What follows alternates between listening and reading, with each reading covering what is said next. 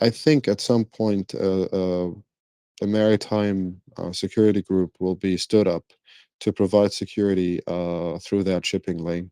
At what cost? I mean, we'll see.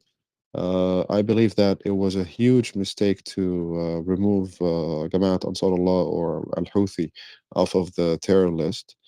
I mean, Saudis and the Emiratis tried to work that problem and they failed, and eventually they signed this. It's not really a peace agreement, it's more or less a deal that was brokered by Iran. So Iran basically won its way. So through the deployment of terrorism and proxy warfare, they managed to place a chokehold on Yemen. And since the majority of the Yemeni army actually capitulated to Al Houthis.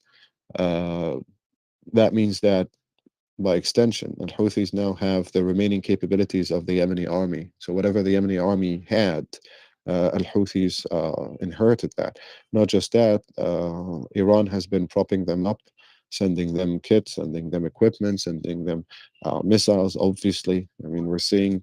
Uh, Cruise and ballistic missiles being fired at Israel. We're seeing drones being sent towards Western naval vessels. We're seeing anti-ship missiles fired at uh, commercial vessels. It's a nightmare. That is exactly what happens when you don't tackle a problem correctly and assertively very quickly from the very beginning. It grows and metastasizes into something ugly. And now we're seeing one of the most important and one of the most vital waterways in the world being threatened by a very very weird group. Very weird. So Yeah. do you see a potential for conducting select airstrikes against certain targets in Yemen? Maybe launch pads for cruise and ballistic missiles, maybe coastal batteries or mobile launchers that launch anti-ship missiles at commercial vessels, or airstrips where they launch drones from. Do you see that as a possibility going forward? Well, this is actually a very interesting point. What you're saying here, I don't see any really like talks about this, but definitely there are talks behind the scenes with some of the countries that will join a coalition that will deal with them. There are few um, you know capabilities, arm capabilities that can be used. You have drones and all the others that you mentioned. I don't see it being talked about yet, but I have a feeling that will have to be dealt with this, some kind of this equipment and those military stuff. So yeah, it's interesting what you're saying. I mean, at some point, short and shy of a direct military intervention in Yemen, it makes perfect sense for Okay. rational actors to take out their capabilities or take out the capabilities that they have been using against, I mean, in the case of Israel, so that they are firing at a sovereign nation that hasn't done anything to them. So that's an act of aggression, basically. Right. And Right. and and commandeering vessels, that's an act of piracy. And firing anti-ship missiles at commercial vessels and merchant vessels, that's basically state terrorism. So I mean, I understand it's called Happy Yemen for a reason. Maybe too much cotton it's been They affecting also, them.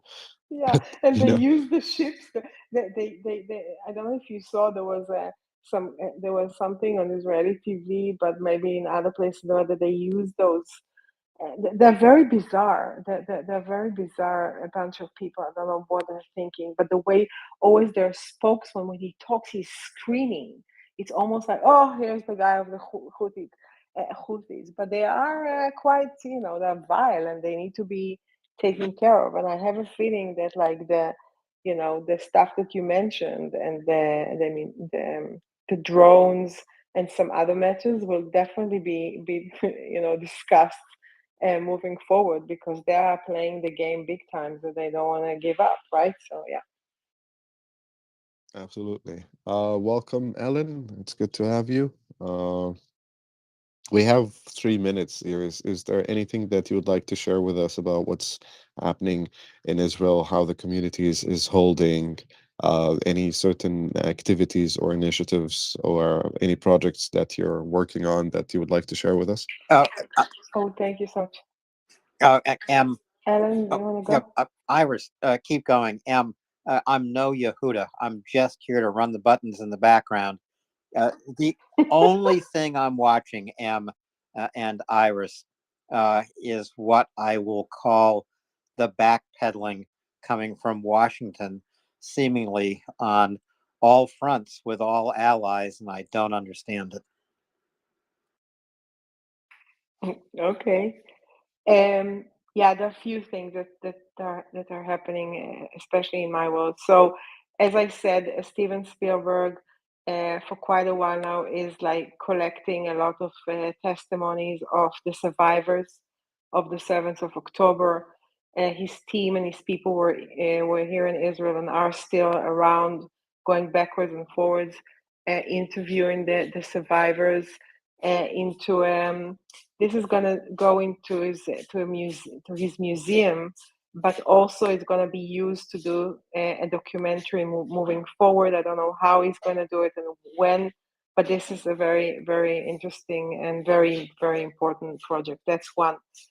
Second, there's a lot of stuff that's going on here with the families of the hostages, being there for them, volunteering, helping them, making sure that they have what they need, together with the families of the ones that had to leave their homes in the south and in the north. A lot of them are here in Tel Aviv. They're living in hotels. They need their laundry done and everything. So that's that. Um, I think one of the things that we are seeing at the moment, the Israeli people are in I think in post trauma. I think they still we still don't know what we know what we went through, but we have to resonate with it. And there needs to be a very broad selection of psychologists and people that can help. First of all, the hostages that came back, but also people in Israel that have need, some kind of psychological help, and just to be there and to listen and to make sure this has been taken care of. It's not only that we're in a. It's not only the war is on so many fronts. There are missiles that are sent into cities of Israel. Every time we hear those rockets and the booms and everything, people are the instincts are so high, and the kids, think about the kids and the animals and everything together is on high alert. More so, we are watching in a very, very worrying way of what's happening in the world, of what's happening. I think I spoke before about what was going on in Denmark today. Hamas is operating in Europe now. What happened in Berlin today? The protests that are happening in London, in the streets and everywhere.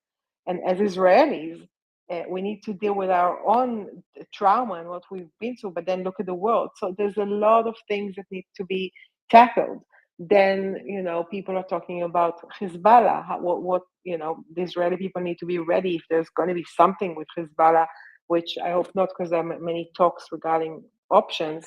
But also that. But one thing I can say, that the Israeli people are very strong, and the Israeli people will make sure that what happened on the 7th of October will not happen again. We have a lot of frictions in the country. There are some people that are like talking against the government and stuff like that. But in the end of the day, we have a war cabinet, and we need to win this.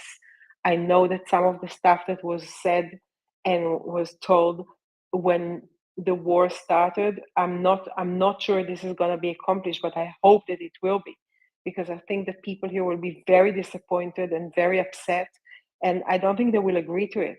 You'll see a lot of resistance if the war will not finish, and the people of the south and the north and the people of inside Israel will not be safe. It's not going to happen. People are not going to take it. So, and then the hostages, that's another issue. So basically, you see a nation that is very, very strong, very together, but also there are frictions within the nation, and it's very understandable. But we'll have to make sure that we go forward and we win this. So that's basically the notion. The other thing is, like, we're seeing that the US is very involved in what's going on here. I know that Sullivan was sitting in a war cabinet meeting today. So there's a lot also of pressure. I think the Americans are also pushing here, and Israel needs to be balanced and to say, what, Israel needs to be precise what it needs. So, there's so many other things too, but I think these are the main points that I feel. Yeah. Thank you, Aris. Thank you for a comprehensive overview of the sentiment in Welcome. Tel Aviv. Let's go to one last hand before we pivot back to Ukraine. Arya, please go ahead. So just to add on to that, there were 3 foiled plots to attack Jewish institutions and Israelis and non-Israeli Jews in Germany, Holland, and Denmark. And in any case, those were foiled by their security services, with being tipped off by Mossad. There have been daily attacks on Jews within the diaspora in the United States and in Europe, and bomb threats, attacks on vandalization of cemeteries, other Jewish institutions, and such. On a religious aspect, there has been in Israel, from what I've heard from a lot of people I've talked to. I don't actually live there at the moment. There has been a large revitalization of national spirit in regards to Judaism by both secular and religious people. That a lot of things that previously weren't, happening, and there was a division, seem to have at least temporarily become, part of the national conscious. There are non-religious people that are wearing tzitzis and yarmulkes out of solidarity and for various other reasons. There are people that are doing stuff like that. The IDF asked for over 60,000 pairs of tzitzis, our prayer fringes that men wear, because they didn't have enough in stock for all the people that were asking for pairs that don't normally wear them. And I know that there have been daily prayers and learning. We view, religious Jews view learning our scriptures to in the merit of stuff to help. So there's been daily prayers and daily learnings on behalf of the people held hostage and for their. So I just wanted to add that. Right, thank you, Arya, and thank you, Reese, and thank you everyone for being with us the last couple of hours. Apologies about Mr. DEC and his shenanigans. We didn't expect that, for those who were listening then. And Ellen, good to see you. I believe James will be joining you shortly. So we're pivoting back to covering Ukraine, and until we see you again tomorrow, same time, 4 p.m. Eastern Standard Time. And good night, everyone. And you're taking off now with Ellen and James to cover back Ukraine. Thank you, Ellen, and thank you, Reese, for joining us. And thank you, everyone. Good night. Thank you. Good night. I'm going to sleep. Bye. Thank you, Em. Thank you, Aris. I remind everyone to join Em and Yehuda every day at 4 p.m. Eastern Time. That's 1600 Eastern Time. Em and Yehuda and Aris and other speakers here at MriyaReport bring you news and analysis about what has happened in Israel, what is happening in Gaza, and what we expect to happen in the near future as Israel pursues its right to defend itself. This really is an unmissable segment every single day here at MriyaReport. I encourage all of you to mark your calendars and join Em and Yehuda, 4 p.m. Eastern Time, almost every day here at MriyaReport. But at least 5 or 6 days a week. James, welcome. you and I will be welcoming Chuck Farrer in a little less than an hour to see what's happening in Ukraine and to go through Thursday night bullet points. I'll be listening and looking forward to it. And I don't know what's happened because I haven't had chances to pay much attention. So I am very interested in what we're going to hear. It was a very interesting segment today. It sounds like things are kind of, I don't know, rounding third, if you will, to stretch a baseball metaphor. But it seems like much of the work has been done. Maybe rounding second is more like it. I don't know. But Alan, it is good to hear of progress. And, people are not calm yet, but I think that some of the steam in the room is gone, at least. Yeah, there was a lot of steam. It actually fogged up the glass on my phone. There was so much steam here this afternoon during the discussion of Israel. Let's go to Marcus, then I'll give everyone a very quick update about what is happening in the United States Congress and what prospects there are for votes on the supplemental appropriations bill that would send urgently needed military aid to both Ukraine and Israel, as well as to Taiwan, as well as to the southern border here in the United States. Marcus, please. Yeah. So what Arya brought up involving the terrorist plots against Jews, I think is a profound problem, right? In light of what has become normalized anti-Semitism in the West. To an extent, I know it's not all, hashtag not all, but yeah, to an extent that it exists, it's bad, right? So if it's 1%, it's unacceptable, but it's obviously getting worse.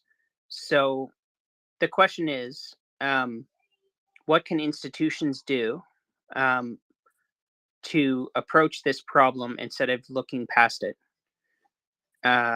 It's been brewing, right? And this is this is an inflection point potentially. If October 7th wasn't already. So yeah, I'd be interested to know if there's a proper institutional approach to this across Europe and North America to tackle what is clearly a radicalization going on amongst people that previously weren't problematic in this sense.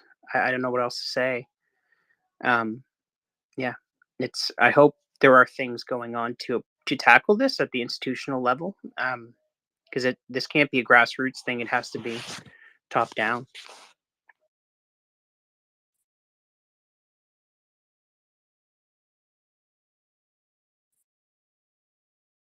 Yeah, And I'll listen. Yep. Thanks, Marcus. Just doing a few chores in the background here. It's okay. I wanted a chance to say, and I'll listen. Thank you, Dryfly. I'm sure Dryfly is listening. Whenever we hear that phrase, and I'll listen, I think Dryfly, who is a commendable speaker here, often at MriyaReport.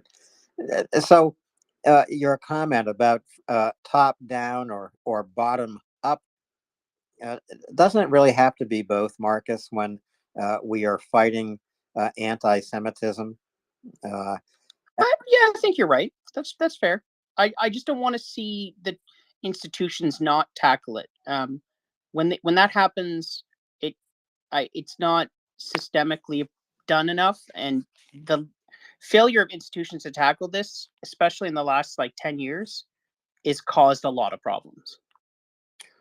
It has caused problems. Disinformation has caused even more problems because disinformation has not been adequately or consistently combated. I saw a report the other day assigning the blame actually to Russian disinformation, that as many as 20% of young Americans, and will say that is the American cohort in their 20s, no longer believe that the Holocaust occurred, or if it occurred, was as devastating as history tells us it was. And history does tell us it was devastating. History does show us that 6 million plus Jews were killed, exterminated, not only in gas chambers, but in shootings, in mass graves, in, of course, extermination of Jewish ghettos that the Nazis created, not only in Warsaw, but in other Polish communities. The Russians did the same thing before they became allies against Nazi Germany. The history of this is written in detail by Timothy Snyder in his book called Bloodlands, well subtitled, Europe Between Hitler and Stalin. He means this geographically. This is, I think, one of the best histories for people both familiar and unfamiliar with the Holocaust that is available for you all to read, because it was simply not an extermination accomplished in gas chambers in Germany. It was an extermination pursued by both Russians and Germans.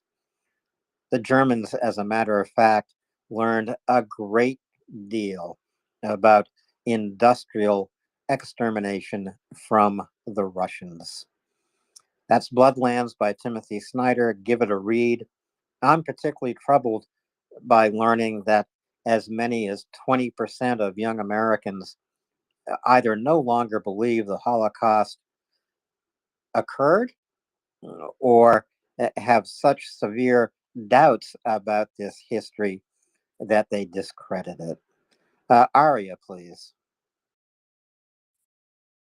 So, really quickly in regards to Bloodlands, it's a very good book.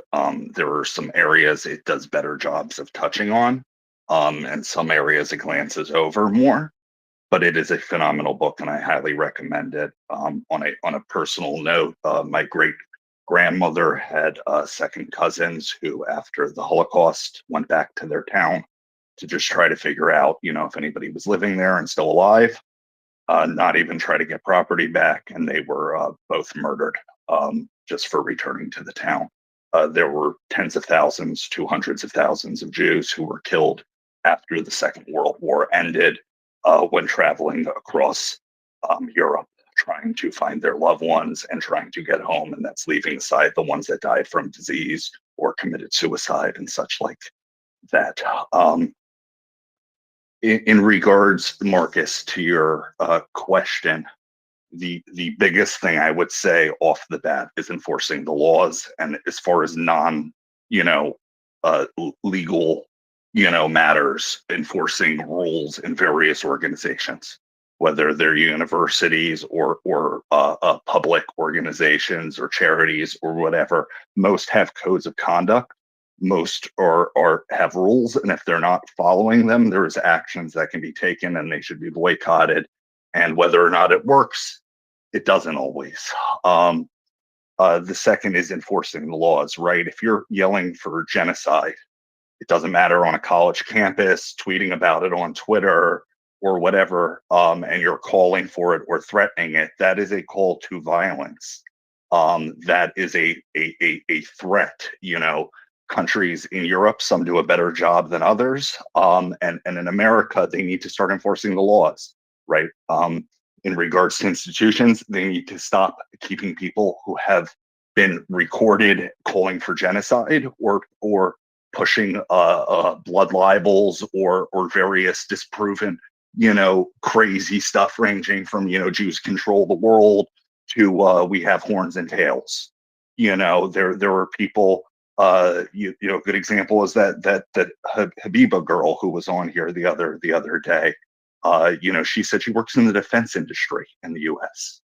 Right? She's called for genocide against the Jews, and she's an influencer in the defense industry. If that's true and wasn't made up, there were tons of professors. There were people. There were claimed 70 plus people from the Biden administration who walked out and were demanding, Israel stop getting any support. Only 4 of them showed their faces. I don't know how many of them, actually truly work there.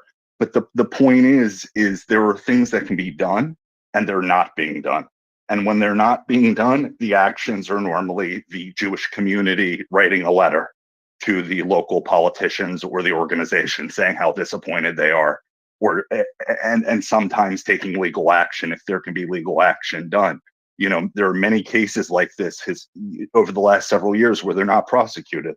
There was a 60-year-old lady in France who had a neighbor who broke into her house, knowing she was Jewish, tortured her for like 2 hours straight. There was the SWAT team outside. They refused to go in. He was yelling, about her being Jewish, and that was why he was there. And then the judge found him not guilty because he had smoked a joint before. They let him out on parole in a paid-for house, and he was selling drugs out of the house and leaving when he wasn't supposed to be. No punishment at all. You need to start enforcing the laws, and that, I think, is the place to start. Because if we're not enforcing the laws, it doesn't matter what new laws you put into effect or what other things you do. It's not going to matter. And then, clearly things like education, but our education system has failed us on this, and we've put in billions of dollars into Holocaust education. I don't see that magically getting fixed, especially when, at least in the United States, I can't speak on the European various countries' education systems, but in the United States, it's my opinion, and I have a bunch of family members that are teachers, that our education system is failing miserably.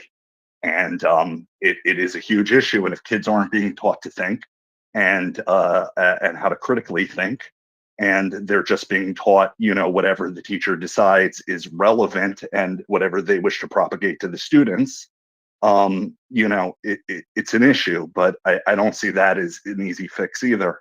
So either way, it's going to get worse before it gets worse. I don't see this as going away.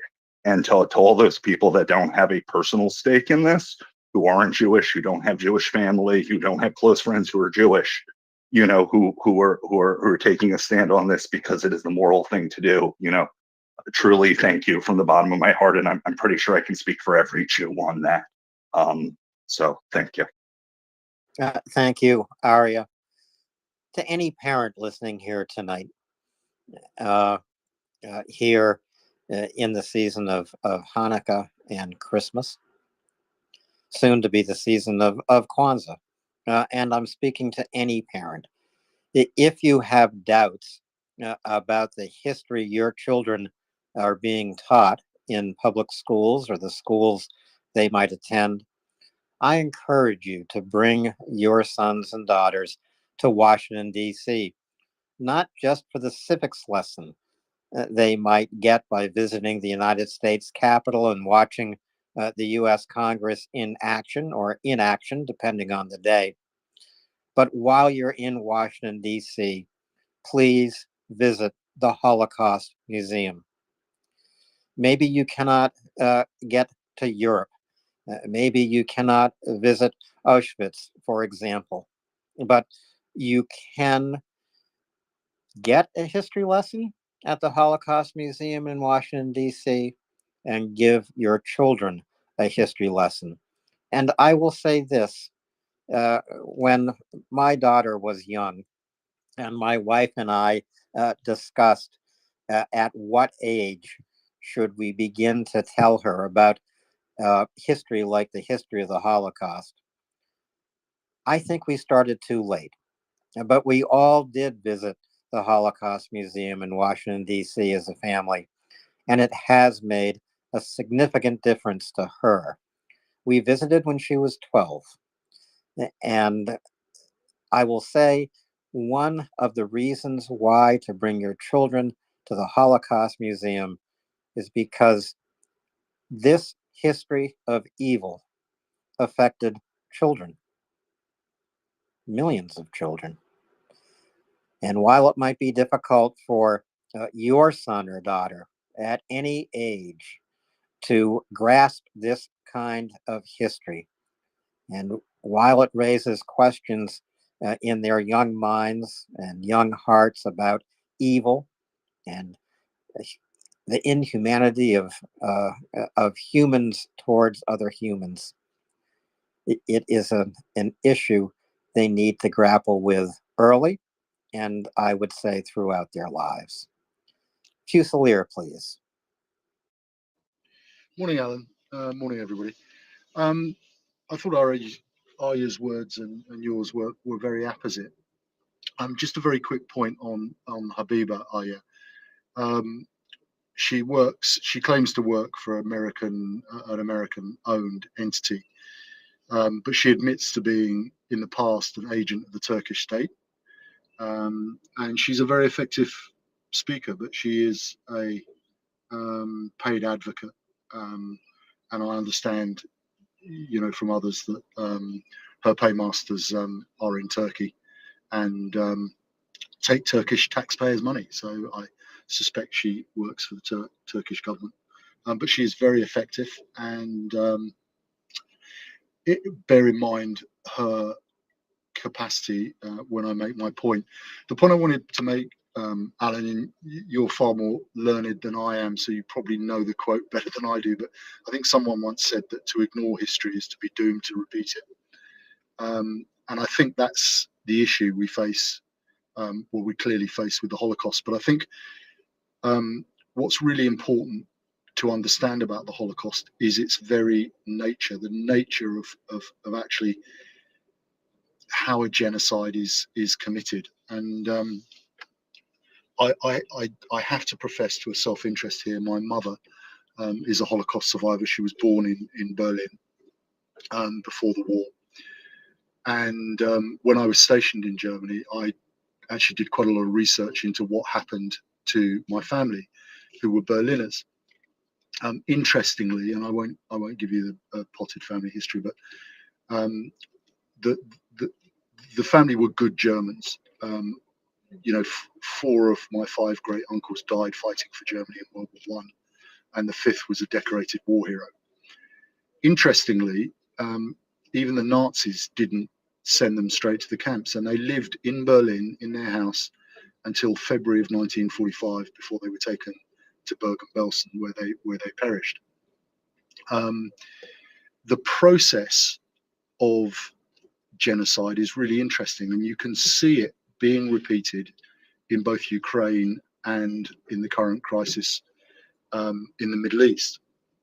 And although they were Germans, and my uncle once told me that somebody crossed the street to spit into my mother's pram, and I find that the most extraordinary thing, that an adult would cross the road to spit in a child's pram. I can't think of anybody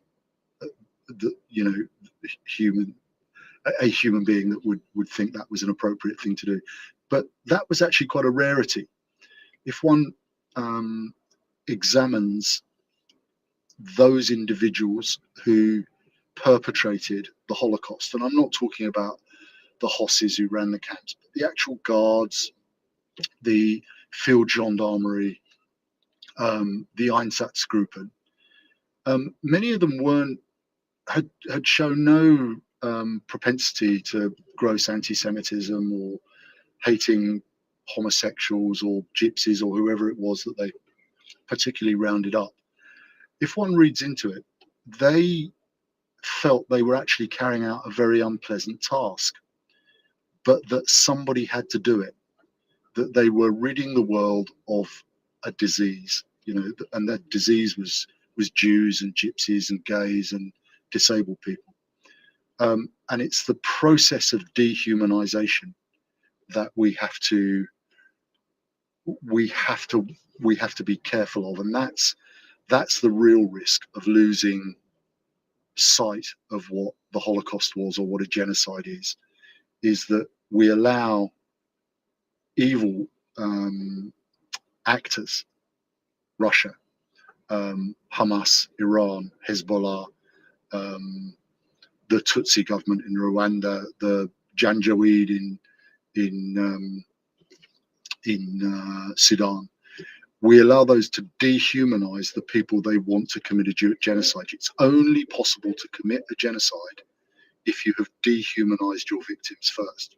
And that's why it's very difficult to conceive of Israel, this idea that Israel is committing a genocide on Palestinians. And I don't claim that Israel is in any way blameless for its treatment of Palestinians.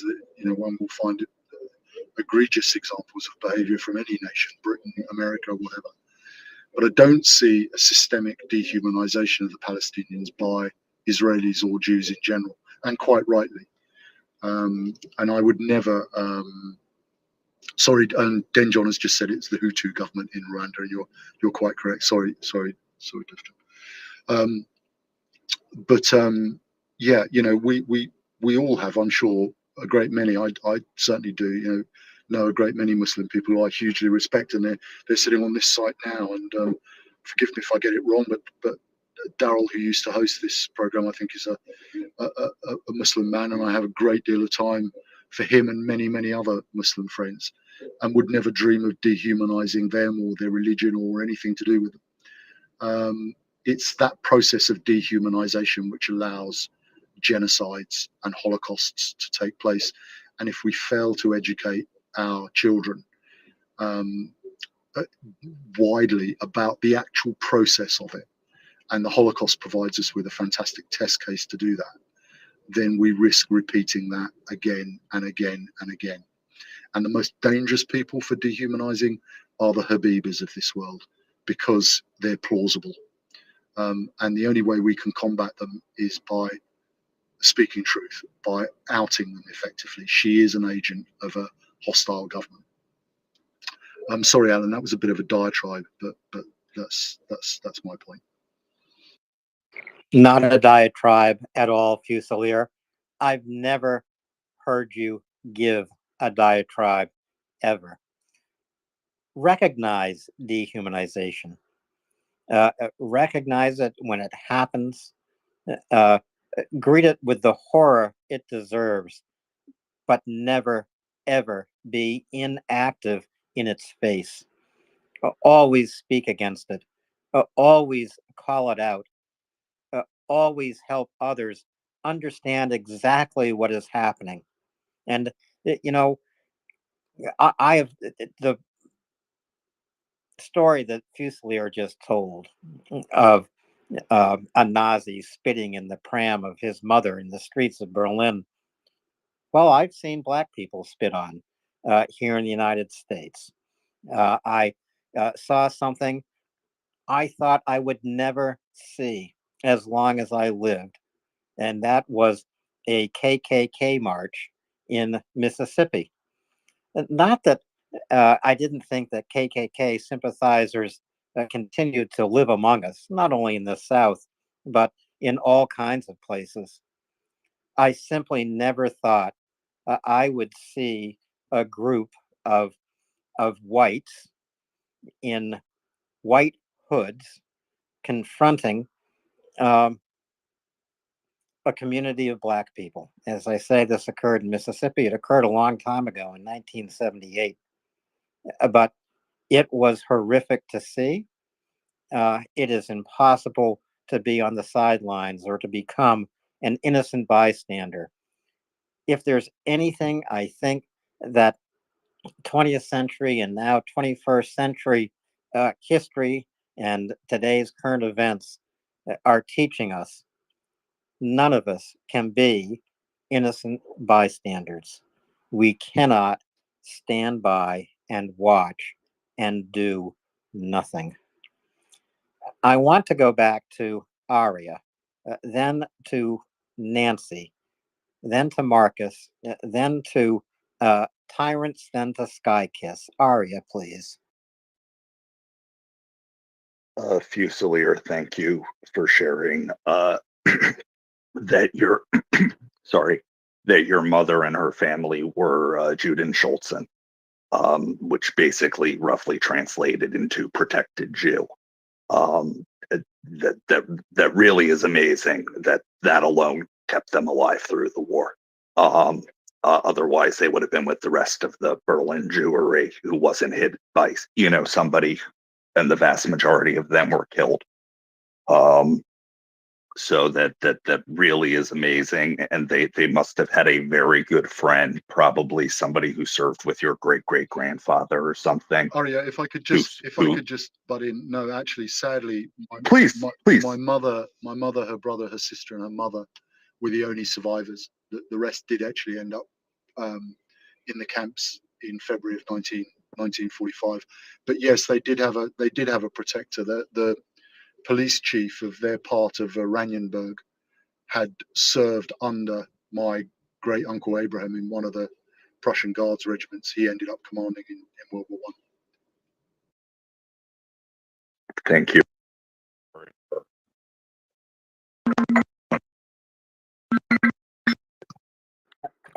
Arya, I've lost your audio here. Hello, can you hear me? Now I can. I'm yes. sorry, somebody was giving me a call. I had to decline it. So I'll make the other points really quick. After World War I, there was a lot of, or towards the end of World War I, there was a lot of outcry within Germany claiming that Jews were not represented properly or doing their part for the war effort.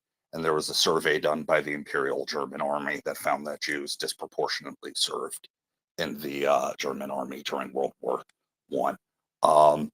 I just wanted to say there is a phenomenal book on German complicity of the average person, which talks very well. I believe it was what Fusilier was saying before about many of the people not being particularly anti-Semitic and just being ordinary people. It is a phenomenal book. And the final point is that there have been tens of thousands of mass killings and genocides against Jews over the last 2,000 years that have been well recorded. In North Africa alone, there have been over 1,380 well recorded killings of hundreds to tens of thousands of Jews. That is just North Africa alone since the end of the Byzantine Empire. And then there were ones before that. So it's important to remember that the Holocaust isn't a singular event. I can list at least 10 different events where hundreds of thousands of Jews to millions of Jews were killed, that entire communities were wiped out, that, there have been thousands of expulsions of us. Many times we've been allowed to come back, and then we're expelled again, and then we're allowed to come back under a different ruler, and then we're expelled again. And it's important to remember that. And in much of the world, we didn't gain citizenship until the 1900s. In parts of Europe, not until the 1930s, and then it was, of course, revoked during World War II. Thank you. Now, this history of pogroms that Arya is referring to is the history of Jewish life in Russia, in Tsarist Russia, in Poland, in much of Eastern Europe, but in much of the world, and in history far, far in the past, in Spain, for example, in almost all of Christianized Europe. I think the order, as I recall it, was Nancy, Marcus, a Tyrant, and Skykiss. Nancy, please. Thanks, Alan, and Arya and Fusilier, thank you so much for sharing such personal and deep insights with us. I am not Jewish, but my first husband was, and for people who are not Jewish, it's the scars and the segregation and the separation goes much deeper than many Jews will tell you, and it's something that directly ties into the otherism that's one of the stages of genocide. What I can first, I'll describe my personal story, then a larger story and then some reference material. Personal story wise, with my ex-husband, that was where back before you could go on to a .com site and figure out your family tree, he had a distant relative who had spent decades trying to piece together the remnants of the family tree after the Holocaust, and was so excited when she'd found this part of the family tree in our particular area of the southern United States, and shared her documentation with us. And it is a humbling experience to somebody who's only learned about genocide in school to see the impacts on a family tree, where you've got branches and branches and branches that are just snuffed out and gone in a 4 or 5 year span of time. And to Arya's point, this isn't the only time. It's happened generations after generations. So that makes it more personal, even if, if that direct association isn't there. My husband was also maybe not the best observant Jew. He had been married to a woman before me who was also from the Deep South and from a very conservative religious family background. And her siblings had actually asked him while they were engaged whether it was true that Jews had cloven hooves for feet. And he took his shoes off, of course, and showed them, no, we're the same as you. But that, it was astonishing to me that still was the case. And I wouldn't have fully believed it from him, except years later I met her and she affirmed the story was true. That discrimination, that type of rumors and lies is deeper set than people would want to realize. In the last couple of weeks, I actually had looked into, and I apologize, really, I looked into it more a few days ago. I don't have a menorah anymore and, wasn't able to light one in solidarity, but I looked at mezuzahs, which are prayer containers that are at the front doors of Jewish homes. And it's to, well, I'll butcher it, Arya and Fusilier, you'd be able to explain it better than I would, but it serves as a regular reminder of the families and the individuals' compact with God. And I was looking into buying one, again, as a show of respect and solidarity. And I looked up on a Reddit forum that was about 2 years old, with people going, okay, where do I put it and things like that. And I was so dismayed by the number of Jewish people in that forum that were seriously, in the United States, having to look at where is the safest place to put this, because if I show that public sign, I'm worried about being threatened in my own apartment building, my own apartment complex, in my neighborhood. And that is the type of otherism that we are taught with all of our might to fight against. And I do have a pinned tweet. I finally got smart, since every Friday night, and sorry it is during Jewish Sabbath, but every Friday night we've been doing a series on understanding genocide. It was a slow night. That was the optimal time for it. And we've done deep dives, and I've been doing a mega thread of what we talked about that week and linking to our prior weeks and things like that. Finally got smart. It is a pinned tweet on my profile.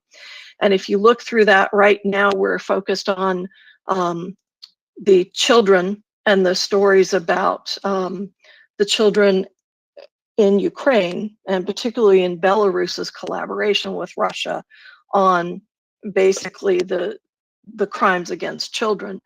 But this last session, we also delved deeply into the Holocaust education and the 10 stages of genocide. And that classification, that otherism is stage 1. That dehumanization that Fuselier described is stage 4. It's all a continuous progression. And we've all got to work together to nip that kind of stuff in the bud for any group that is being discriminated against, to make certain that they are not being forced down those stages of genocide. And there are 2 very good resources in that thread for that. So 2 different presentations, an infographic and then a documented list. And there's also links at the very bottom to the Auschwitz Memorial Museum. And it was online education materials and e-lessons and a virtual tour and a podcast that they have. And that is an excellent resource for understanding more, not just about the Holocaust, but about genocide in general, as is the U.S. Holocaust Museum. I think I had that on a thread a few weeks ago, but it's really easy to Google search for that. And I think Canada's is really good as well, although I don't have that one at my fingertips.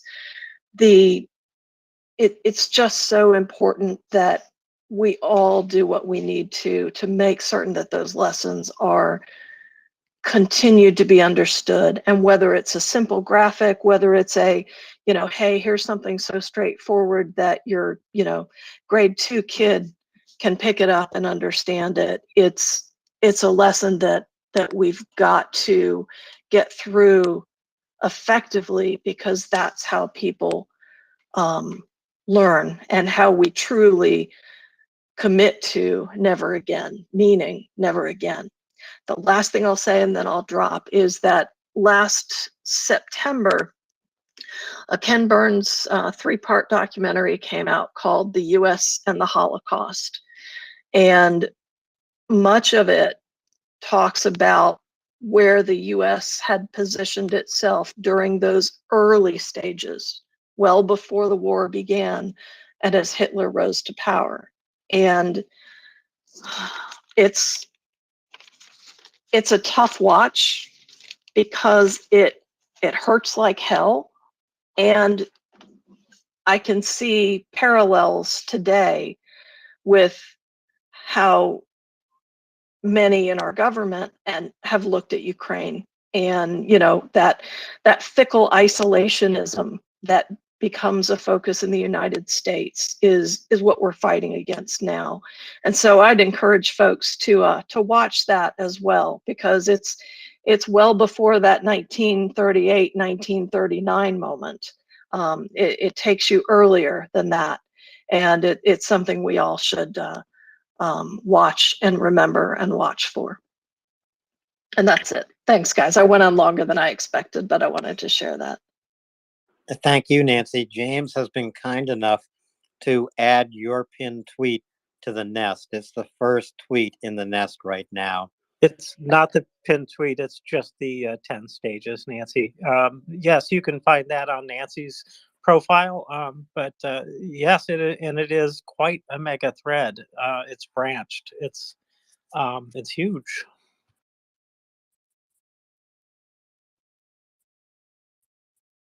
And thank you, Nancy, for saying all those things. It is a frightening proposition to think that so many people are ready to abandon the past. And I've been frustrated to come up with something that makes people think enough, or strikes them enough, or that they can believe in, that seems true enough that they will grasp this. People are very resistant to change their mind once they've learned something. I know that myself, and I don't know what to do about it, except that history will come up with new reminders if we don't remember ourselves. That I'm also sure of. So education, all of the kind of primary prevention things that we could do, we should be doing. Building community, education, finding ways to make sure that people have resources before they start to blame each other for not having resources, these kind of things. So thank you, Nancy.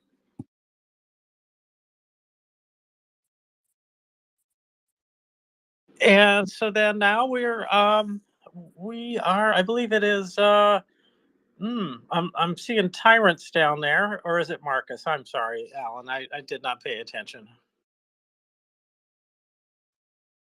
Let's go with Marcus and then Tyrants.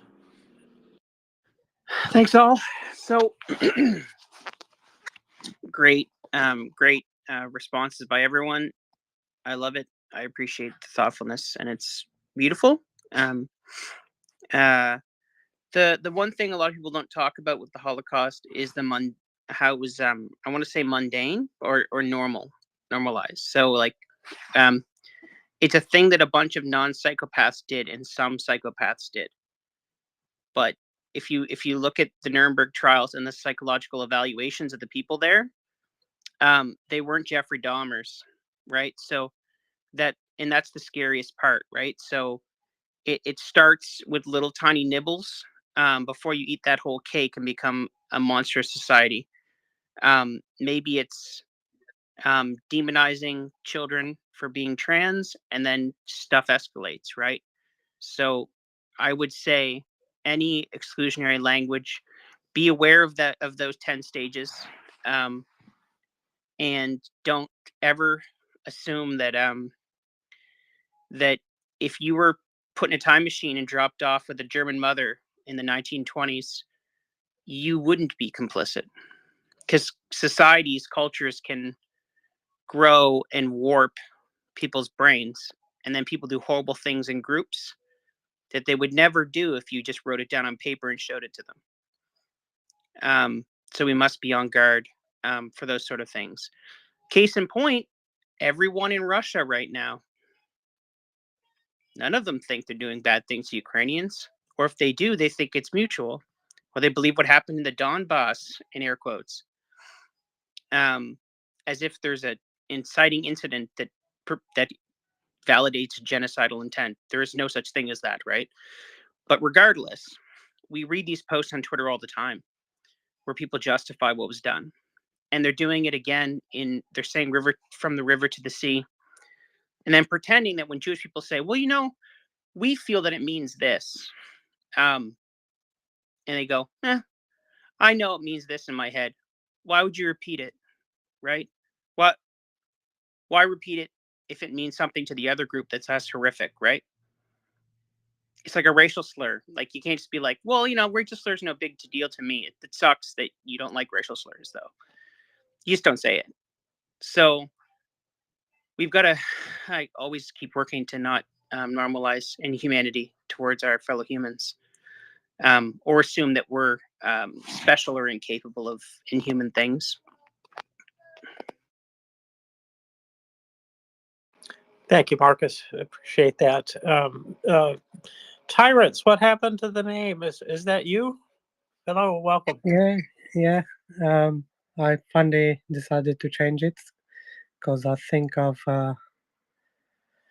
annoyed a few people. One of them might be Yehuda, and so I thought I'd better change it. And it's not even my nature to use profanity anyway. So, anyways. Well, I do appreciate that sentiment. By whatever name, you're welcome. Thank you. So yeah, as once our famous British Prime Minister James said, education, education, education. And I think it should start there. Perhaps at these modern days, we could introduce VR, where perhaps teenagers get a content-sensitive version of the things that happened in Poland, and they show a VR version of what happened there, sort of thing, and it might help. It might not solve the problem, but when people do say something or the other, then they might remember that video and say, "Oh, hold on, I've seen this. This is not cool." So just throw in an idea, and it might be very easy to implement because you can trial it out in one of the schools, and then if that works, you can put legislation to have it on curriculum nationwide, and if not, international. I'm pretty sure there's a few smart Jewish people who can tackle that. I like it, Tyrants. I do. Virtual reality is a very powerful thing, and being able to, for example, perhaps tour Auschwitz, or parts of it would be an effective thing to do. So I appreciate that suggestion. Kids I would be Yep. interested myself, if I'm honest. I would, because not everyone has got the ability to go to Auschwitz or even have the knowledge how to get there in the first place. So, as an adult, I'd be willing to have a go at it. Actually, that might even be a good business idea. You just all you need is a VR, a little shop, and you could probably charge £1 or $1 or two. So I don't know. I'm just throwing ideas out there at the moment.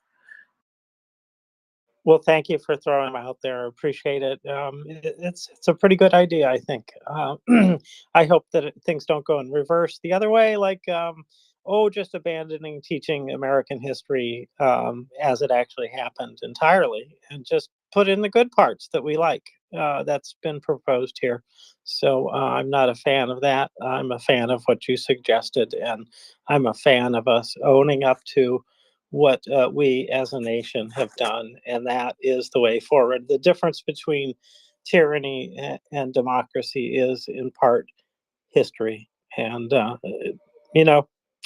that's the nature of fascism. Is it's ahistorical. It is not based on history. It's based on whatever the last set of lies are. So it's a really good thing that you're proposing. Thank you very much. Skykiss, hello, welcome. Hi, thank you. And I wanted to thank Arya for taking us on this path of discussion, and for everyone's input. And especially, I wanted to thank Nancy for bringing up their awesome segment, hard to hear, but every Friday night on genocide. And it's truly an amazing part of the MriyaReport and what we do here. And I just wanted to also say that one of the most important things that I did with my late mother was, this was like 30 years ago. Tulane University hosted an author, Elie Wiesel, and he admonished everyone, that you have to take a side between good and evil. You have to take a side, because if you're not taking a side, you're letting evil win. And I'm paraphrasing. So it was really meaningful to go and hear the man himself. And one of the most important things I did with my mom. And we did a lot of art and dance and, fun things, but that was really important. And growing up in New Orleans, big cosmopolitan, more than 300-year-old city now, a huge, huge Jewish community, just huge, very old, been there, even predating the Second World War, but definitely a lot of people who came from Europe who made it out alive, landed in New Orleans. And half of my friends growing up, half my friends were Jewish, including my first boyfriend.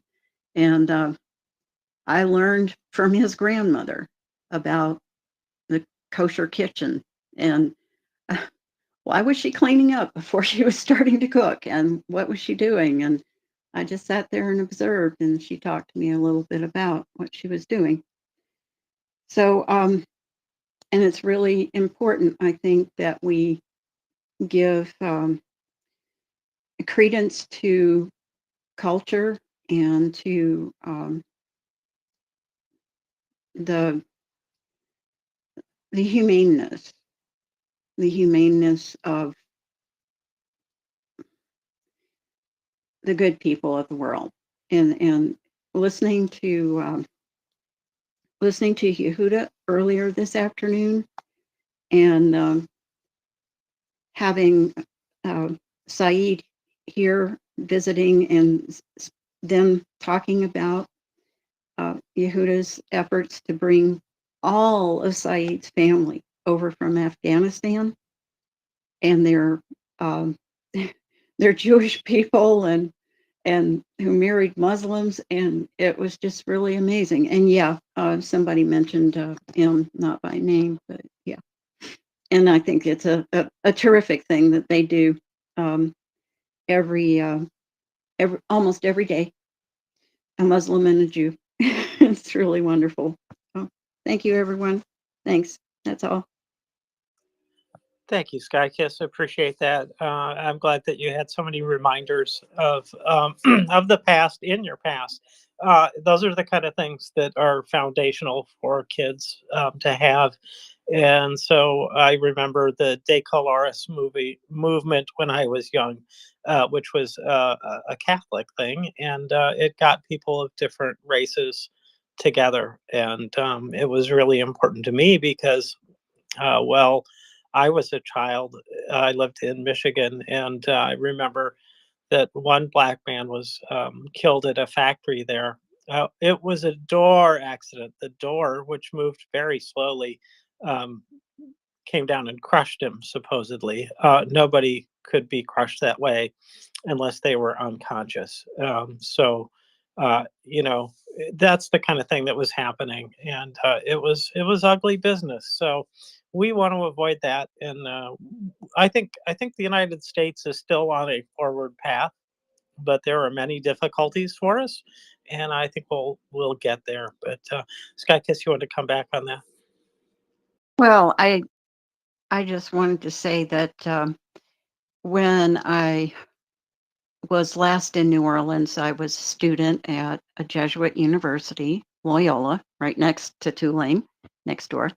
And we had this wonderful organization of students, faculty, um, gay, straight, married, unmarried, young, middle-aged, old, and multiple denominations, no denominations, and our name was the Diversity Champions.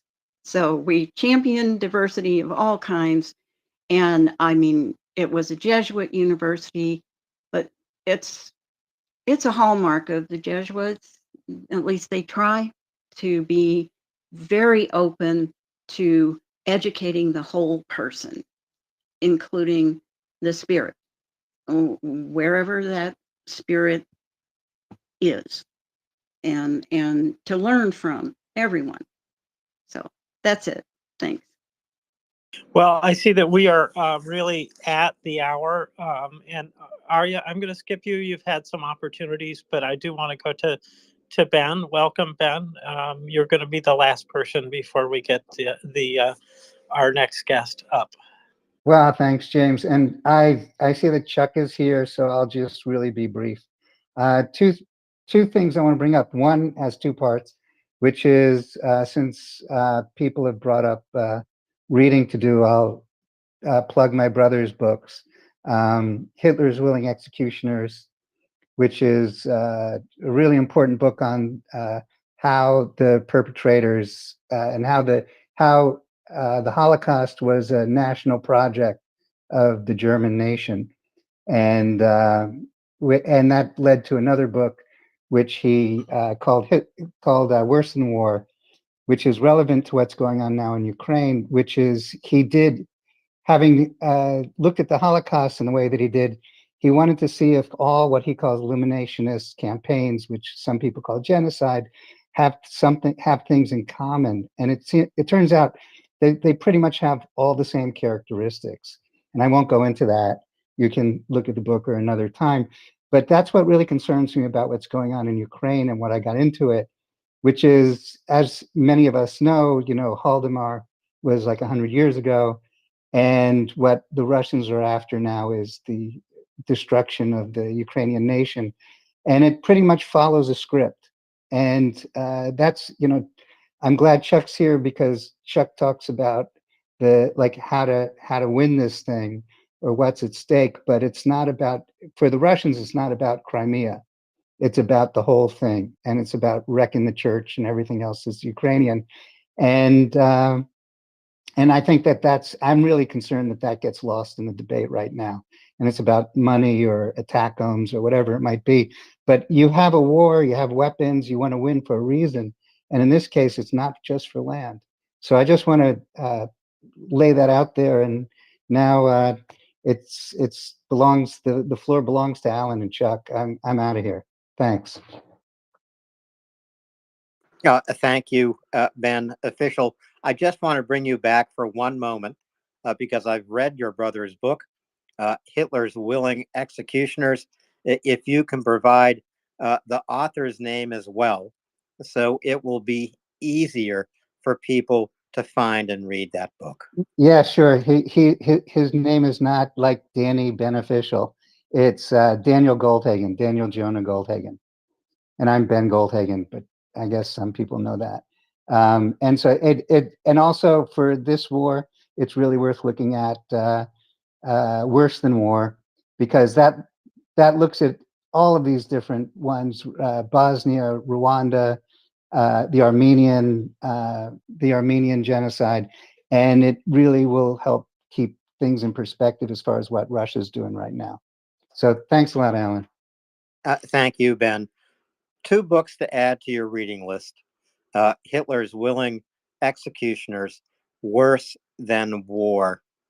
And it's only by reading history that we can understand current events.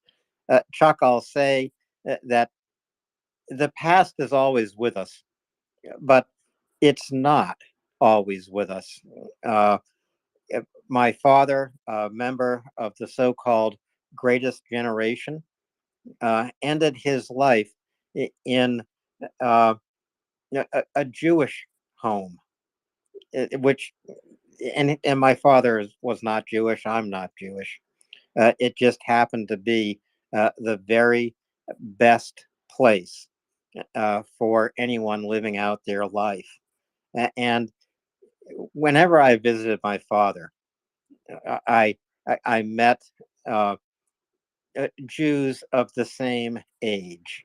Nancy was talking about mezuzahs on dozens and dozens of doors to apartments. The mezuzah was there. A reminder, as Nancy said, of the compact that individuals have with their God, whoever that God is. I met survivors of concentration camps. What absolutely astonished me, Chuck, was the joy of life that so many of these men and women in their 90s and even more than 100 brought to the day every single day. A joy of life, as if the number on their forearm was a number of days of their lives, of their future, of the joy that they could experience. Absolutely astonished me and enriched my life. So the past is always with us, but the past dies out. My father is gone. Kurt, a survivor of a concentration camp, is gone. 2 joyful people. But what we lose when their lives end is the opportunity to have with us first-person witness accounts of the times they lived through. And I regret to say it, the times that are ahead of us.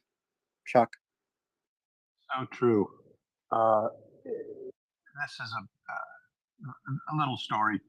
Probably doesn't mean very much, but I lived in Manhattan for a while when I was starting out my screenwriting career, and I was standing in line, and a woman ahead of me went to pay for her groceries, and I saw the tattoo on her arm, a tiny little woman, and I helped her with her packages, and we got to talk, and the strength of that woman, her nobility of character, her her bearing, uh, it was just like this chance encounter that made me better.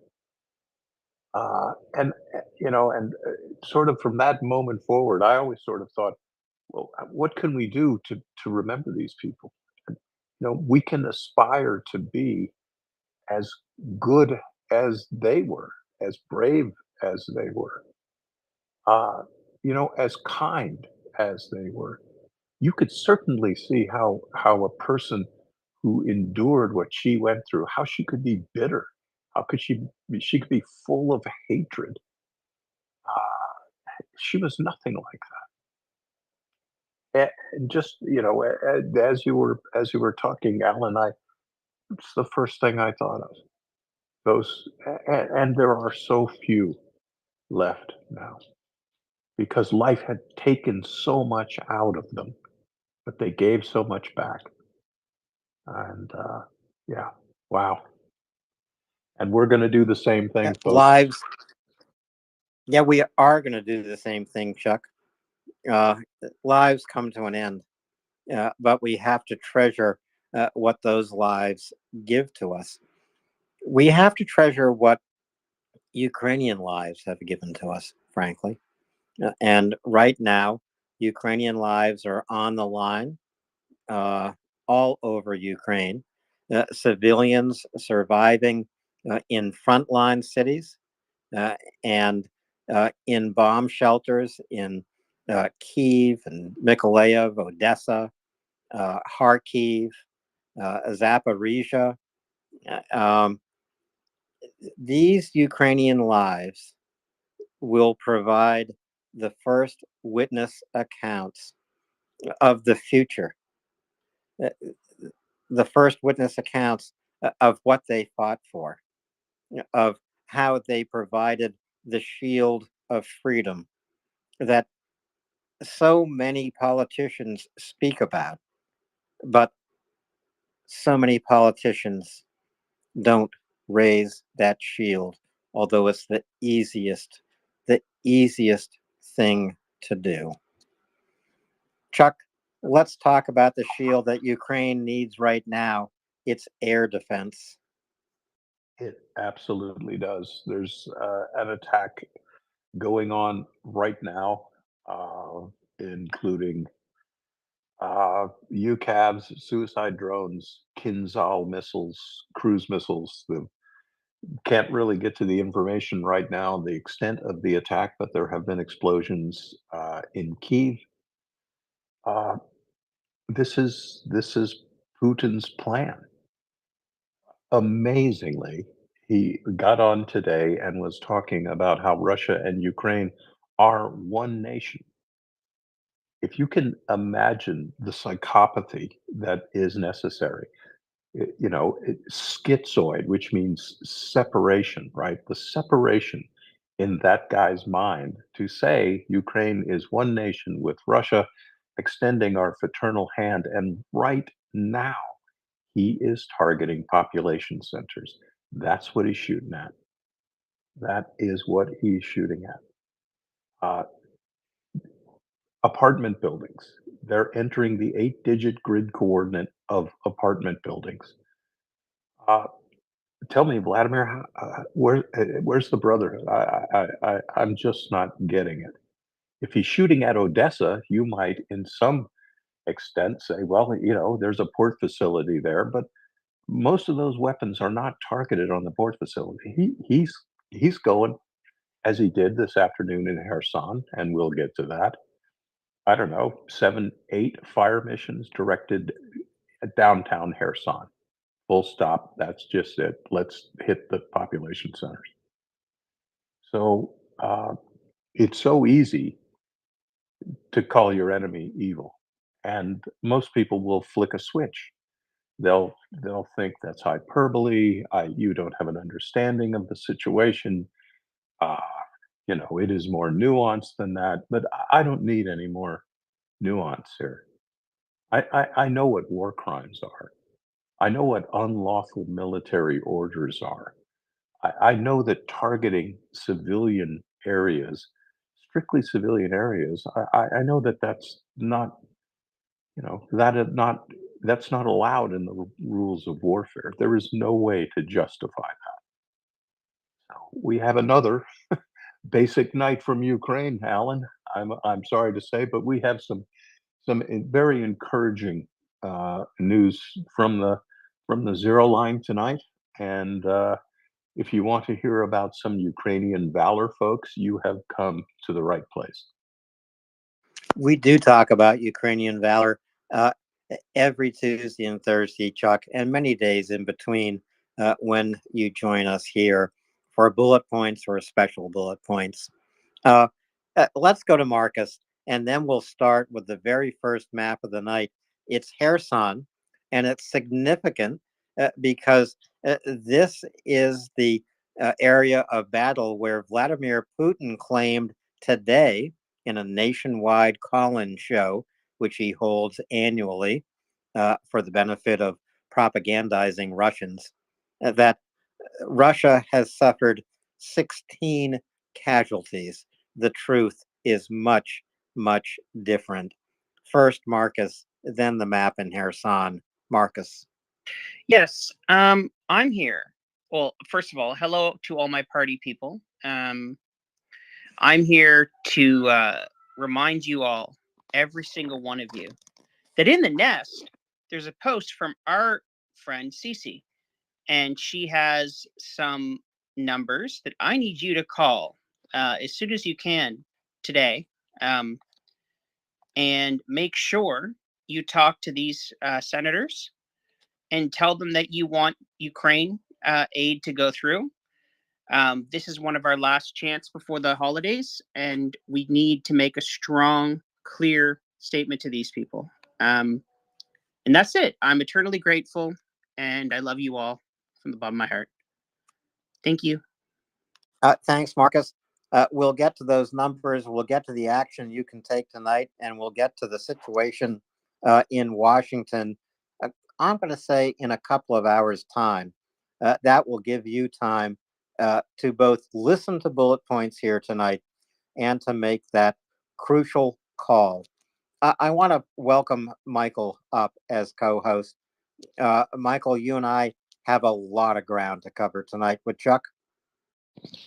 No, we absolutely do. And good to be with you, Chuck. Good to be with you, Alan, and all of our great speakers.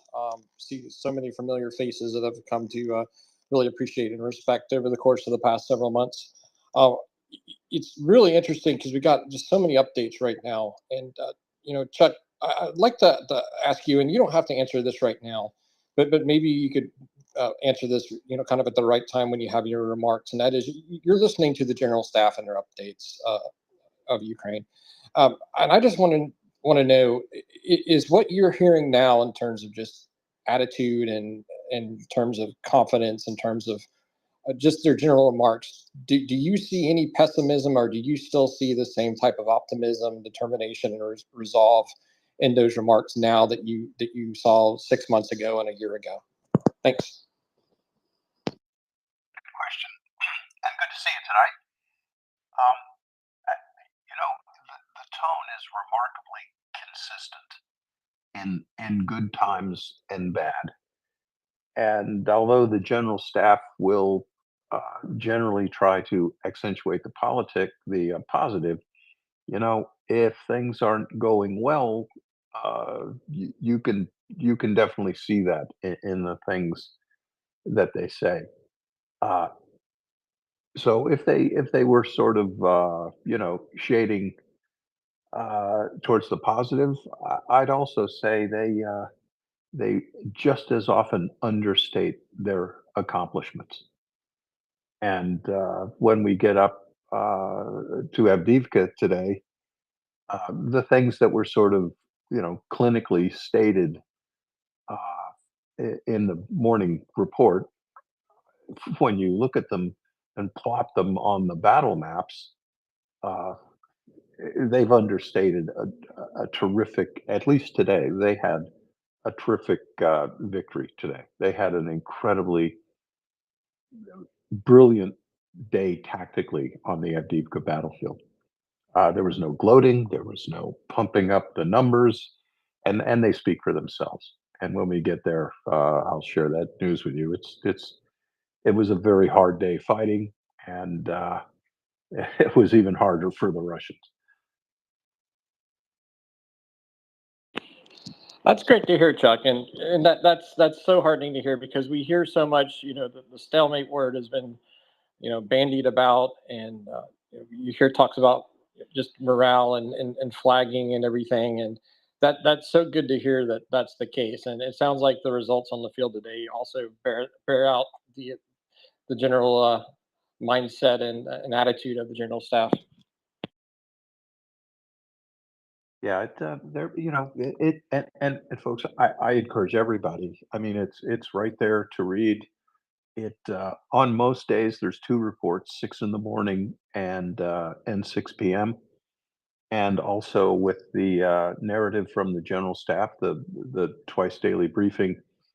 They will also update the Russian casualty and loss figures, and they're impressive in themselves. And people, how's the offensive going? Well, here's what it's going for the Russians, and we mentioned this on Tuesday night. Declassified American report saying that Russia had lost 90% of the men and materiel it sent into Ukraine. 360,000 Russian soldiers invaded. 315,000 of them are dead. Casualties, right? 3 to 1, 900,000 wounded. And that 90% number was something, and I've said this before, that I resisted. UK Defense Intelligence was reporting that number about 6 months ago, saying that Russian losses were 85%. They even, what I thought was jumping the shark when they said 85% of Russia's military capability has been destroyed. I wasn't ready to swallow that now, but that reporting has been consistent. It was restated again by UK Defense Intelligence, and there you can follow them as well on Twitter. They put out those big single-page bright blue briefing cards. Terrific, a terrific source of information and also analysis. So we're looking at a failure here, and of course Russian geopolitical calculations. We're looking at a military failure, and although I'm still of the firm opinion that this war is going on for a number of more years, I am just as firmly convinced, and I'm happy to tell you that the Russian military cannot win this war. They cannot, and we'll visit the Russian day in Kherson today. I think that will show you what I mean. So those numbers of Russian casualties tell us a few things. First, that Putin's propaganda is succeeding inside Russia, that the Russian people will allow such casualties to take place and continue. I think, secondly, it demonstrates that Putin's hold on power actually depends on Putin continuing this war for as long as possible. It's by prosecuting this war that Putin's grasp on power is stronger, not weaker. Thirdly, I would say, Chuck, no one expected, and I would include General Zaluzhny in this group of people. No one expected that Russia would survive such losses, not only in terms of continuing the war in Ukraine, but in terms of a Russian society continuing to support Putin.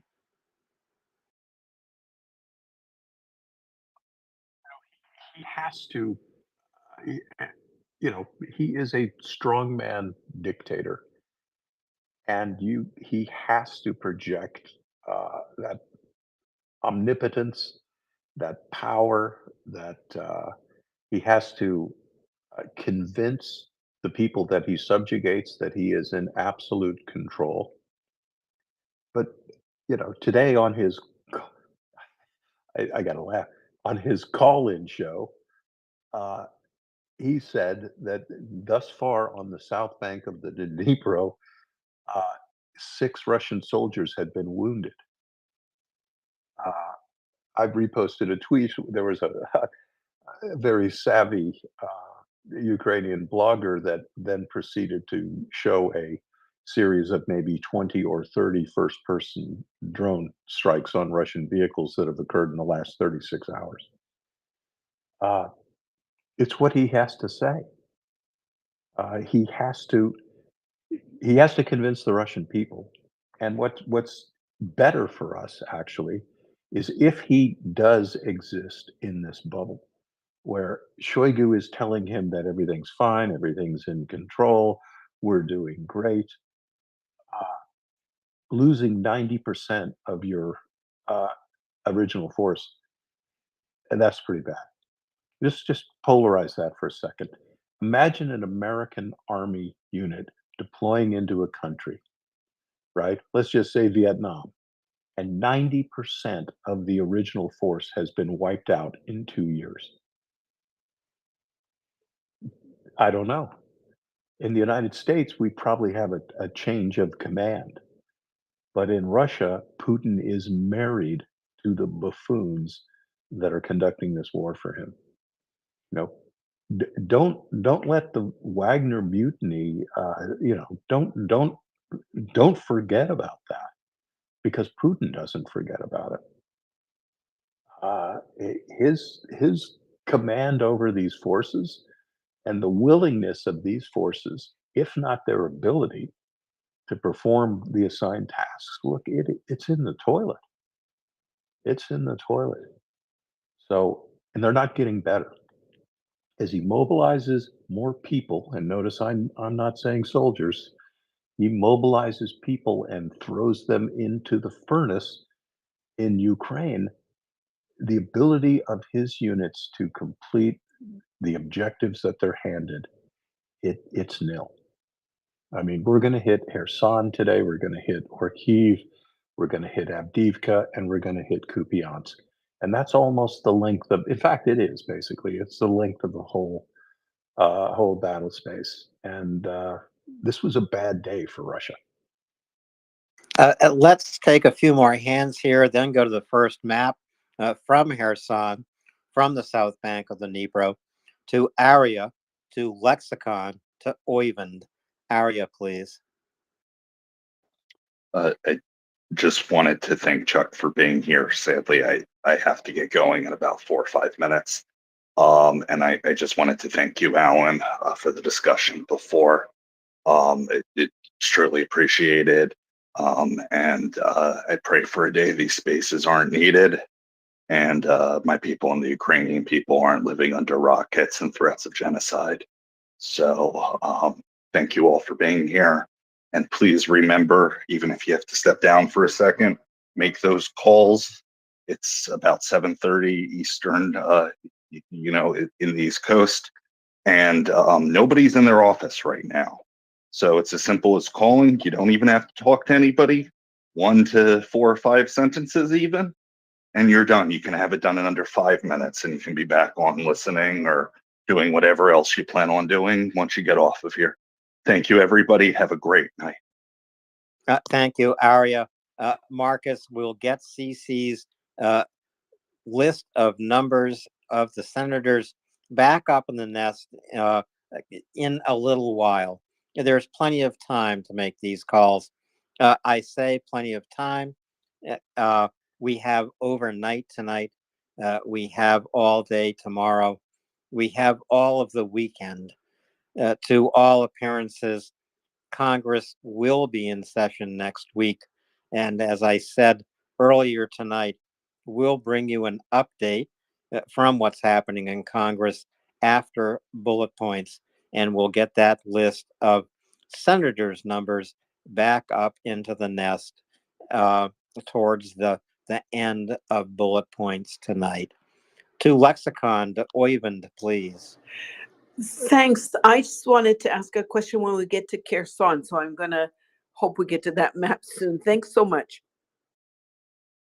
Thanks. Stay with us, Lexicon.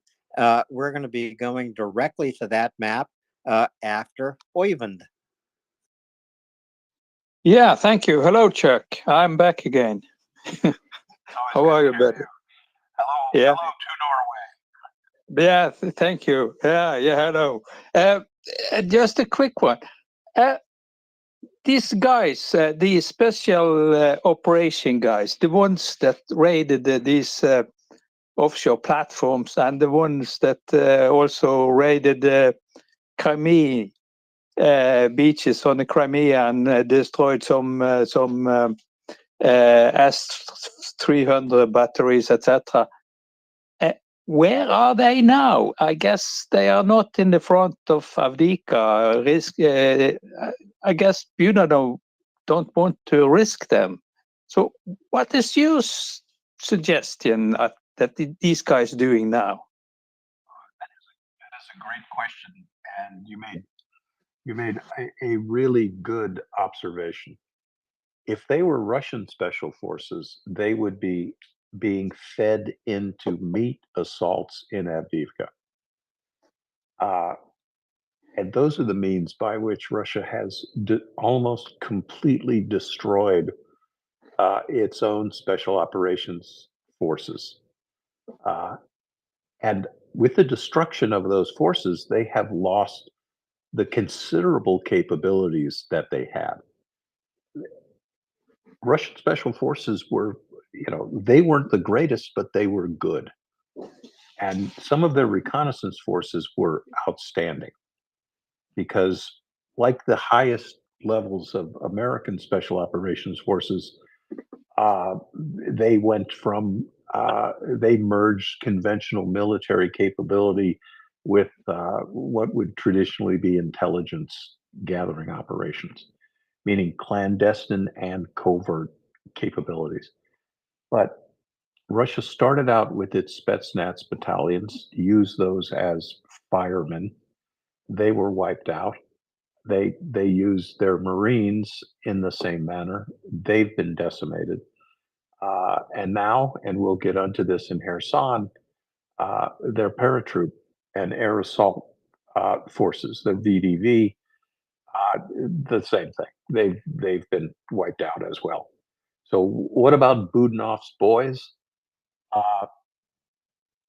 I would look for them to be operating in a particular theater and anywhere from 20 to 40 miles behind the zero line. And I am sure that some of them are employed right now, and I am just going to guess that other of that number is in training and rehearsing for some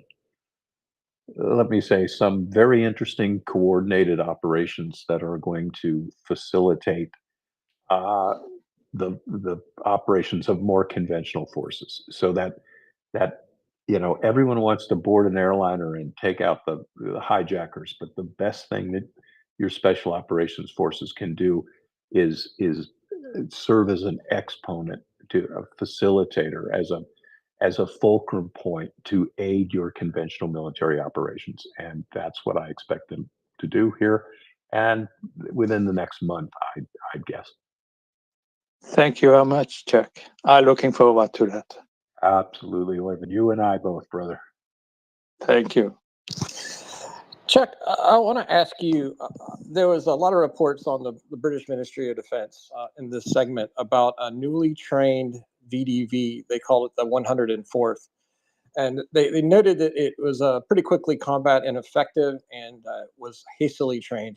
Have you seen any reports about this? Can you comment on the potential new VDV unit in that area?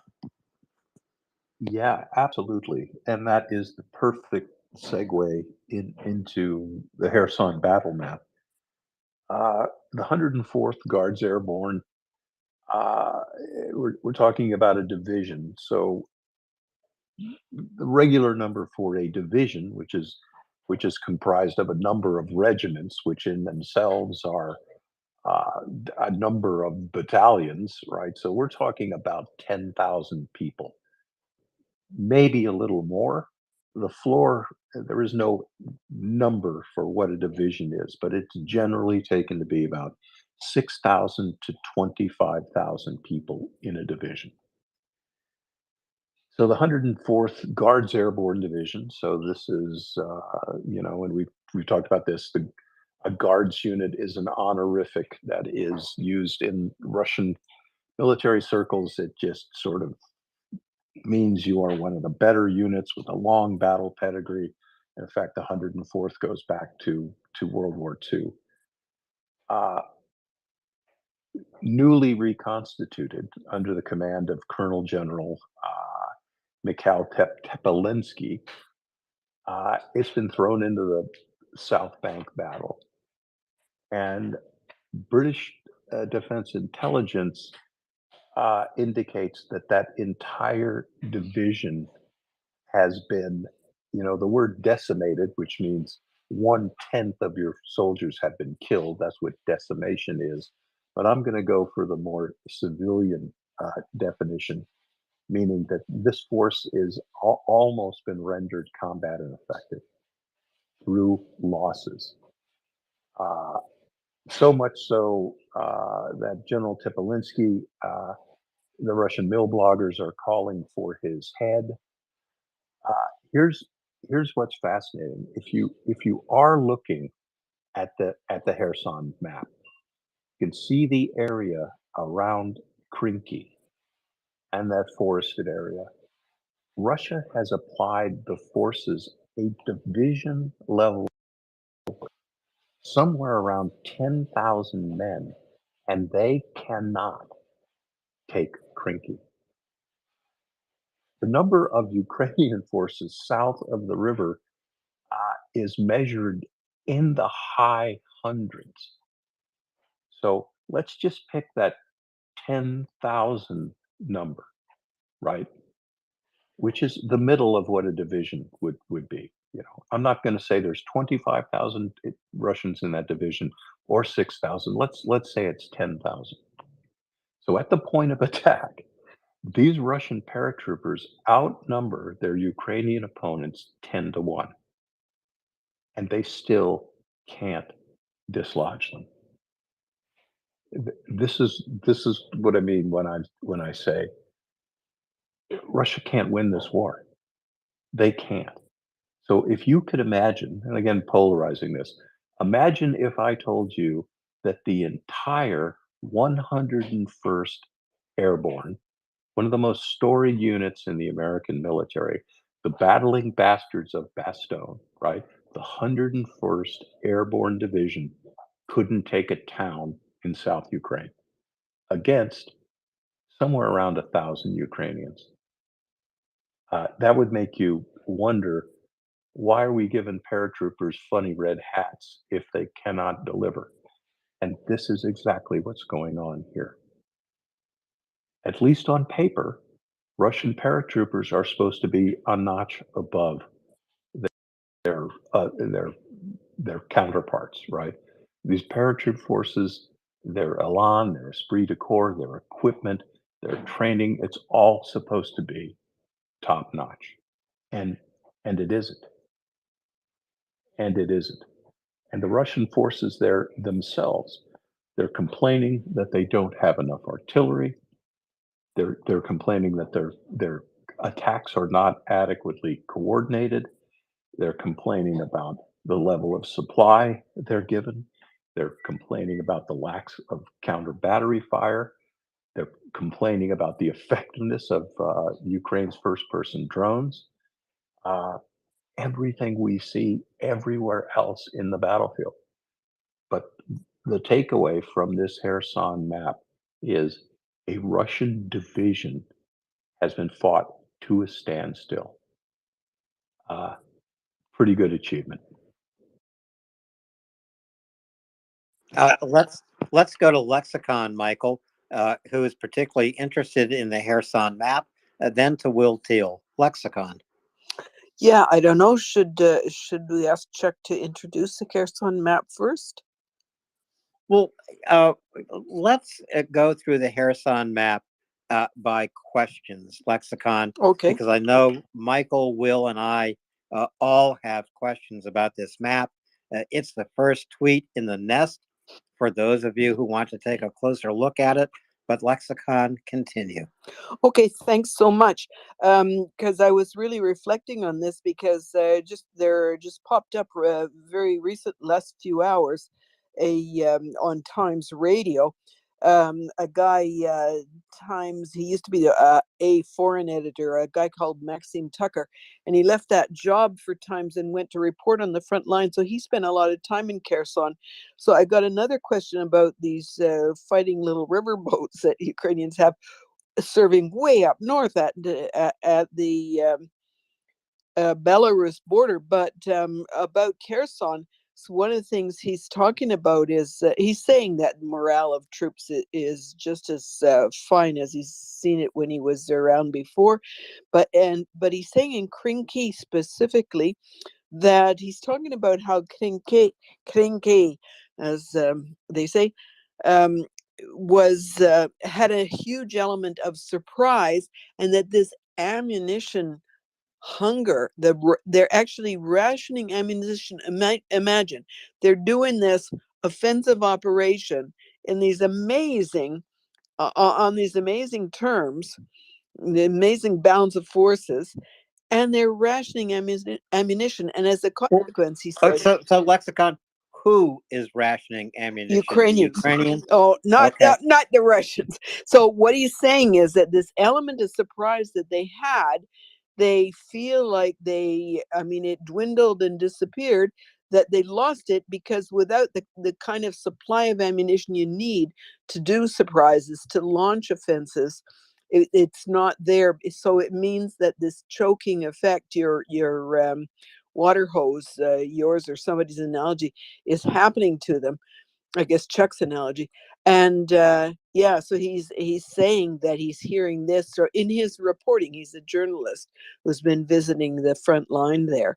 And I wondered if you've heard about that yourself, Chuck. We have talked about it in other places on the battlefield. I have had firsthand reports from Avdiivka that is absolutely the case. This doesn't surprise me here, on the Dnipro. Look, it makes their achievements, all the more incredible. But it is what he's saying. I would absolutely agree with, because essentially Ukrainian forces on the South Bank, they are essentially in a defensive posture, and they. First of all, it is unthinkable. It is infuriating that Ukrainian forces are not, that their ammunition supply has to be that constrained. That is entirely on Washington, right? Well, we're not doing it. we are not giving this ally what she needs, to protect her own people and prosecute this war. And that's infuriating. But there, so there's nothing good about that. Okay, full stop. That's going on to a new paragraph. We've seen the Russian 104th Airborne Division come to grief because Ukraine has the advantage of fighting from these defensive positions, which is that will be an advantage in any sort of combat. But the fact that the Russian military just keeps coming at them every day at the same time on the same axes of attack across the same ground again and again and again and again. So this General Tipoliski, he's taken a division, let's just call it 10,000 guys, and he's been fighting it 1 and 200 at a time, just as we say almost every night. He sends a platoon or a company ahead, and they stick their head into the buzzsaw, they get mauled, and the next day he does the same thing. So you've got a division commander that has no idea how to fight at a divisional level, right? He has a number of regiments. He doesn't know how to apply that force with one regiment supporting another, with regiment engaging Krinky from the front, and another regiment maneuvering on it from the east. They have no idea how to do that. And they're unwilling to roll those dice, right? They're unwilling to engage in the sort of large scale combined arms maneuver warfare that would be necessary to push Ukraine back across the river. But if you've looked at the Kherson maps I put up, they haven't changed very much in the last 2 months. And here's one of the problems. Ukraine has, for all intents and purposes, defeated a Russian division. That's big. But Ukraine has not been able to follow up on that victory. If you've got an enemy in front of you and you beat the ever-living snot out of him, what you've got to do is push them back. Grab a hold of their collar, stay on them, and shove them back. And they'll disintegrate, right? You beat these guys, you beat them up. It's just like a fist fight. You knock them back and you keep hitting them. They're going to fall down and then you run over them. But Ukraine can't do that. The ammunition, the ammunition situation is 85% of that problem. The other 15% is Ukrainian air defense has to defend its cities. It has to, Kupiansk, Kiev, Kharkiv, Odessa. They have to defend the population centers. Those are air defense units that are desperately needed to clamp an air defense dome, air defense dominance around Kherson to permit Ukraine to cross the river in force and support their ground lines of communication and supply. I don't know what more we could expect Ukraine to do with, let's say, 1,000 guys on the south bank of the river than beating up a division. It's almost unheard of in warfare. And especially because Russia still retains absolute air superiority. They have air defense dominance. Their artillery outranges, and in terms of volume of fire, every day it is a factor of 10. So for every one shell Ukraine can send south across the river, Russia sends 10, maybe even 100. So this situation is all on us. And we just had, a caller mention it. Absolutely right. It is all on us. And if this frustrates you as much as it does me, look, turn us off for a second. Look at CC's post. Dial those numbers, and you won't have to talk your way past an operator, right? You're not going to have to convince anybody. You need no great rhetorical skills. Just tell them what you think. Mention Kherson. Tell them that you've noticed that 1,000 Ukrainians on the South Bank have cut the Russian 104th VDV division to pieces, but they can't do anything else because they're rationing their ammunition. And this isn't the way America should treat an ally. That's it, and hang up. Alan will tell you what will happen next. Your opinion will make a difference in that senator's office. That's what happens next. An aide registers your opinion. They count up the calls pro-Ukraine, anti-Ukraine, and there are anti-Ukraine calls going to the Senate. So I know every person here is a great supporter of Ukraine.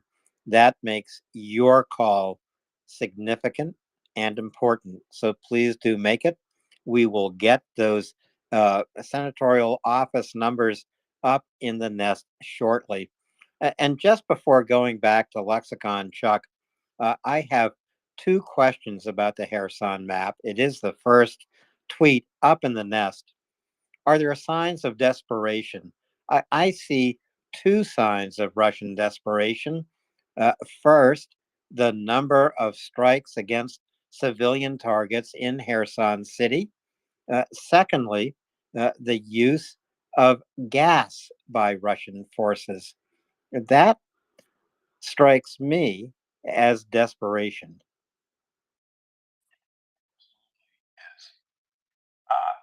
So there was a video out today. Russia put it out.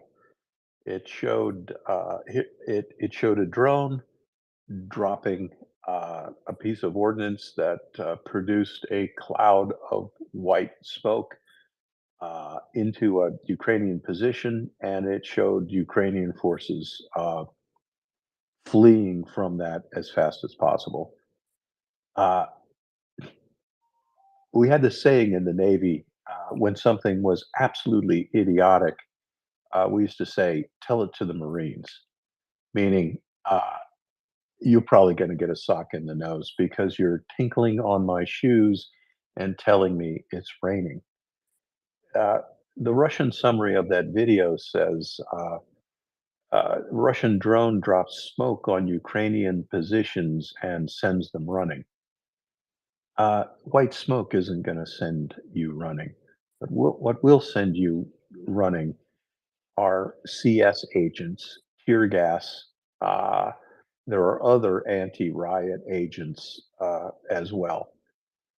So we've seen Russian use of gas grenades on the battlefield. Now, is that chemical warfare? Well, that is its lowest.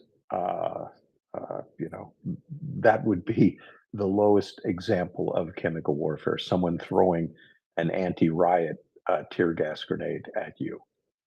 Russia has gone a step up in a couple of places, among them Bakhmut, where they used tear gas mortar shells. So that's another step up, right? This is a crew serve weapon. This is not putting chemical munitions as far as one guy can throw it. What I saw in this drone dropping this bit of ordnance, it was definitely a high capacity weapon. There was a lot of smoke and not smoke, a lot of tear gas all at once. Virtually everyone listening to this, you know what a tear gas grenade looks like. You've seen them thrown by cops in riots. They're very often picked up by rioters and thrown back at the police. This weapon was producing voluminous gas. And Alan has hit it right on the head. We have seen uh, these weapons used in places where Russia feels is it is losing, and to sit here, and tell me that this is that this was a smoke grenade. Look, why would you risk a drone to drop a smoke grenade? What is the purpose of a smoke grenade militarily? Right? It's used to mark targets. It's also used to break contact. You will throw a smoke grenade to put a smoke cloud between you and an enemy so you can fall back. So this is an escalation to me, right? If you're dropping tear gas, high capacity tear gas weapons from anything that flies, you've kicked it up a notch. So I didn't post a big thing. Russia has embarked on chemical warfare. This may be a one of, but it's significant. I put the approximate position. I tried to figure out where this was based on terrain and forest cover. It may have happened closer to the vicinity of Krinky, but duly noted, Alan. Duly noted. Just quickly, CS gas. What does CS stand for, Chuck? And then to Lexicon with her follow-up. Oh boy, you got me on the spot. I think it is a capsaicin gas, the pepper, but it is basically, and somebody can Wikipedia that why I'm tap dancing, but it is CS is the standard tear gas weapon. There are other anti-riot agents, including CN, which is tear gas, but it also will nauseate rioters. All of the C series chemical weapons are sort of the lowest rung of chemical weapons. They are all classified as anti-riot agents. And there is that absolute gray line in warfare. And the gray line in terms of chemical weapon is the application of anti-riot agents. So, and you know what? And I'll put this up after we get off tonight. I do have an infographic about the exact chemical weapon that Russia has been using in this war. I'll have to dig that up, but it'll be a good time to repost that. Thanks, Chuck. Lexicon, then Will Teal. Lexicon. Oh, well, I'm just obliged to commence by saying that in my civilian life, tear gas hasn't been, it has been most often seen by me personally as a weapon of the police against just strikers and demonstrators against the people while they were kettling us. So we don't exactly see it as a positive thing. But I actually had another point here. It's about boats. So the same fellow I was mentioning, so one of the people he talked with in Ukraine, in Kherson along the river there, was a commander named Vitaly. I can't read my own scrawl, but something like Panskrill or Panskrill. He's from Novokakhovka, and he went into the war because he wants to see his town liberated. But a lot earlier than that, he's been in the territorial defense. He was acting as a partisan, but he said that they very proudly wore uniforms and continue to wear them now. So one of the things he was talking about, in addition to ammunition hunger, was about the fact that they were talking to a UK audience, and UK has given Ukraine, we know about all these boats the Americans have given, but the UK seems to have, like river boats, something 23, some kind of, I can't remember, some sort of attack little boats, but also 20 Vikings. So you probably recognize that name. And of all things, one of the things they're up to, these boats, is that way at the other end of the Dnipro in Ukraine, Dnieper, is up at the north end at the Belarus border.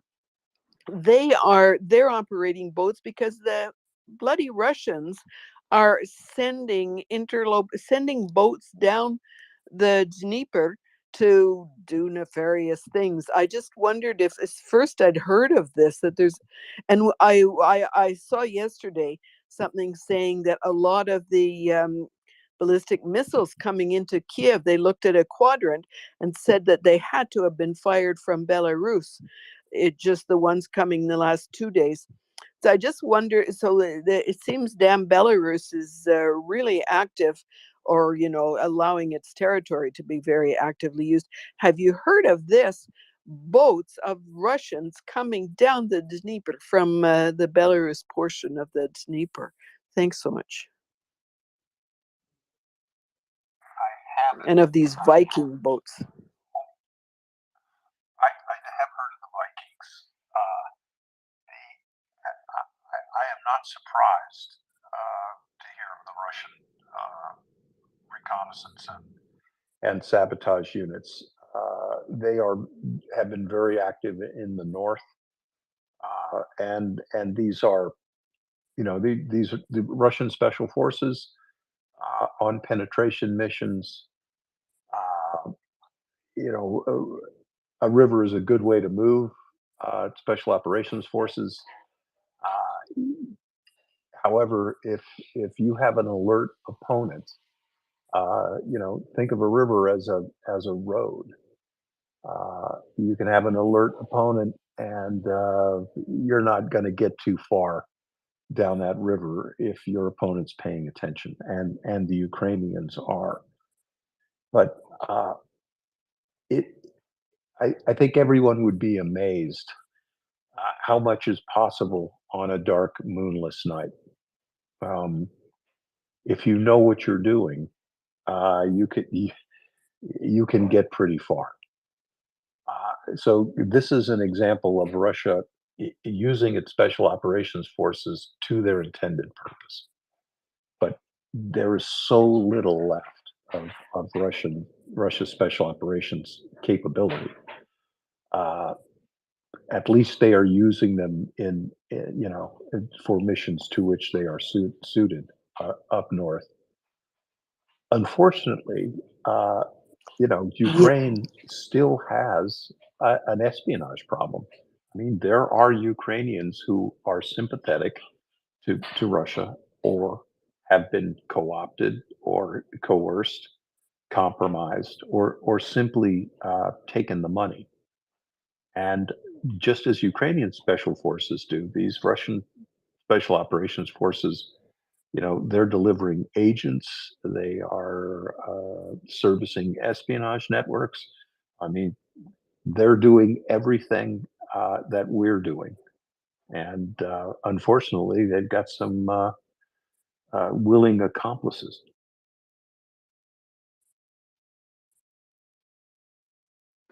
Let's go to Will, to Griffin, and then back to you, Lexicon. Will, please. Well, hey, Alan, and hey, Chuck. Good day, Mike.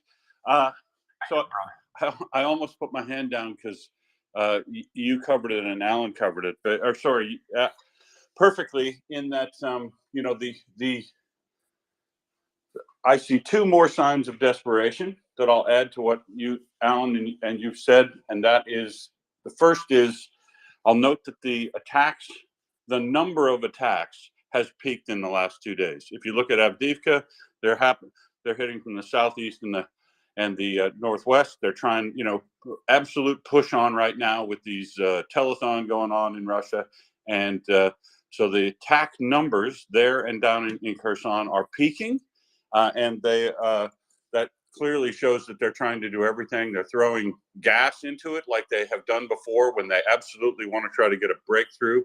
Plus, the last thing that is a sign of desperation is there is fighting going on both ways, if you will, within the Russian military command. There is Teplinsky and I've got a bit of obsession with him because I think he's dangerous. He is forming like penal battalions within his own groups, within his own division, of officers who refuse his commands, because I don't think he wants to attack the way that they're instructed to attack from Gerasimov and Shoigu. And he was trying to get them to do different things. They refused to do it. So he's literally forming his own penal battalions, if you will, of officers, junior officers that won't obey his commands. And they, from the bottom up, are complaining bitterly about him and already want him replaced. And this is resulting in this division, brand newly formed division, that is probably maybe 10% actual experienced troops, absolutely filled up with Mobics. Honestly, it's an embarrassment to them to call this a guards unit. But so they've gone in there, Chuck, and correct me if I'm wrong, but we can, we use the term decimated because, 1 in 10 when the Romans did that was kidding. If a unit gets decimated, it is generally considered partially combat ineffective and will be removed, 10%. The terms we're down into, and we never use, I think the correct military terms are destroyed and then annihilated. And these units are destroyed on the verge of being annihilated, and this is the brand new stuff that they've tried to build up. So I mean, they are throwing and this is why I almost put my hand down, because Chuck said exactly this. This is the thing that frustrates me no end. When these signals start happening and your side's out of ammunition and you can't exploit the advantage that's presented to you, it is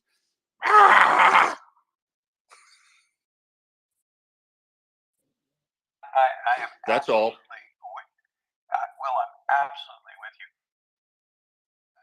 you. Ukraine's opponent around Krinky is literally tearing itself apart. They are at each other's throat. The commander is despised by his own troops. He distrusts his officers to such an extent that he has to isolate them, put them in a penal battalion. They're balking at his orders. It is when your combat outfit is at that point, right? So think for a second. You send all of your disaffected officers and you send them into Battalion 100, right? Where they talk the general every day. The men are happy to listen to their officers disparage their commanding officer. What do you think the effectiveness of that unit is going to be when they're ordered forward? It's nil.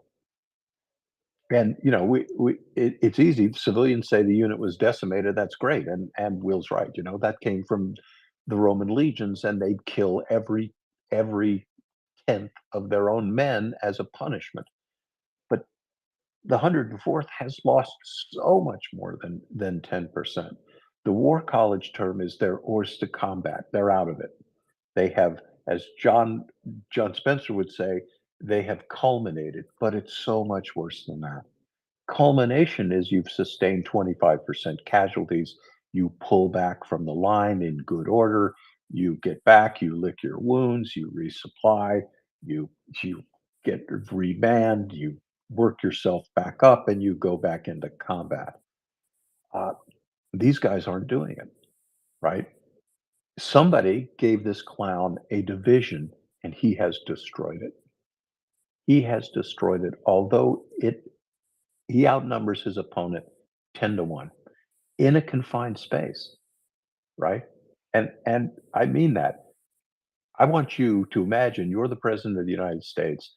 I'm the chairman of the Joint Chiefs of Staff, and I tell you the 101st Airborne Division just got its ass kicked by 1,000 guys in a village with their backs up against a river. What does that tell you about the Russian military? What does that tell you? This is a Guards Airborne unit. Will, it makes me smile, but everybody's got to look. Call Washington tonight. Don't listen to me. Call Washington, mention Krinky, mention the 104th VDV unit. And Tell them, mention the fact that, with the number of attacks going on, Chuck, put yourself in the position where an attack was happening literally every 30 to 45 minutes, 24 hours a day. And you're concerned that you're going to run out of ammunition for small arms, for drones, for artillery. You know, this is like putting the bloody 101st across the river at Eindhoven, and they're still there 2 months later. It is. You know what? I have to. Will, you're a military historian as well. I'm trying to think the last time 1,000 guys held off a division. You know, Thermopylae comes to mind, but the Thermopylae, missed exactly. Yeah, yeah. Which folks is where 300 Spartans held off the Persian army. The missed opportunity. If you have beaten your enemy up, you've got this unit that's tearing itself apart, and Ukraine doesn't have the ammunition. It doesn't have the supplies. These guys are ready to get run over. What is standing between Krinky and Novomilachka? It's these clowns, and it's just it is infuriating. And Will, I don't mind you screaming. You might want to do it again. To Griffin, then to a couple of final questions about the map of Kherson and the south bank of the Dnipro. Griffin. Really quickly, supper is called. So anyway, CSV versus CN. CN is your lower end tear gas, as Chuck will tell you. It'll burn your eyes. It'll cause some mucous membranes to be irritated with a burning sensation. CS, on the other hand, is CN on steroids. It will affect any part of your body that is moist. That includes your nasal passages, your mouth, your eyes. It'll get into your respiratory system. And as one instructor told us before he gassed us with it, CN, you can hold off if you're an armed gunman in an apartment on the third floor. CS, you'll jump off the balcony. That's it for me. Yeah.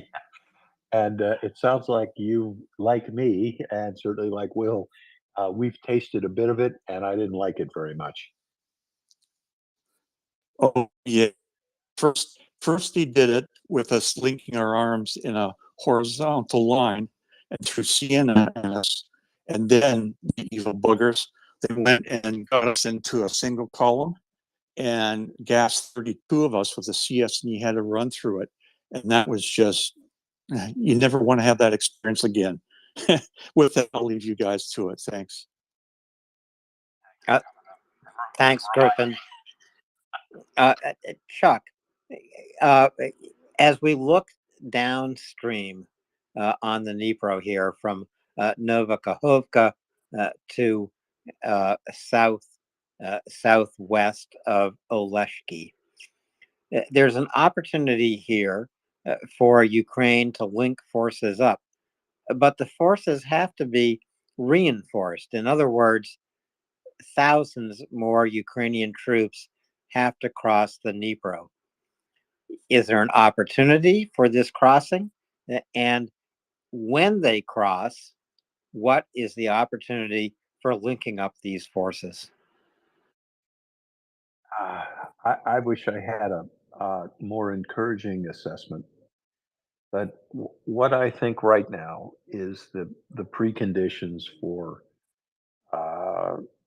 expanding the South Bank lodgment or initiating crossing between Kherson and the the end of the river delta. I'm not sure it would be prudent to do that right now. You know, the ammunition shortage absolutely exacerbates it. In any other situation, were Ukraine supplied with what we have promised them, right? And we're getting the garden hose effect already. You pinch it off, what's in the hose goes to the sprinkler, and then there's nothing in the hose. You can't throw a switch and then everybody has what they need again.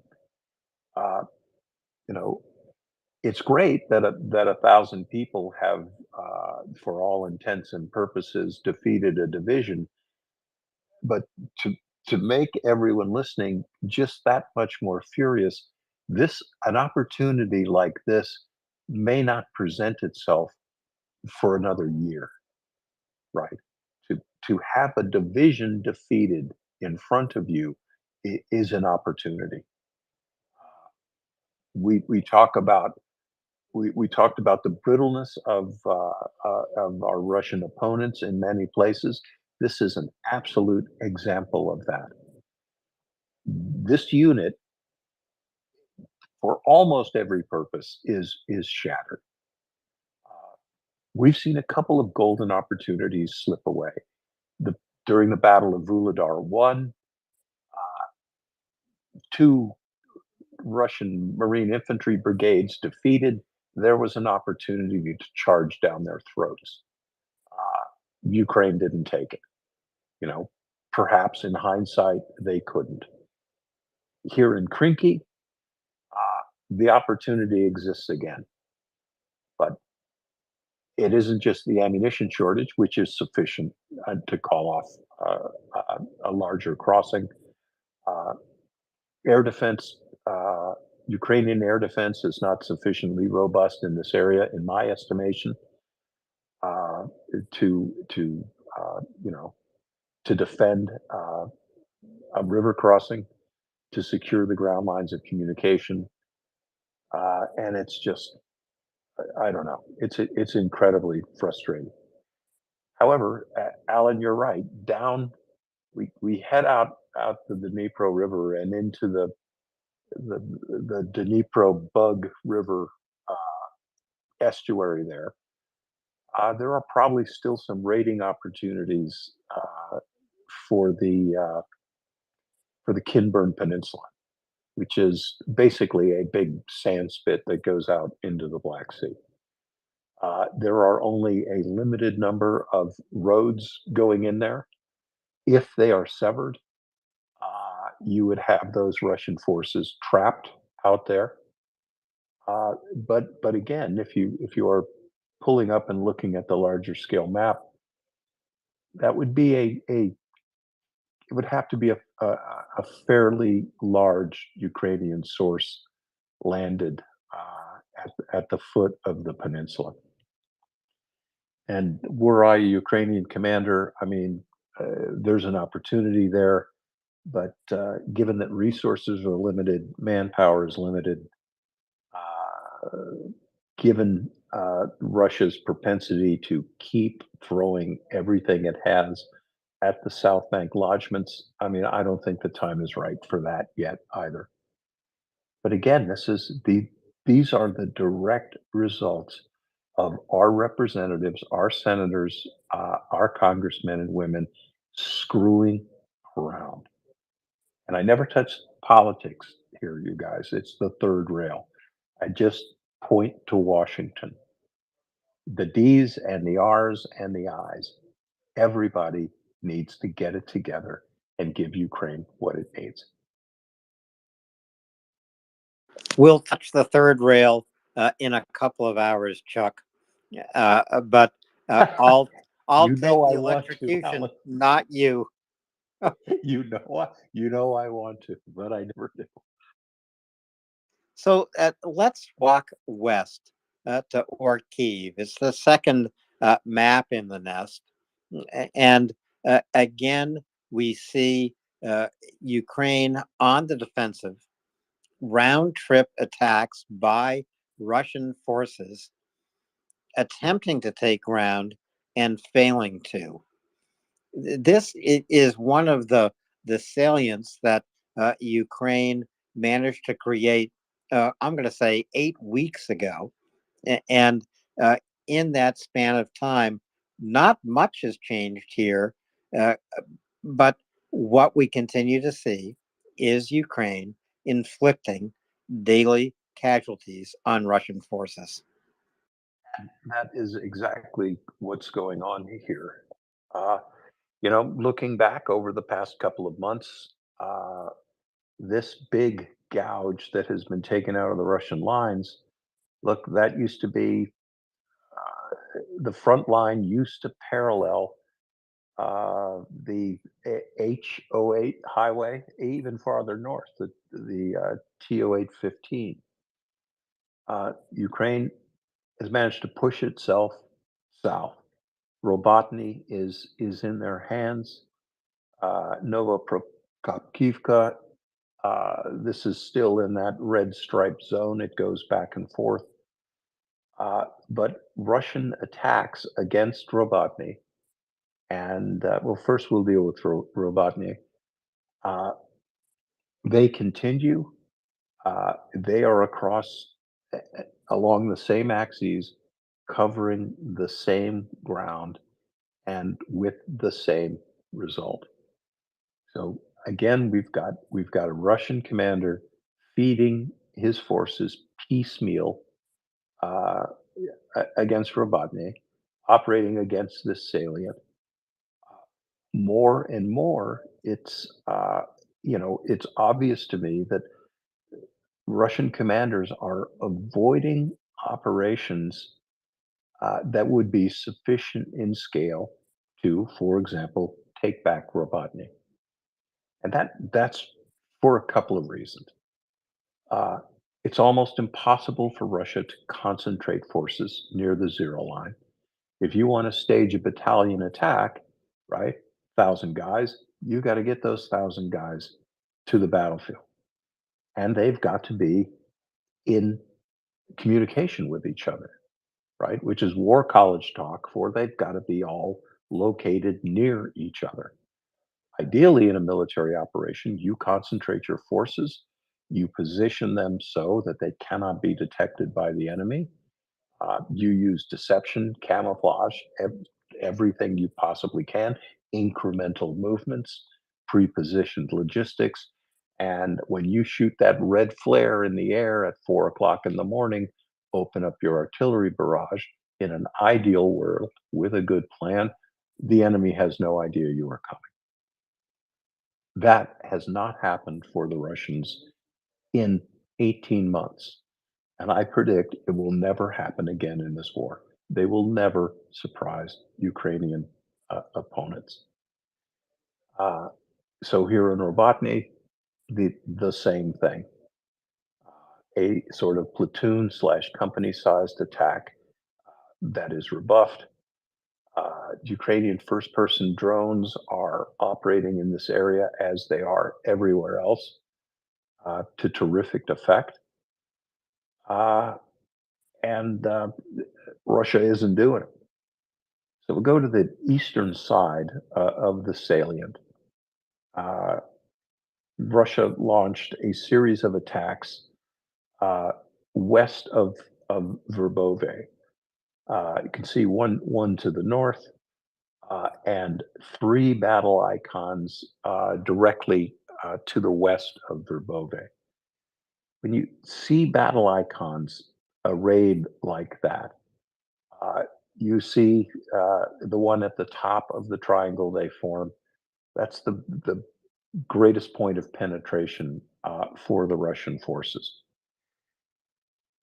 By plotting these contact points, what this suggests to me, and I cannot be certain of this, but I can hypothesize with a pretty high degree of confidence that there were 2 Russian attacks parallel, pushing to the northwest of Verbove. They were insufficient to seize their objectives. Both of these units got into position, having sustained losses at the classic battle MO that we've seen all around the battlefield. About half the Russian forces got to the objective point. They were engaged by the Ukrainians. The Russian units who actually made it to their objective, they were not resupplied, they were not reinforced, They have to break contact, which brings us to the third battle icon, the one farthest to the east. And this was a fight that was with virtual certainty. This was the Russian forces trying to break contact with the Ukrainians, who pursued them and broke them up.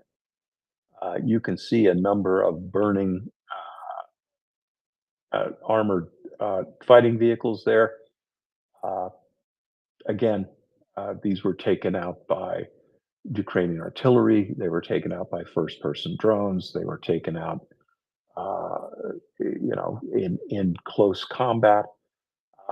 We also know there was a Ukrainian airstrike in this vicinity as well, very likely a helicopter strike.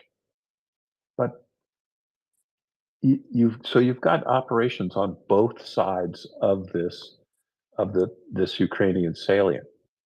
To make things even more ugly, these two attacks don't appear to have been coordinated, right?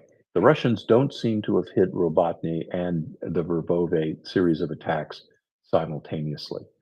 They did one, then they did the other. Again, the military malpractice, right? Just the basics, just the absolute fundamentals. They just seem to be missing. And I keep seeing more and more ineptitude that becomes increasingly more profound.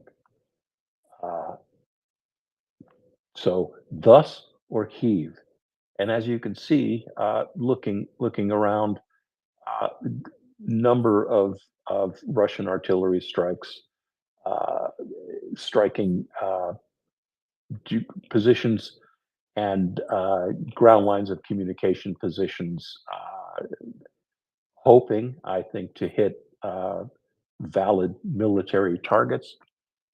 I was reading some Russian self-criticism today. Again, the Russian frontline units complaining bitterly that their own artillery is not being effective against Ukrainian targets. We knew that. I'd speculated on earlier shows that I was observing what I thought to be a breakdown in the Russian kill chains. What I thought was, from what I was seeing on the battlefield, I was drawing the conclusion that there was something wrong with Russia's frontline observers, right? There didn't seem to be Russians on the zero line, who were able to look at the positions out there, locate, designate, and call in effective fires on Ukrainian positions. Interestingly enough, for the first time in the Russian press, I read that there were chronic problems with what the Russians call artillery reconnaissance. So even given the translation errors, what that is telling me, that Russian forward observers, what we call a forward observer, a FAC, a JTAC, they're less and less able to identify where Ukrainian forces are and direct their artillery on them. So remember, Russia has scads more artillery than Ukraine. Their volume of fire is almost orders of magnitude greater than Ukraine can bring to bear on the battlefield. But Russia has burned through its forward observers, right? And those generally are look, they're specialists, right? They're more highly trained. You've got a soldier who understands artillery, is good with a map and compass, right? He can locate locations on the battlefield.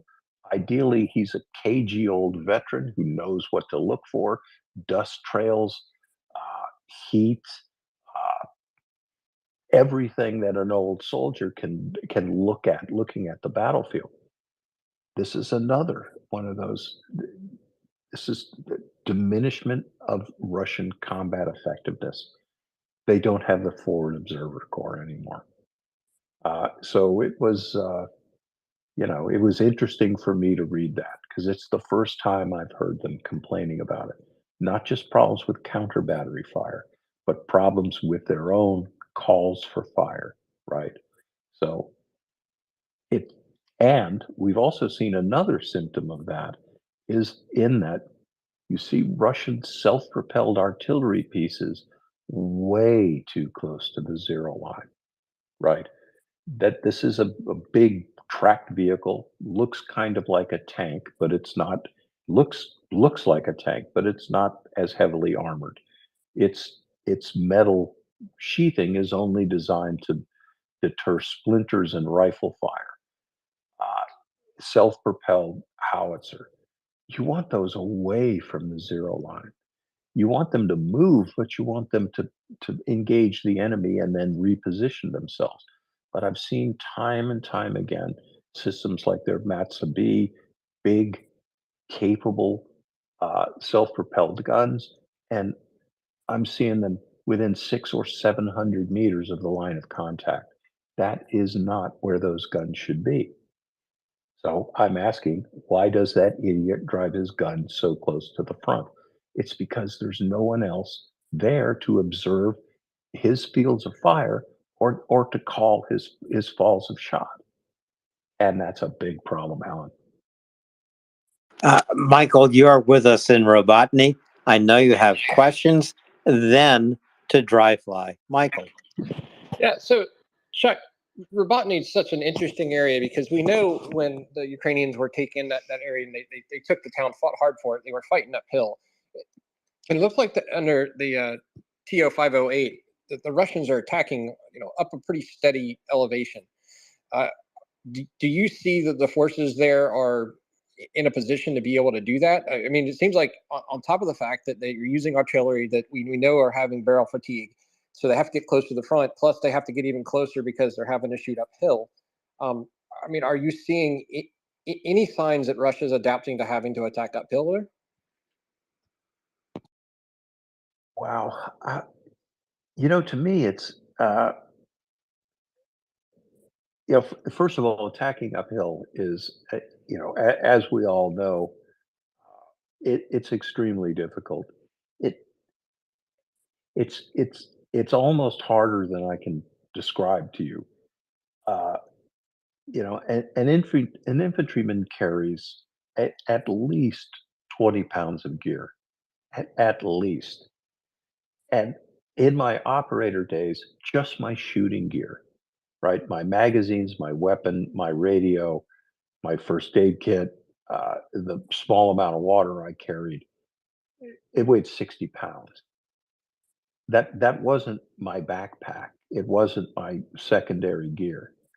Uh, you know, so if you're carrying that on your back and you're going uphill, all right, that of course makes it slow. But of course, your adversary is shooting down at you. So not just with rifles, right? Rocket propelled grenades, heavy machine guns, mortars, anti-tank guided missiles, artillery that is called in by trained forward observers who can adjust the fall of shot, right? Unless you have a guided weapon, uh, an artillery battery will fire a couple of shots. The forward observer will then tell them, left 200, add 300. So that's adjusting the calls for fire. Okay, so every one of those disadvantages and even more, the Russians trying to attack Robotnik face.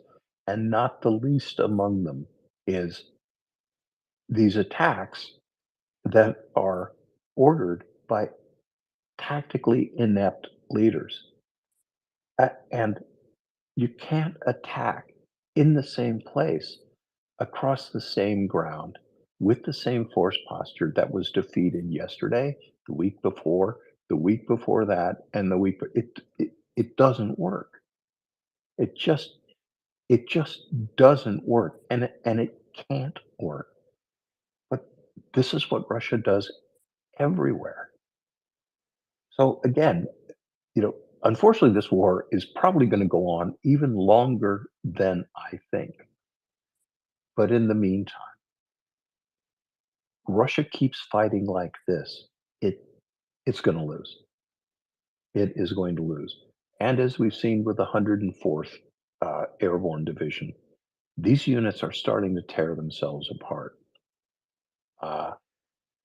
We may see the same sort of thing happen in Robotny, but a very astute observation there. Anytime you're crossing a contour line, you're paying for it. You are paying for it. Unless you're going downhill, then you're getting a boost. But uphill, it's always going to be hard going.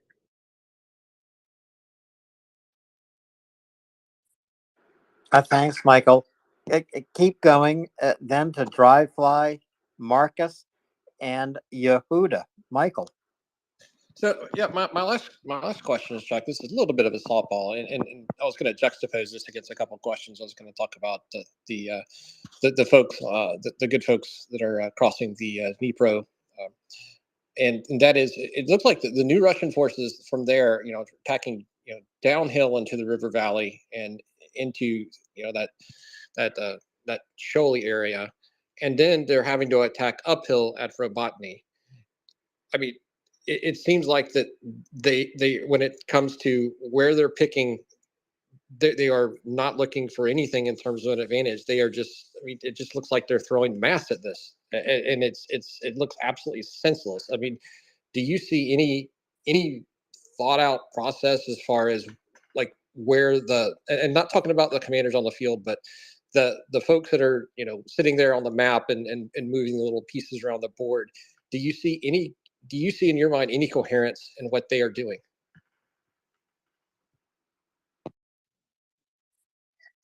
Looking at the eastern part of the salient here, there might have been in these series of Russian attacks around Verbove, but look at the way the arrows are going. Right, one attack north of Verbove goes to the northwest, and an attack that originated somewhere around Verbove also going to the northwest.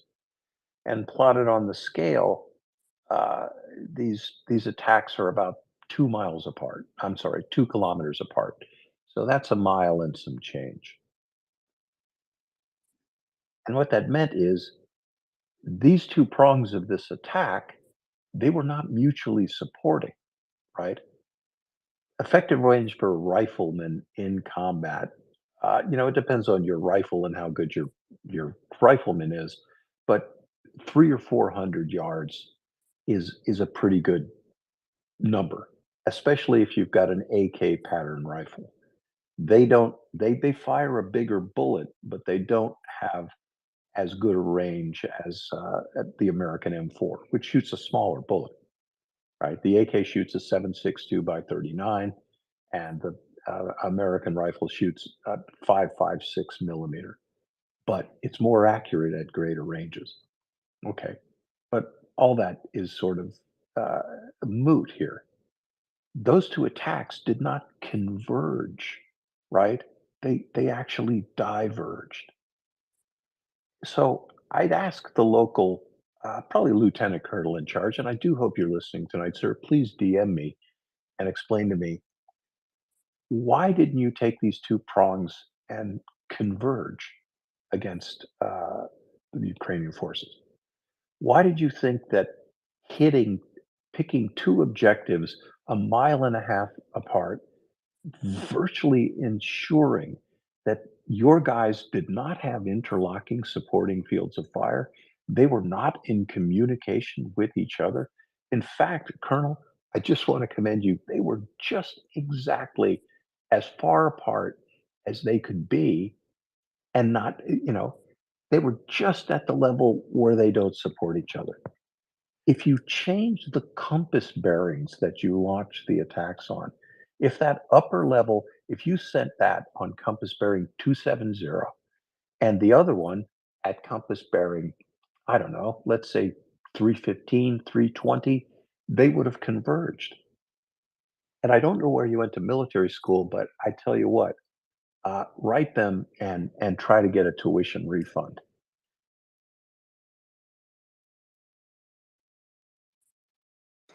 Tuition refunds. Wow. I'd like to have some tuition refunds. You know what? For all the good it's done me, I should get my money back too. But I went to a state school, so it wasn't that expensive. It sounds like they would have been better off just getting a refund and staying at a Holiday Inn Express and trying it that way.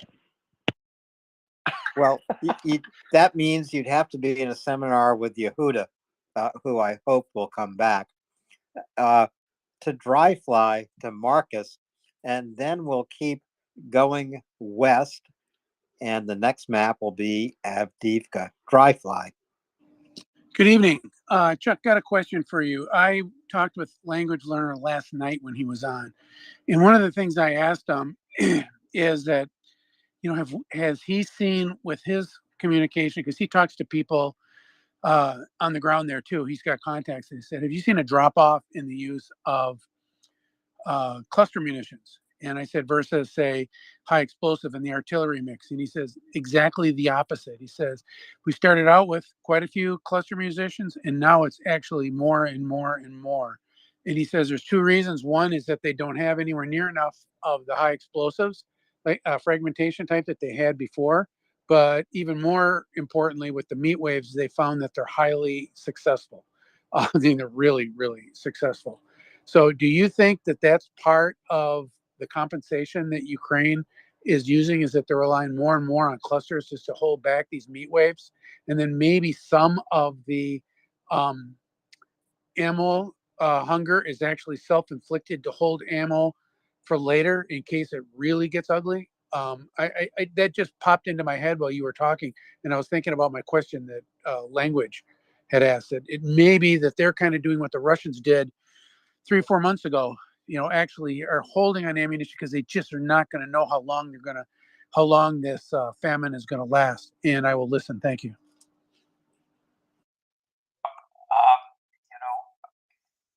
Saving for a rainy day it's always a consideration for Ukrainian commanders. And frankly, and I say with some embarrassment, they have to plan for a rainy day, because we are showing ourselves to be a very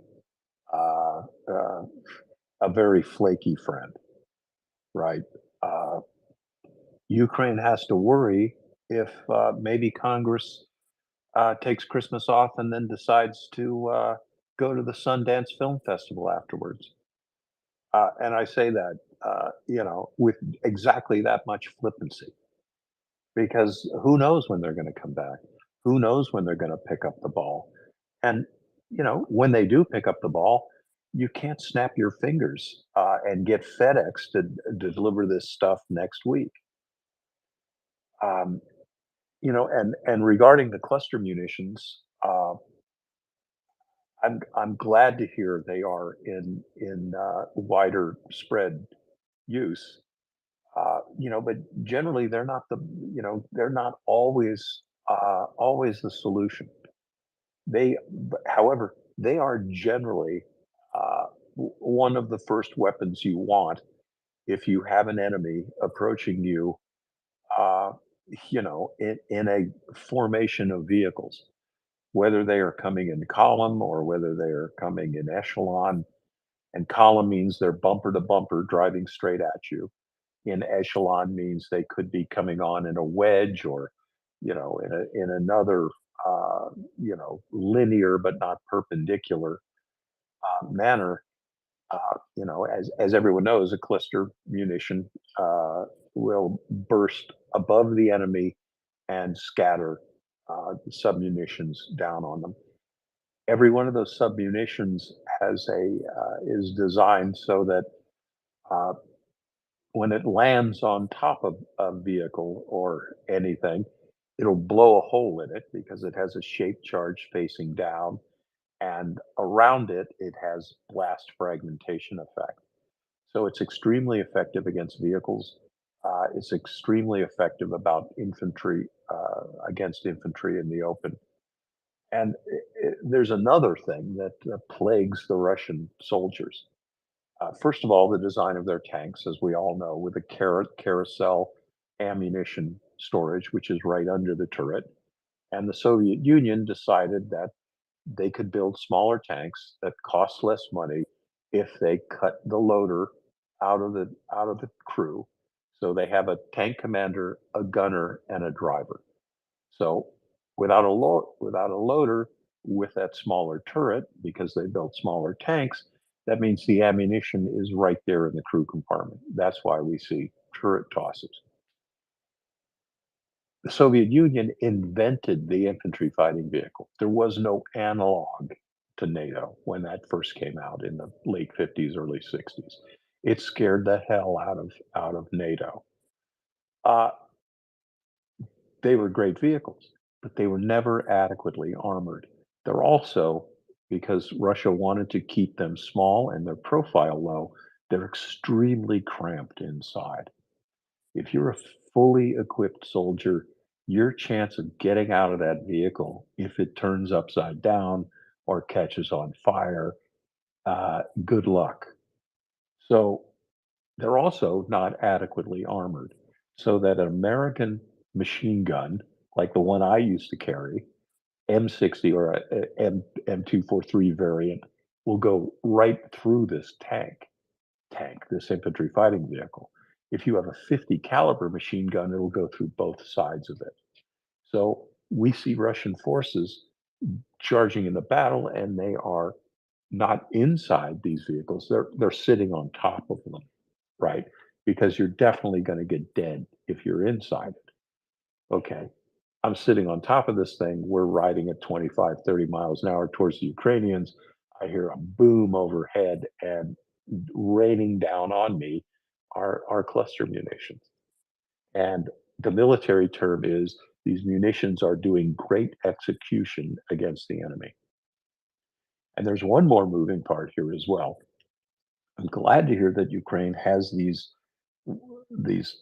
improved dual purpose improved conventional munitions, which is war college talk for cluster bombs.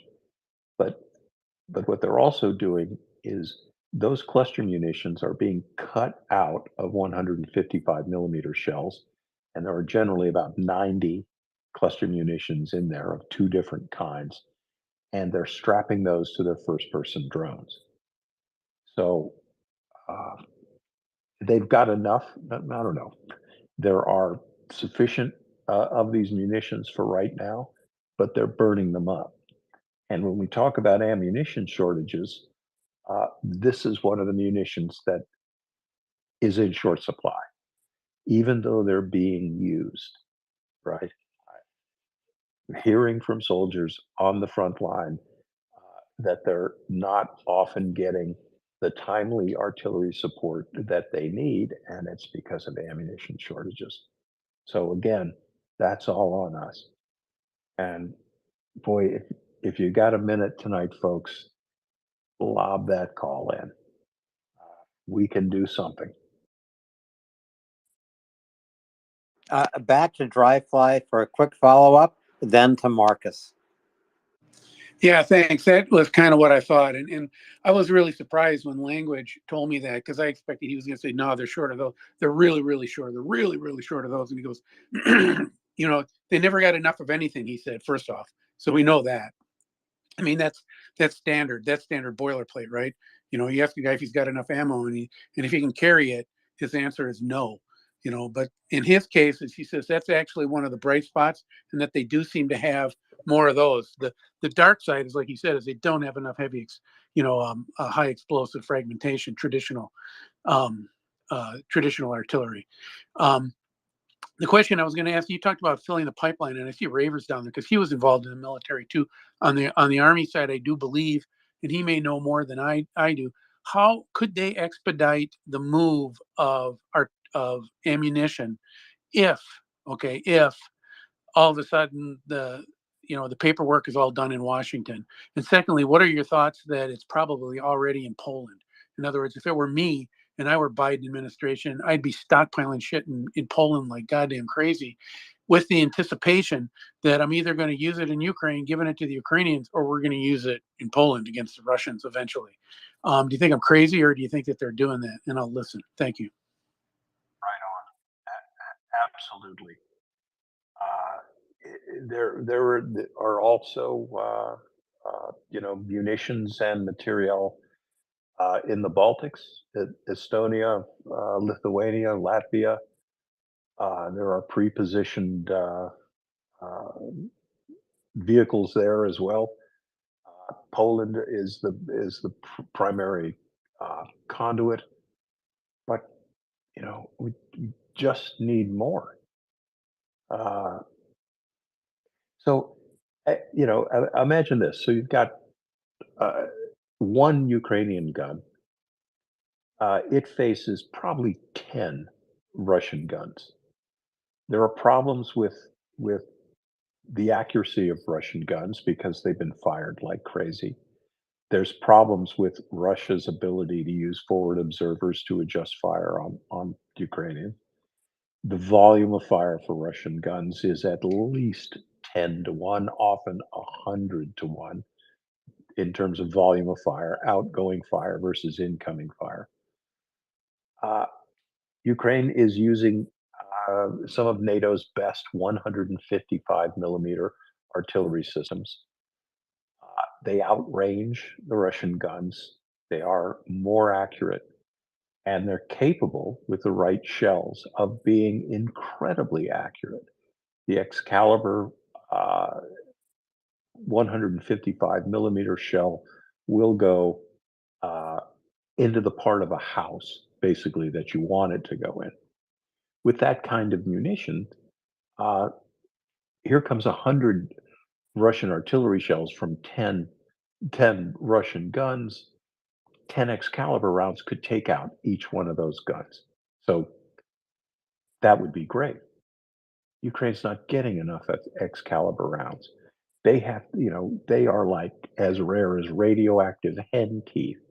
They can only be used for, extremely lucrative targets. So, Ukraine's saving those for Russian general staff meetings. They're saving those for the most high value targets when, if we supplied them with these munitions, think of what they could be doing to the Russians. And again, it's all on us. So not only do they not have enough Excalibur rounds, which is a dream, they don't have enough regular blast frag high explosive rounds. They've got, dual purpose improved conventional munitions, cluster munitions, but they don't have enough of those either. So, God, they right. We had Scruff on the other night. His own words. It would be easier to tell you what I don't need than what I need. So, it is so frustrating, as Will pointed out. But we could do something, right? So let's call those rascals in Washington. Let's tell them to, I remember the days when Congress could be counted on in terms of foreign policy, in terms of military affairs, to put domestic affairs to the side and prioritize America's military and its geopolitical aims, to prioritize those and try to remember that we're all on the same side, right? Just try to do that for the 2 hours a day that you're working on foreign policy and military matters. I don't think it's that much to ask of these people. So ask them to do it tonight. Absolutely agreed. Alan, I think we've got Raver for a question. We want to go to Raver? Let's go to Raver. Hey, good evening, Chuck. I was actually coming in because Dryfly mentioned me. I'm going to take a slightly different tack. So Dryfly, if I had the magic wand, the first step, assuming that the U.S. Congress can get its act together and turn the tap back on, is get the Polish border unfucked so those trucks can move. and cut down that transit time so whatever's already in Europe can make it into Ukraine. And I'm guessing it's going to be depending on how much, what size the batches are that we're sending, whether or not it's got to go by boat, or if the Air Force will fly it into Poland or Germany or whatever and then put it on a truck or a train headed for Ukraine. So, how fast things get to Ukraine probably depends both on the priority. It's probably easier to ship a C-17 load than a boat load, but you're not going to get as much of it out of a C-17 as you will out of a transporter, a freighter. So there's my take on it: is until Congress, gets its act together, we can at least start working on streamlining the logistics chain, so that whenever an item hits, European soil, we can get it to Ukraine with a minimum of time. That is absolutely the issue. And, you got a C-17, and generally you're going to move really priority stuff with that. And, stuff like NASM air defense systems, critical parts. C-17s are great, but you need sea lift capability to get this stuff across the Atlantic, and generally it's going to move by rail into Poland, and generally it's going to move by rail, through Ukraine. So, look, it takes a merchant ship 10, could take them 15 days to get across the Atlantic. Uh, you know, add to that loading time and unloading time and availability of rail transport and various extraneous factors. I mean, we're talking about that garden hose, right? There's another thing that's going on. Used to be an aircraft called the C-141.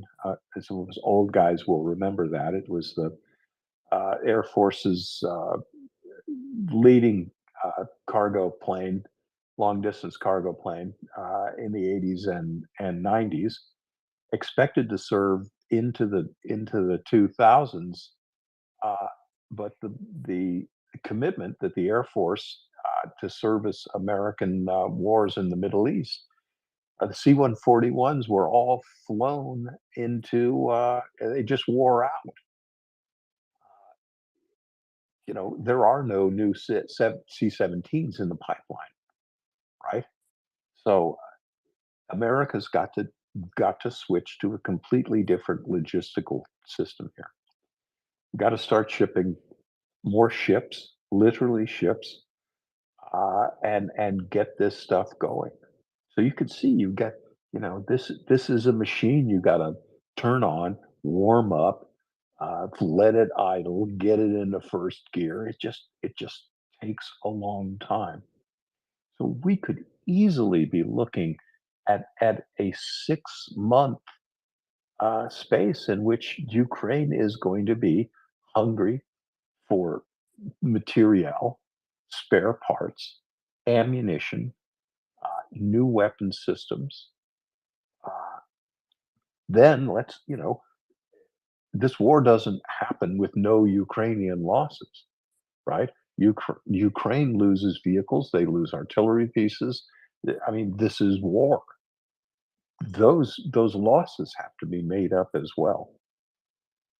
So this is really a dangerous, reckless, and unnecessary game that Congress is playing with Ukraine's future.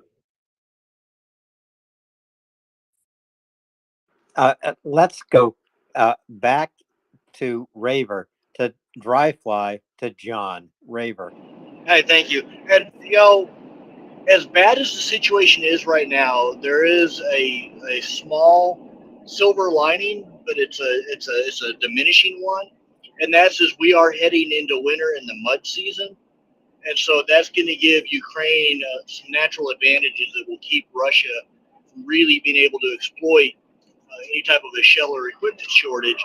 And so the race is on to get that pipeline open and flowing again by the time everything dries out.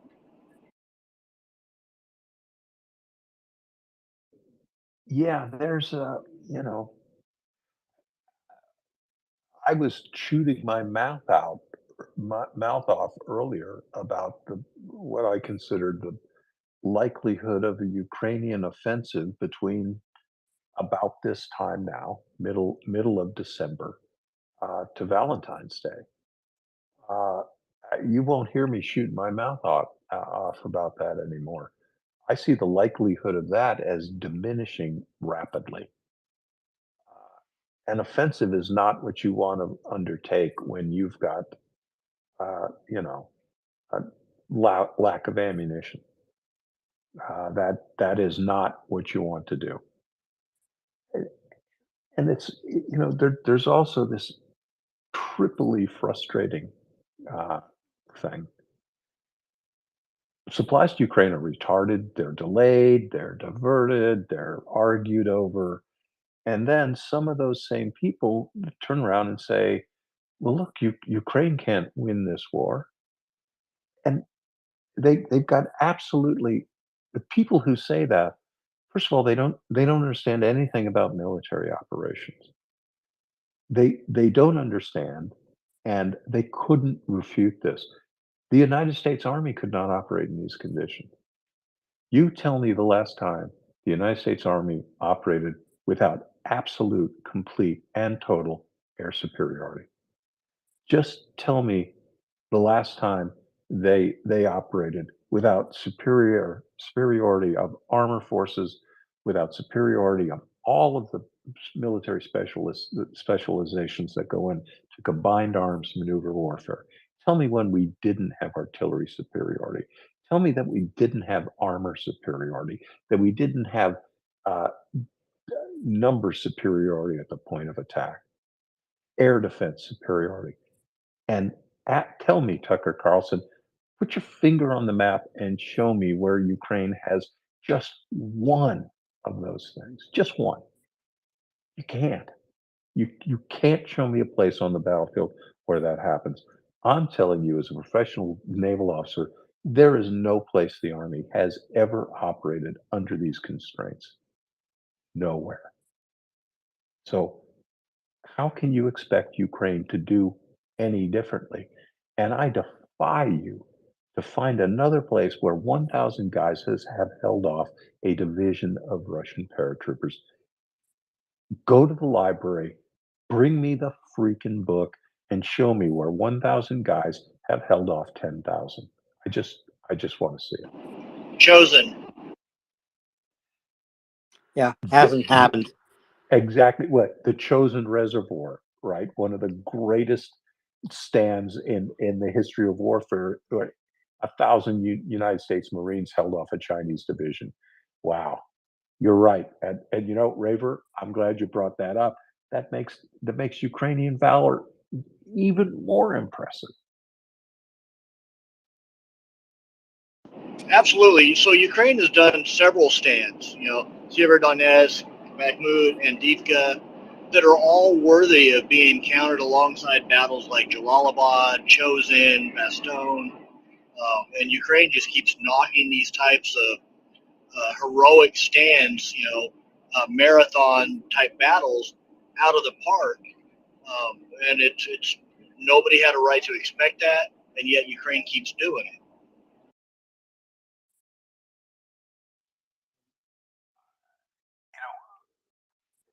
We're really lucky that Putin has raised up around him a generation of sycophantic military buffoons.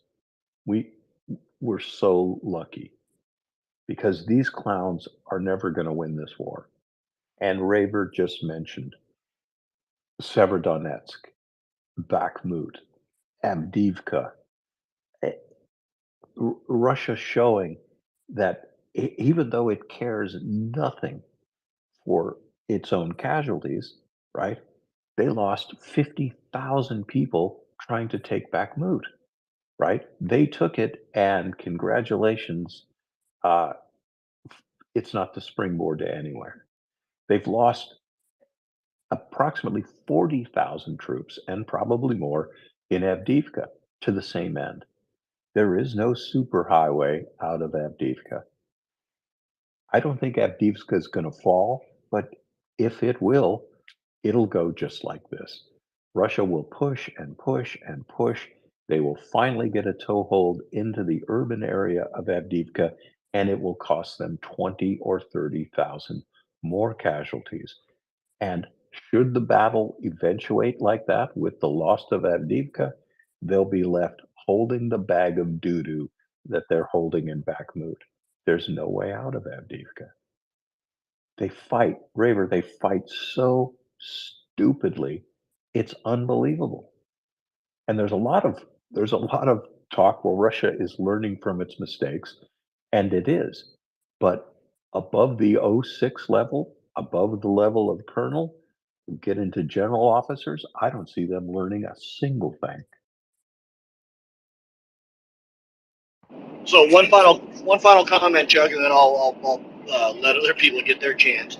Speaking on that learning thing, if U.S. estimates are right, and Shoigu wasn't lying when he said the Russians had 170 BTGs across the Army, VDV, and Navy when the war started, the U.S. estimate puts Russian ground combat losses at somewhere between 200 and 300% of their ground combat power, which means statistically speaking, if you invaded in 22, you're dead in 23.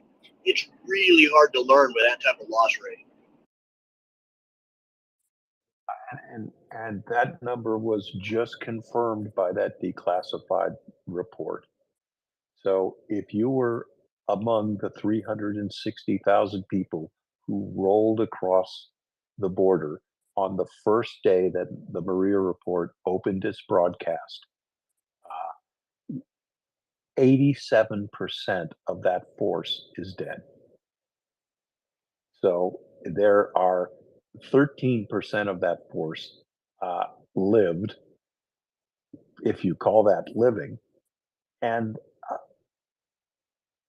90% of that material, those vehicles, those guns, they're destroyed. I always say the war is going to go on for 4 more years. And I know that's unpopular. Part of my calculus is the fickleness of Washington, interruptions in supply, but I also project out this way.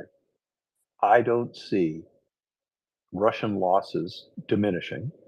So I see them losing somewhere around 200,000 dead a year, right? So right now, 600 days in, we're looking at 300,000 Russian losses around there, likely a little higher. That means 900,000 wounded. So that's 1.2 million casualties every 2 years. So the next 2 years, we're looking at 4.4 million casualties. At the end of my 4-year projection, we're looking at 8 million Russian casualties. Incredible, sobering.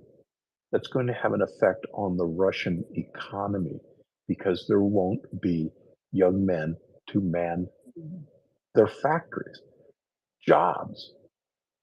Does that sound crazy? Am I out of my head?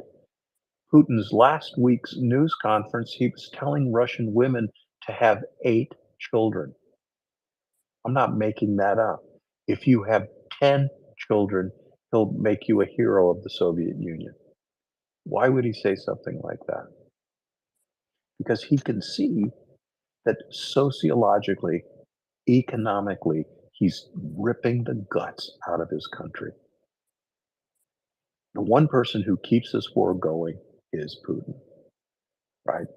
And he's going to rip his country apart. This is an existential fight for Ukraine. We have to stand by her because try to imagine a defeated Ukraine, prostrate under the heel of Vladimir Putin, right? We've got to stand by our ally. Chuck, you're so right on that when it comes to, standing by Ukraine, and you are more right than I think you even letting on as far as the population. Because the thing is, Putin is looking at those battlefield casualties on the map. The other thing he's looking at is the demographic pyramid, which is they are in absolute collapse. The number of 20 to 25-year-old men is close to 40% lower than the number of 50 to 55-year-old men. They're not having a lot of children. Their life expectancy is lower because of things like extreme alcoholism. This is a very sick society across the board, and this war is just accelerating that self-destruction.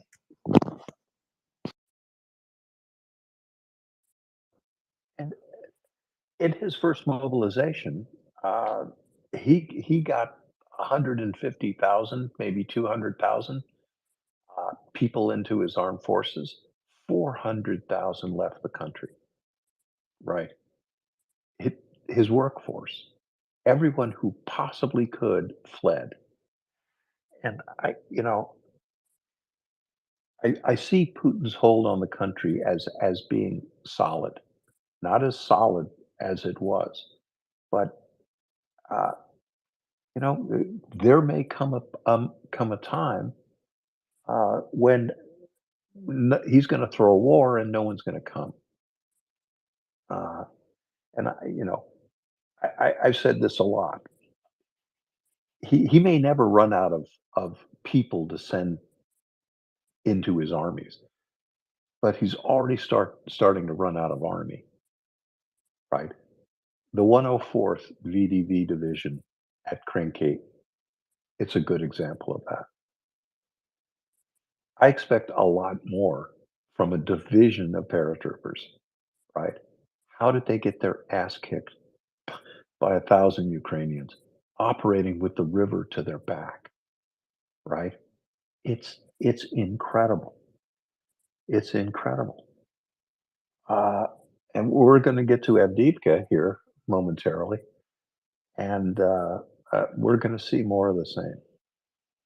The military So we ineptitude have is incredible. it is incredible, and it will show the cost as time goes on. Putin is running for re-election. It's a given that Putin will remain as leader of Russia. The election is coming up in March 17. After that election, we'll see what Putin does.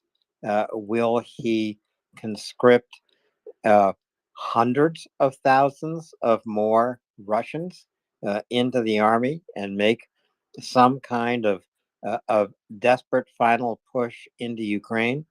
That's what I would expect. But this is 3 months away. We'll wait and see what happens. 3 months is a long, long time. Putin hopes to exhaust Western support. The free democracies supporting Ukraine, I don't think he's going to be able to do it. Let's go back to Dryfly, to Steve, to Mickey. Dryfly. Hi, Chuck. I was going to ask, I asked earlier, and I thought, what do the thoughts are that it would be that the Ukrainians would at least be replenished by stocks in Europe, and then we would backfill those stocks. Do you think that that is crazy? I mean, we never really kind of answer that. I'm just curious what you all think about that.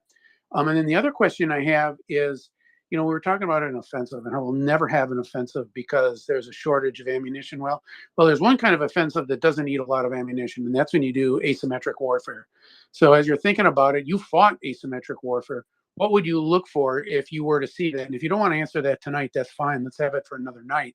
But I think it's something that you ought to think about and bring to the table, because you've been on the other side of that table and you know how deadly they can be. They don't fight the same way. And most of the guys who are commenting here are old NATO people, and they're used to machines and having the advantage and everything working their way. But what happens if you don't? Because Ukraine doesn't have the option to just say, well, we can't do the NATO way, so we can't do it. They're going to find a way, because losing is not an option. So I would love to have you think about that whether you can do it tonight or some other night, but really go into some detail about what we're going to see out of them, likely to see out of them, if in fact it turns into a situation where they are starving for 6 months, 8 months longer, because they ain't going to give up. And the last little bit I have is when Putin was interviewed in the summer of 2022, and I think it was by a friend, what he was willing to pay to get Ukraine back in the Baltics. And he said, 2 million people easy. He says, easy. He says, I will trade 2 million of my people easy to get Ukraine back in the Baltics. And so I think people need to take him at his word that what he's lost so far isn't hardly even a down payment over what he's prepared to lose. Now, having said that, that isn't the Russian people who said that. That was Putin. So the question really is, will they go with him off that cliff? That's the $1 trillion question in my mind. And I will listen. Thank you. Wow, that was a great data point, which I hadn't heard before. But we're definitely on pace.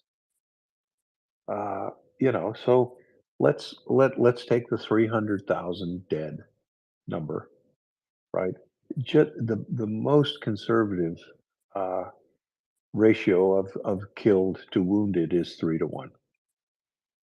It could easily be 4 to 1, but 900,000 casualties would be a very conservative, sober kind of estimate.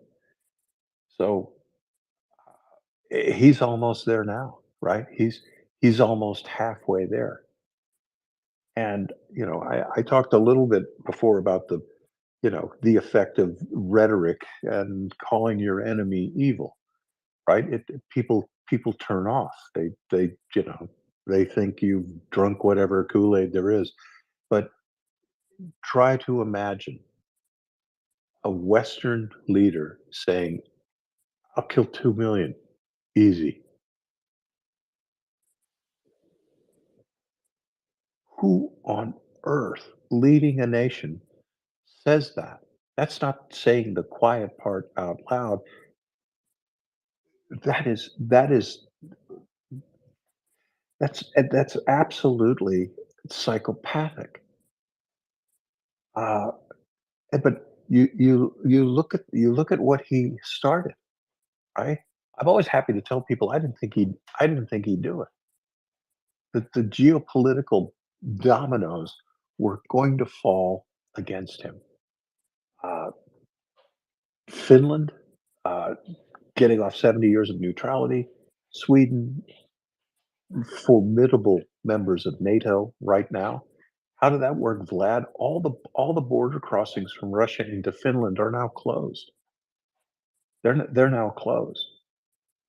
A Russian ship trying to exit the Baltic is completely surrounded by NATO forces. Good luck on that. Now you've got your Arctic ports. Good luck on that. The effect of sanctions now on Russia, and the sanctions are turned up to 3 right now. What happens if NATO decides to crack down on all this transshipment of oil, this cross-decking of oil? What if Greece pulls its head out of its butt and starts interdicting these tankers? Russia's still making $360 billion a year off the trading of oil. What when that gets shut down? Putin in 2 years has destroyed 90% of the force that he first put in. How is that benefiting him? He's getting ammunition from North Korea, right? He's getting Shahed drones from Ukraine, but over the last 2 days, one night 96% of the Shaheeds were shot down, and last night 100% of the Shaheeds were shot down. The good thing about Shahed drones is they're made in Iran. He isn't going to win this war. He has embarked on this suicidal military adventure in Ukraine. And I don't know why Washington doesn't see that he has to be defeated. If he wins in Ukraine, what chance does Latvia have? Lithuania, Estonia? Ukraine's the size of Texas. These states, the other states, are the size of New England. How are they going to fight off the bear? So, yeah, we've got to get on this. And again, Alan, it makes me wish for the days of Tip O'Neill. It makes me wish for Daniel Patrick Moynihan and some of the other senators when I was a kid that I looked up to. Senator Nunn, people who had vision and saw that America, the things that America needed to do. I don't know what happened. I don't know what happened to that sort of leadership in the last period of my life. Don't get me started, Chuck. Daniel Patrick Moynihan said more than once on the floor of the Senate, "You are welcome to your own opinion, but not to your own facts." This is a quote from Daniel Patrick Moynihan that goes to the heart of the debate being conducted right now in the United States Congress. To Tip O'Neill, this man compromised. I will never forget the press conference I was at on my way to work. I always stopped by Tip's press conferences on Wednesday mornings. And he was asked by a reporter when and this is when Ronald Reagan was president. This was the first Reagan budget. He was asked by a reporter. It was an NPR reporter, by the way, whose name I don't remember. And Tip had walked away from the podium. This question brought him back. What do you think of President Reagan? And Tip stopped, and he was a big, big man with a big shock of white hair, Irish through and through. He stopped and turned back to the podium and spoke into the microphone. I think President Reagan has a lot of Dewande. And everybody at the press conference turned their heads, shook their heads, said to one another, what did he say? Dewande is a Boston word that means guts. So Ronald Reagan had a lot of guts. I think Ronald Reagan has a lot of Dewande.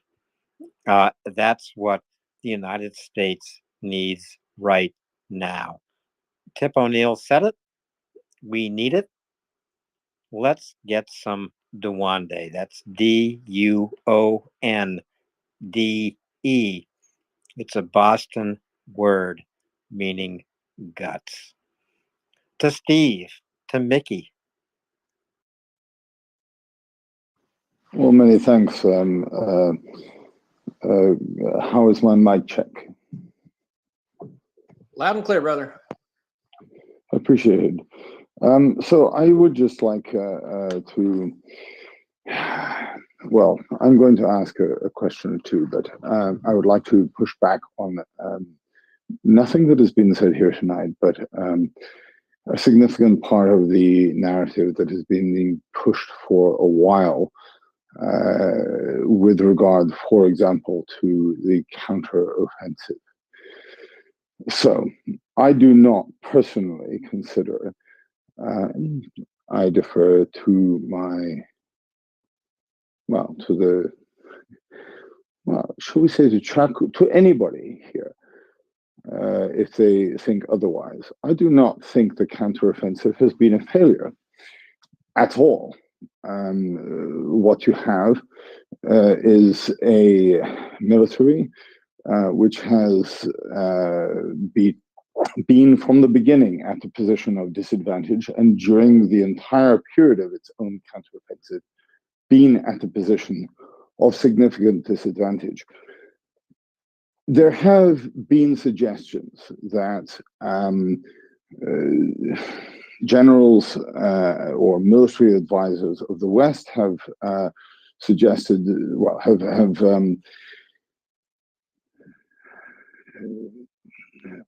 suggested that a push towards Melitopol and an offensive that is along a single axis to Azov Sea would be the best policy.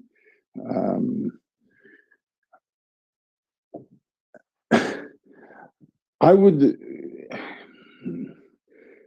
would that have been successful? May I point out that if I half the estimates of the artillery that has been destroyed since the beginning of the counteroffensive, if I half it, you're looking at 1,700, at a minimum, artillery pieces destroyed. If it was concentrated along a single axis, if Ukraine had been expected to push along a single axis with all of its forces, Russia Stephen, would have. brother, I love your question and your spirit. I'm going to ask you if you would, or I'm asking you respectfully. Let's get to the end of the question, please. All right, I apologize. Is it reasonable that that the suggestion that the counteroffensive has been a failure is true, given that it has recovered 80% of the territory that cost, for example, in the Somme offensive, on the very first day, 60,000 casualties to the British expedition, well, to the British forces in matched Stephen, force. let me try to help you wrap up, brother. So you're asking Chuck, the question you want to ask him is, does he see the counteroffensive as a success given the resources they have? Is that a correct characterization of your question? Roughly, it is, yes. Okay, Thank you. great. Thanks, Stephen. Chuck, go ahead. Good and complex question, and great examples from history. So, in terms of territory liberated, as one marker of Ukrainian success, perhaps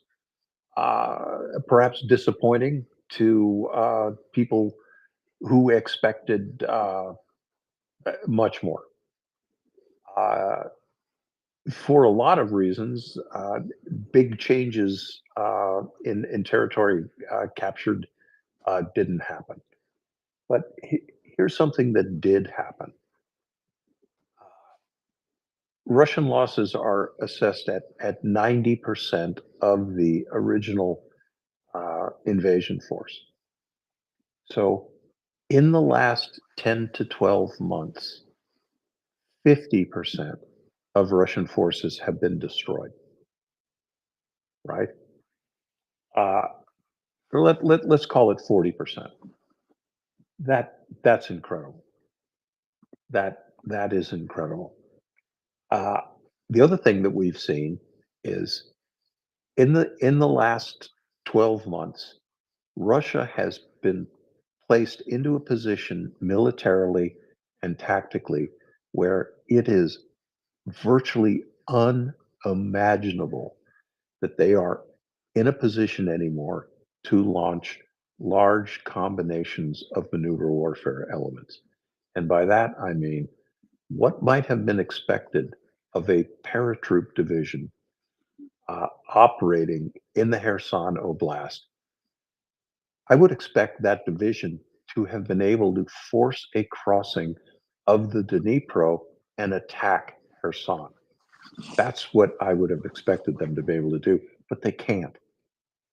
And that is because they have been ground down. And there is almost not a single military unit in the occupied territories that is at anything better than half strength.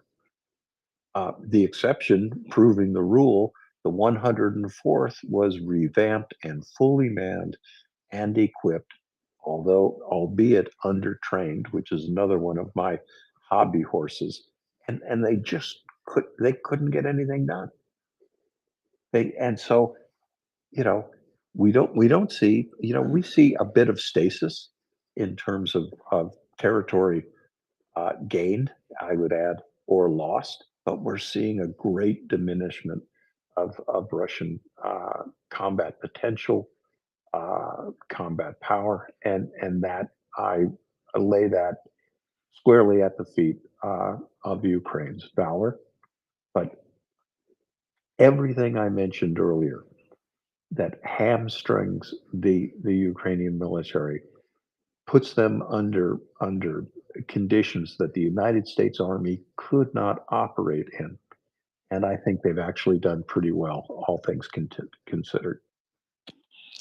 No, absolutely, Chuck. And the one testimony I think is that Ukrainians are, obviously they need ammunition in short term aid now, but they're better equipped now than they were at the beginning of the war. They're better trained at the beginning of the war. Not the case with Russia. Stephen, did you have a quick follow up? And then after that, we'll go over the Raver. Stephen, do you have a quick follow up? Thank you. I do. Well, it's not necessarily very quick, but I will follow up as quickly as I can. Thank you. When you're talking about force-on-force conflict, when you have an inferior defending force, it is foolish to engage in extreme offensive actions, examples being Battle of the Bulge, Ludendorff offensive. When you have matched force on force along a static trench line kind of conflict like this, it is foolish to expect significant gains without absolutely extraordinary losses. And I would suggest, and I'm asking whether Chuck agrees, whether firstly, Ukraine has actually achieved extraordinary success by both opening up the blockaded routes of the Western Baltic and also regaining significant territory and also reducing the offensive and defensive capabilities of the Russian military. At the same time as maintaining its own forces. Stephen, okay, can I let's give them two quick. You got two questions in there, so go back to Chuck. Hey, Chuck, can I take this real quick? Yeah, Raver, go ahead, fire away, buddy. Okay, so there is a lot there to unpack. First, let's go back to your battle of the Somme comment. Yeah, the Brits had a really rough first day, and it was the First World War, and everybody had bad days. There wasn't really any good days. But at the end of that battle, at the end of that campaign season, the German army, not the British army, had been wrecked.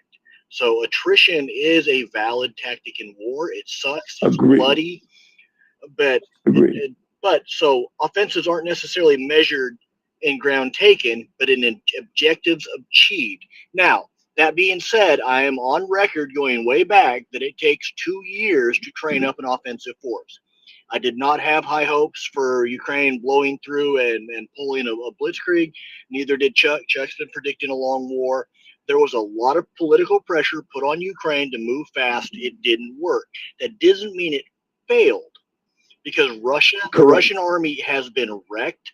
Ukraine did achieve a lot of important milestones, mainly surviving, but also finally having the whip hand. Well, they've had the whip hand before.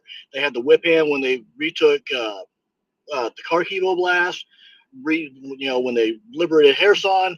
So a setback is not a defeat. Look how many times the 8th Army in the North African desert got smacked around before they finally ended up where? Oh, that's right, in Italy. Yes. Also, the idea that matched forces can't do anything without taking massive losses. Look at the way the Germans blew through France, so it can happen. Look at the way the coalition blew through the Iraqis. It's more than just numbers. It's how a whole series of factors comes into play and then is executed.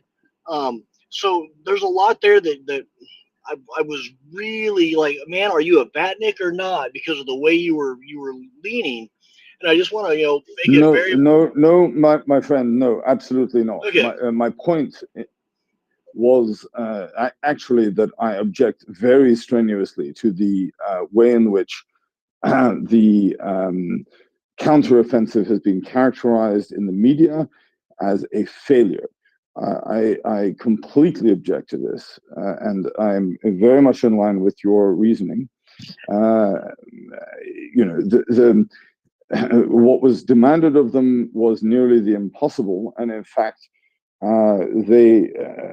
if they had attempted a salient towards the Azov without, well, let's say in June of this year, without having destroyed the at a minimum 2,000 artillery pieces that they have destroyed, plus God knows how many armored vehicles or whatever else, they would have been flanked and annihilated in that salient, I think.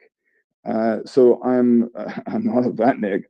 I'm applauding, and actually the point that I'm attempting to make is a point of constant irritation that the armed forces of Ukraine are held to task for apparently not achieving what I consider to be the impossible. They achieved nearly the impossible already, and incredible. Hey, Stephen, I agree with you there. I'm going to pass it back to Chuck because that goes right to his point that the U.S. Army couldn't succeed under these conditions. Correct. Yep, thanks. And then Chuck, if you wouldn't mind, I want to give respect to the second part of Stephen's question, and then we can go to Raver if you've got a question. And Stephen asked about the Black Sea as well, so if you want to tackle that also.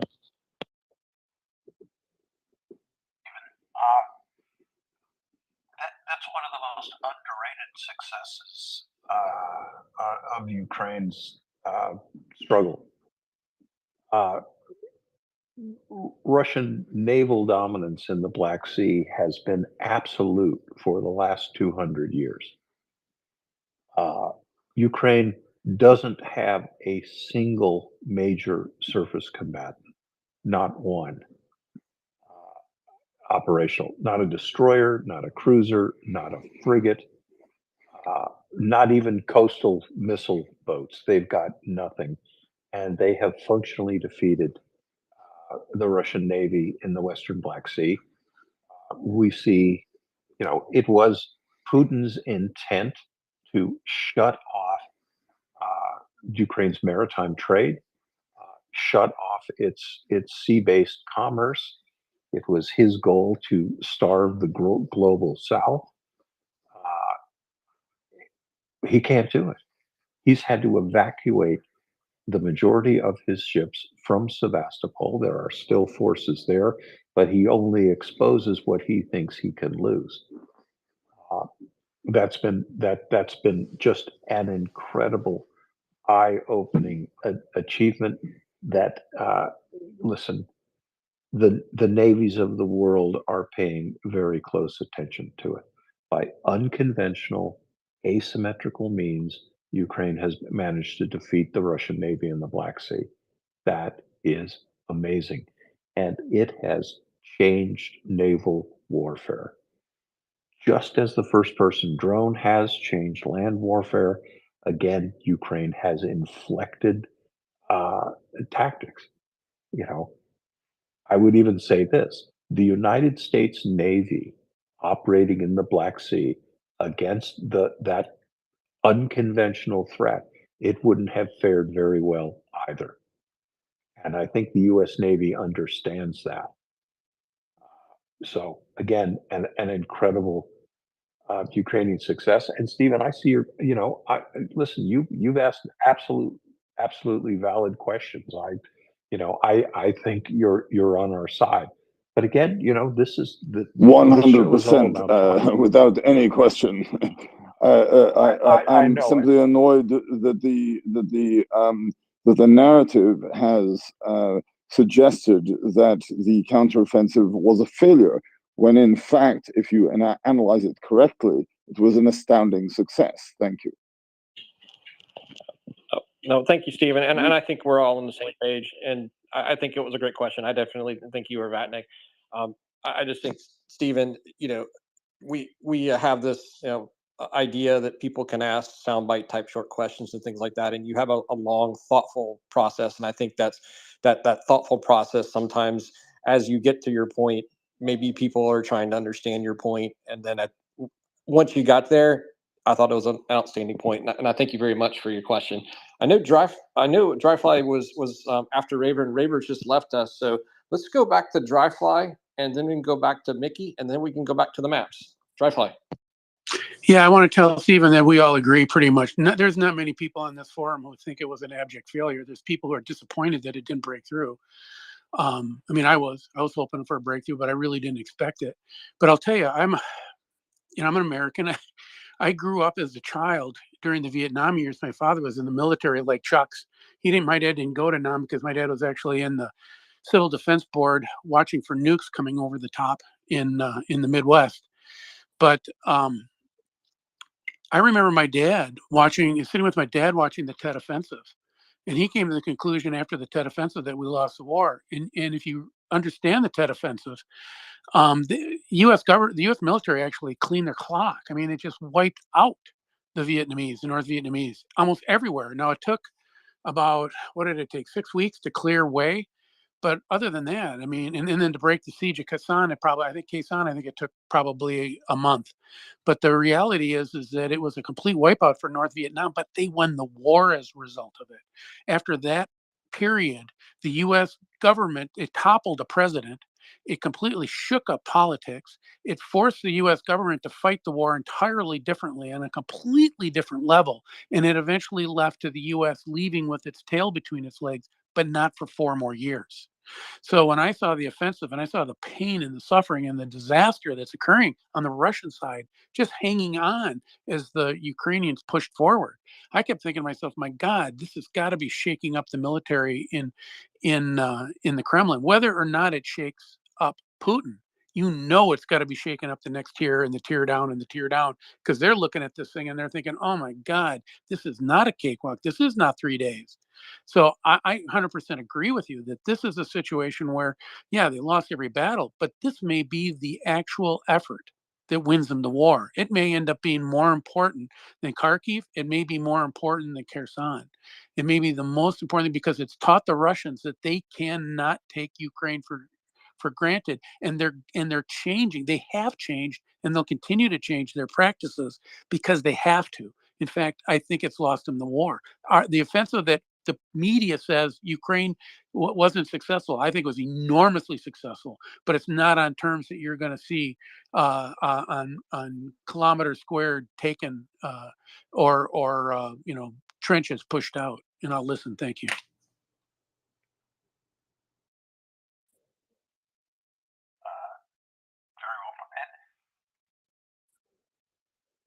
We've seen the fighting ability, the fighting spirit, the tactical acumen of Ukraine's military leaders. All they need are the tools, right? All they need are the tools. They're not asking for American troops. They don't want the Marine Corps. They don't want the 82nd Airborne. They don't want anything. They need the weapons that we would use to defeat this threat. And it's so easy, right? They are a Western trained force. They have taught the world how to fight. This is the first 21st century war. Everyone is watching and taking notes because Ukraine has changed tactics that'll be used in land and naval warfare forever. And they've done so under the incredible burdens that we've heaped on them, right? Remember no attackums? Why not? Russia firing hundreds, thousands of cruise missiles at Ukrainian cities, but Washington says you can't have the weapons to destroy those launch sites. Groovy, good idea. You can't have the weapons that we would use to break up Russian logistics, to destroy their command and control networks, to smash assembling groups of forces. You can't have those. You don't need an Air Force. We're not going to give you F-16s. Okay, we all know where that's going.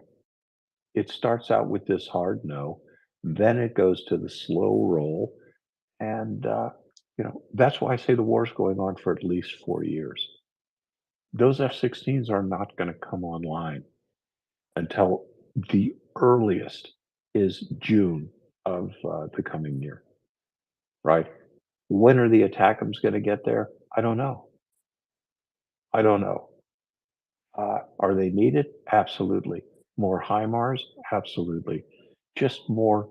Make one Mod 0 155 millimeter shells. They need it. More small arm ammunition needed. More air defense systems needed. If you're getting mad, call Washington. Yeah, exactly. And if you've got an extra time, call the White House too. I'd say just next hand is I'm going to go to Mickey. And Mickey, if I skipped over you before, I do apologize. Sometimes keeping track of the hands is beyond my skill sets, but definitely want to go to Mickey next. Mickey, question or comment for Chuck? Thanks so much. Really appreciate it. And thanks, Chuck. And thanks, Michael. Yeah, just a bit of background on me. Lived in Ukraine, worked in Ukraine many years, grew up in Russia as well in the 90s. And a quick comment, and then I do have a question. The first quick comment is, I think it was Chuck and someone else talking about sort of the mass casualties that the Russian army is facing in Ukraine, and this willingness for the Kremlin to throw waves of humanity at fixed positions.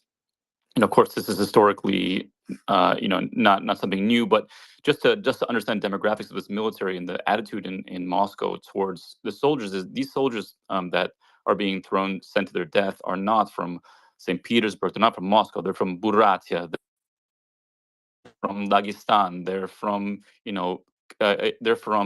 Eastern Russia. They're not ethnic Russians, and it's a very convenient way for these Russians to dispose of ethnicities they would be happy to lose.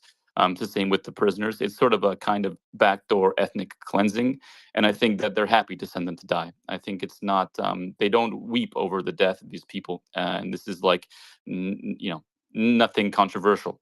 So that's my first sort of bit of color on that. And so I think the willingness of 2 million to die is, of course, sure, like Putin will throw 2 million Buratians, Chechens, to die, Tatars, no problem. And I don't think you'll see general mobilization in Moscow and St. Petersburg until things get very bad. And then, by that point, I'm sure there'll be some sort of, quote, negotiation. But the question I have actually is from dinner. I had some dinner tonight with some Ukrainian friends who are staying with me for the holiday season. And the thing we talked about, Chuck, was they believe that Russia will stage a large attack, sometime in the early spring before the election. And I'm curious, Chuck, or anyone else, what your perspective on this, on their capacity to do so, and their ability. Like, is it simply stupidity that's saving Ukraine at this point, or is there something more? And is it possible that the Russians are able to amass forces and stage some sort of large scale attack before the election? Thanks. It is, we've got the greatest listeners in the world, always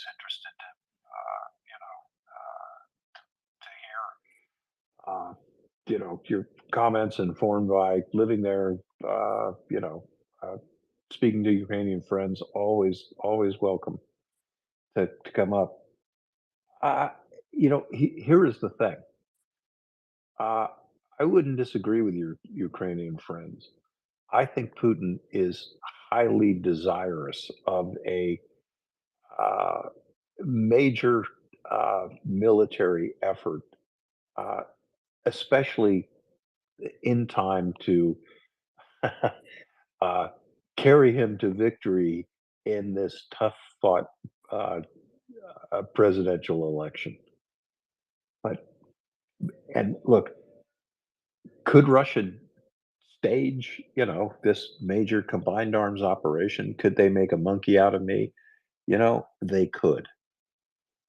They've got the resources. Might they actually stage one of these operations? Yeah, that's possible. But here's the hill I'm willing to die on.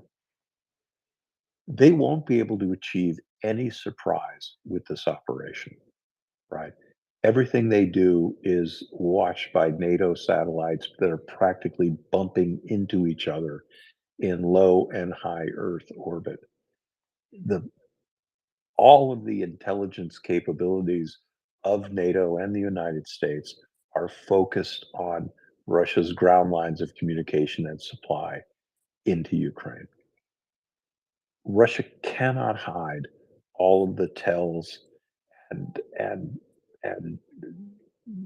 movements that will be under NATO observation if they try to put an attack like this together. Okay? That means Ukraine is going to be informed, right? They are going to make preparations to meet that assault. Okay? There's one thing. Forewarned is forearmed. The other thing that I've seen and talked a couple of times tonight, I haven't seen a Russian general who seems to have the intellectual, tactical, or command bandwidth to put together an operation anything larger than company size. I don't see them doing that. Now, they should be trained to do that. Why are you a general and not a lieutenant? You're supposed to promote up your capabilities of leadership, command, planning. Everything is supposed to grow with you as you progress in your career. I don't see those Russian generals doing it. And one of the questions I always, that I have asked aloud and to myself, why don't they do it?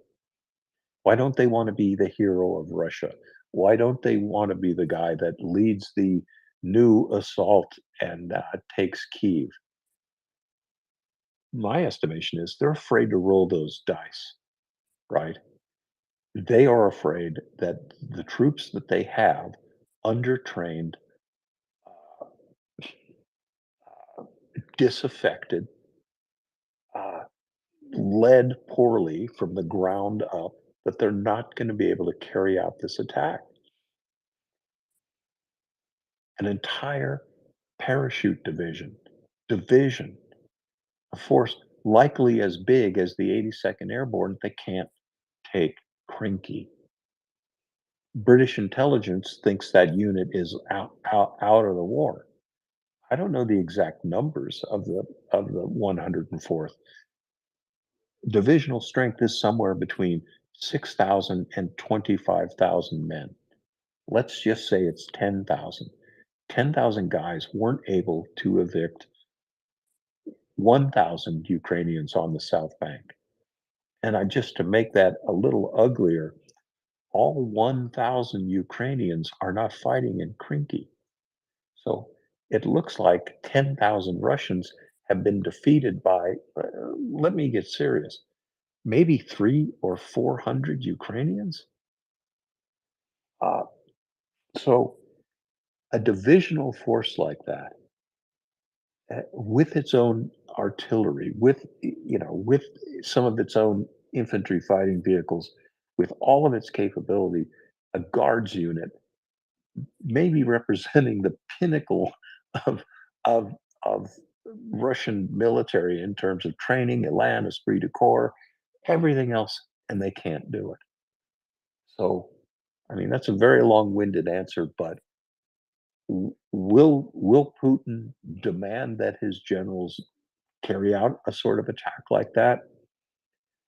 To the FSB officer who is taping this and going to prepare the transcript, ask Vladimir if he's ready to face the electorate of Russia with a bloody debacle of a defeat.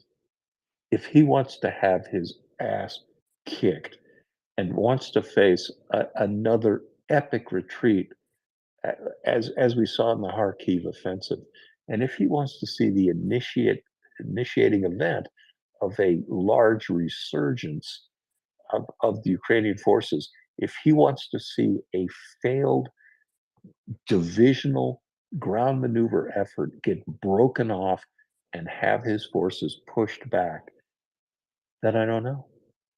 You know, is he willing to risk that? I don't know. So could they do it? Yeah.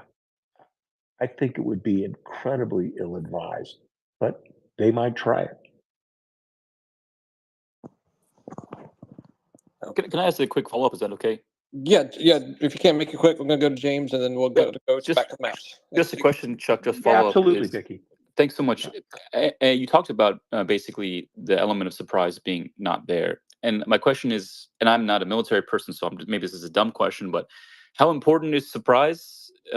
Is it, you know, does Russia has the capacity, but is it? My question is, how important is surprise, and are we just counting on these Russian generals being inept in order to not be successful, or are there some, you know, is Ukraine prepared in some kind of way? Do they have the equipment necessary now, assuming nothing else gets to them? Do they have the equipment now to stop a large counteroffensive from the Russians? Well, you know, the principal thing that would be on their side is to be prepared, and you know, to well, we talked a lot about interior lines, right? So Ukraine is sort of inside the barn. Russia is outside the barn. And that's basically what interior lines of communication mean. That it's easier for Ukraine to move its forces to the point of contact than it is for Russia to move. Like Russia has to move outside the barn, right? And Ukraine only has to pivot inside the barn. Those are little small advantages, but those are the, you know, that's the margin by which military engagements are decided, and especially interior lines. So being forewarned, having the signals intelligence that may even tell them the exact timing of the Russian attack, and you don't have to be strong everywhere. You've got to be strong at, you know, the point of contact. And the other thing, so having this intelligence data will allow Ukraine to concentrate their forces at the point of the Russian attack. So they can, you know, they don't have to be strong everywhere the Russians aren't going to be, because they know exactly where the Russians are going to be. The other thing that will be in Ukraine's favor if this Russian attack should eventuate is that Russia will have to have at least 3-1 superiority at the point of attack. And 3-1 is the absolute minimum. You basically want 5-10-1 at the point of attack. But Russia has shown, and that even though it has those numbers, as they've had in Kremenna and in Kupiansk, they can't move the needle. The other thing that has changed in warfare is you've got an armored vehicle and it is moving in the open, it's going to get destroyed. That didn't used to be the case, right? It is now. I'm not one of those guys that's saying that the tank is dead. It absolutely is not. But the use of armor and mechanized infantry and the doctrine, largely Soviet, that Russia is fighting with right now, Ukraine has essentially found a tactical antidote to that, which is drone observation of the battlefield, first-person drones attacking vehicles on the run, and that is a weapon that didn't exist 600 days ago. No army in the world was planning to deal with dozens, scores, hundreds of first-person drones probing the battlefield. So, the other thing I used to like to say is, Russia invaded Ukraine with the best plan available in 1983. And Ukraine very wisely never engaged the Russian forces directly, peer to peer, division on division.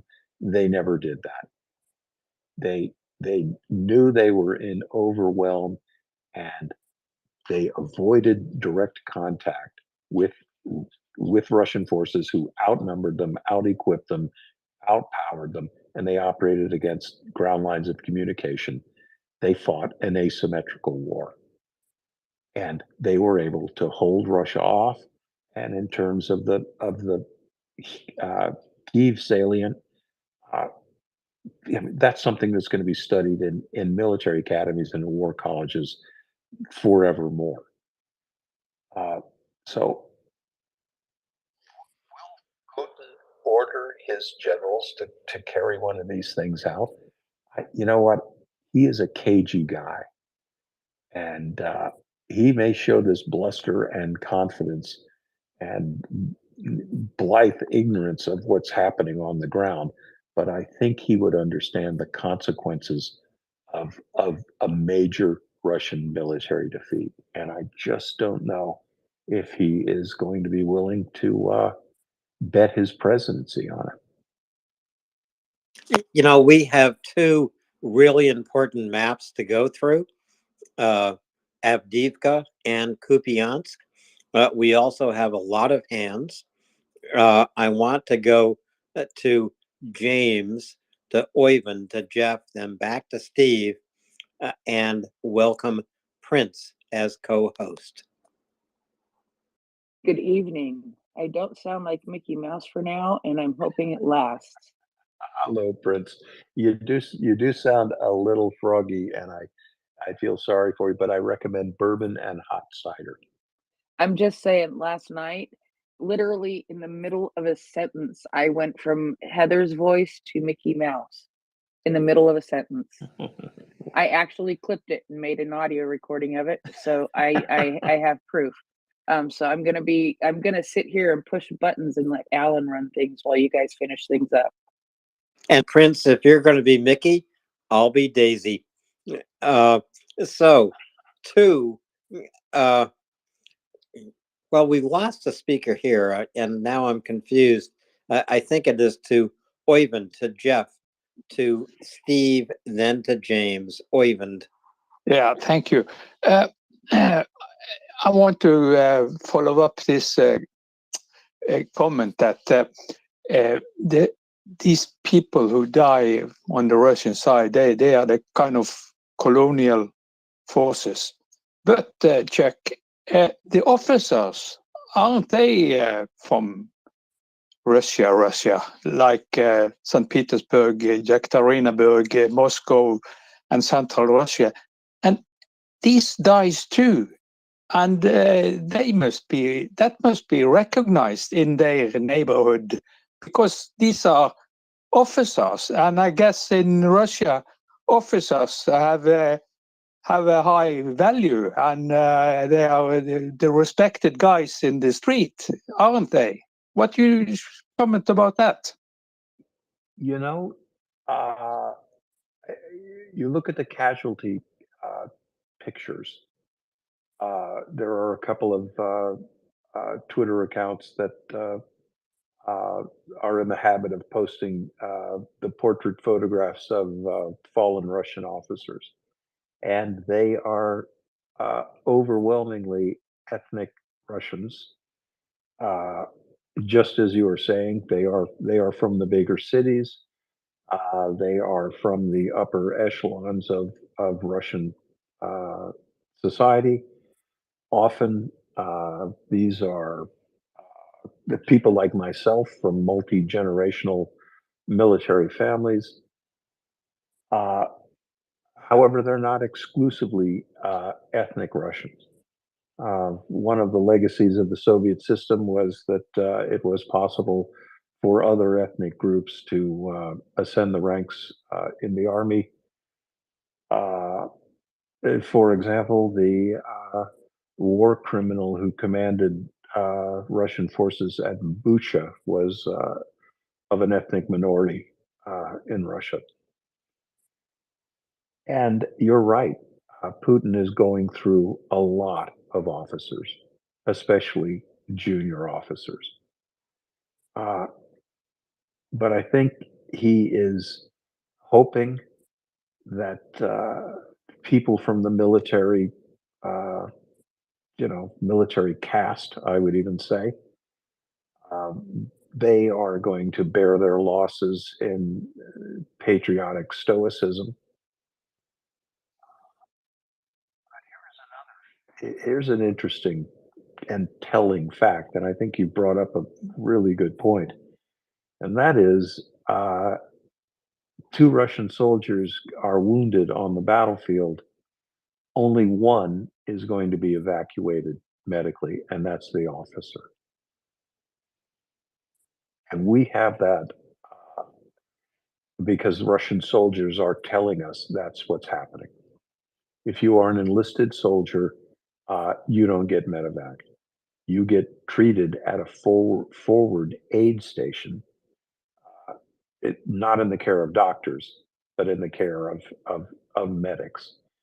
And the Russian soldiers are complaining bitterly because you're going to die there. In that sort of golden hour that traditionally combat medicine tells United States soldiers, you get someone wounded, even badly wounded, into the care of a surgeon within an hour, and you might save them. But Russian soldiers are telling us that the enlisted guys, they are left there essentially to die of neglect.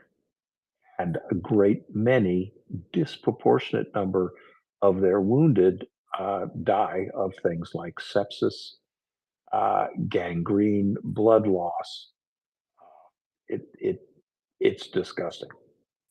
But your point is very well taken, and he is absolutely using ethnic minority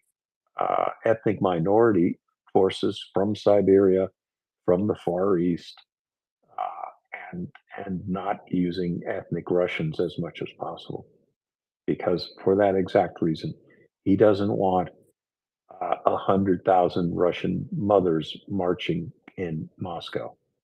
But that in itself is not impossible. 4 years ago, there were major demonstrations in Moscow.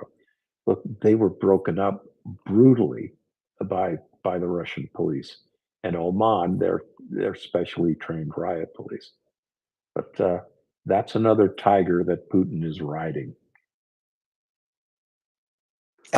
We have James, we have Jeff, we have Steve, we have 2 more maps.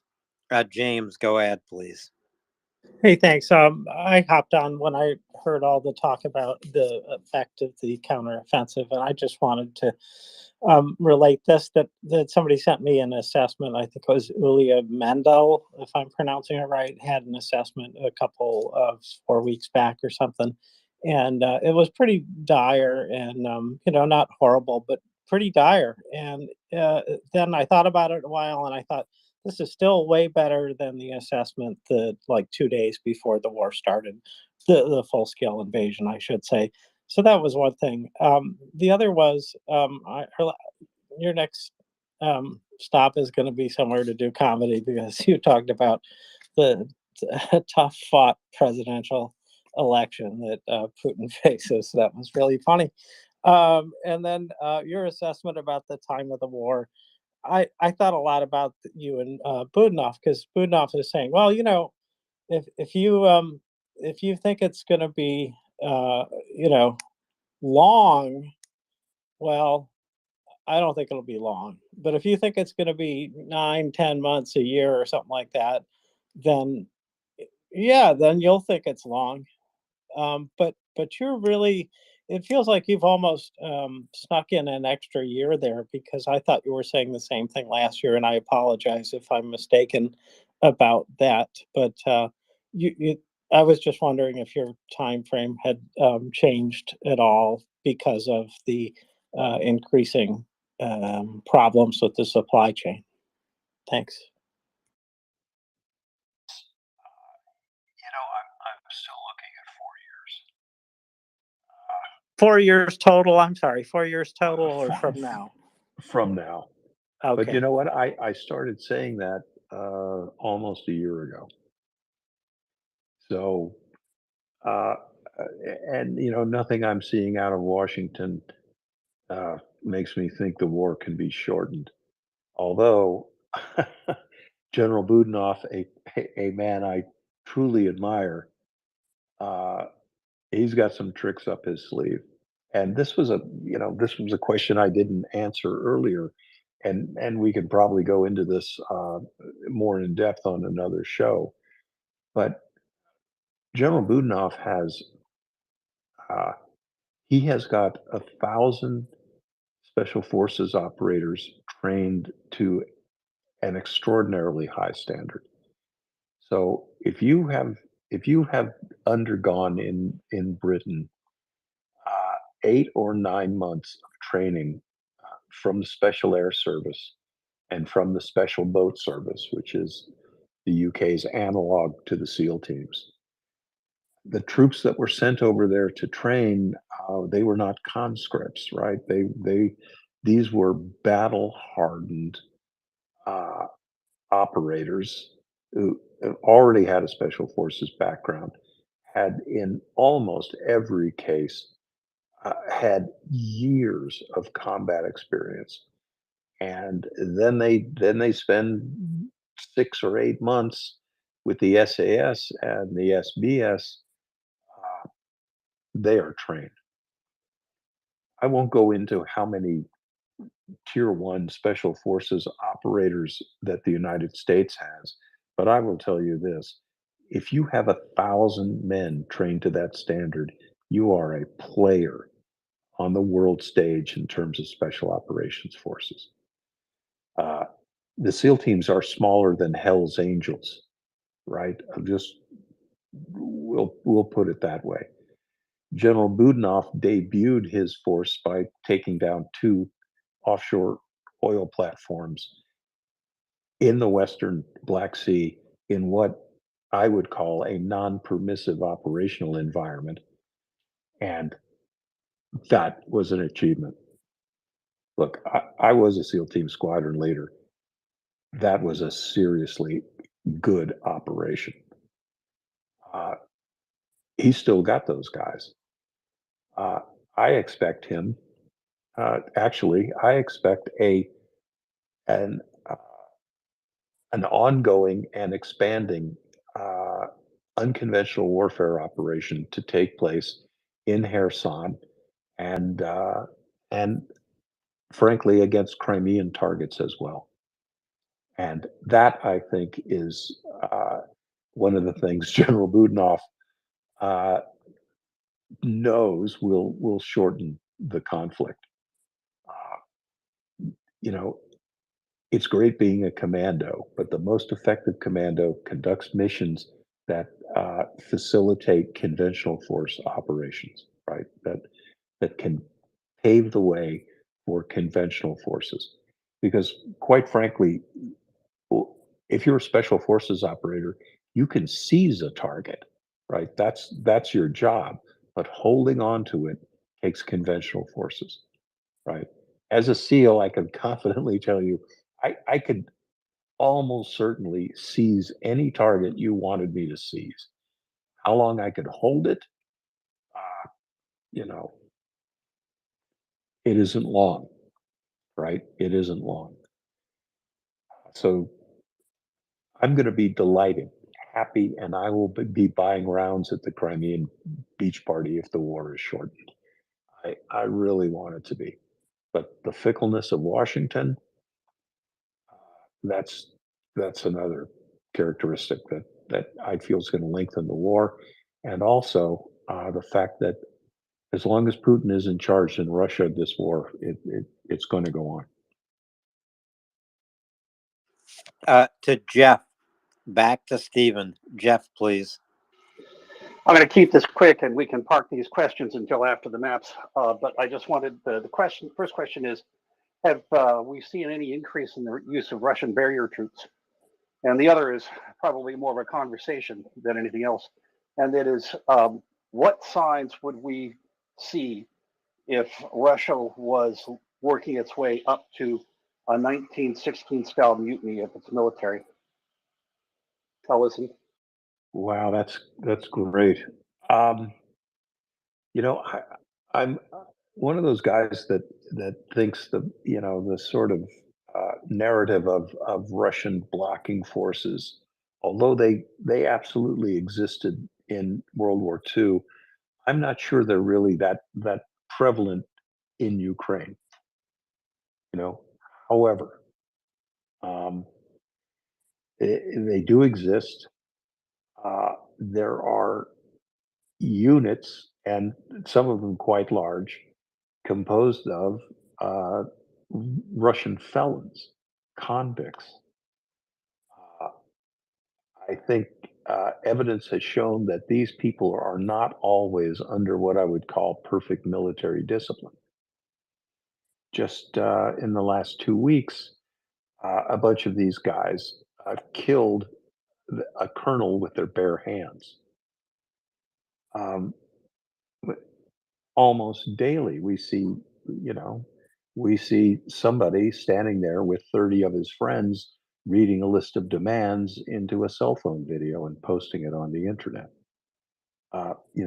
Things are not going well in terms of morale and combat effectiveness for Russian forces. That whole issue with blocking forces are you're sitting there with fixed bayonets and saying to people, you can't retreat. But when those people are still armed, they're going to shoot it out with you, right? You're going to have a red on red engagement. And a number of those have already occurred. There's been a unit in place saying you're not retreating. And the guys who are retreating say, really, F you, eat some of this. That's great. I mean, we want to hear more of that. Can there be mutinies? Yeah, and they would unfold something like this. We've already seen we're picking on the 104th VDV division tonight. We've already seen that the general in command has had to take the step of placing disaffected officers into a penal battalion. That's good for getting rid of pesky junior officers that won't carry out suicidal attacks. That's great. But those disaffected officers are leading disaffected men. And it is very easy for an officer like that to communicate his dislike of the commanding general, diminishing the general's authority, but frankly, diminishing his own while he does that. How would a mutiny like that spread?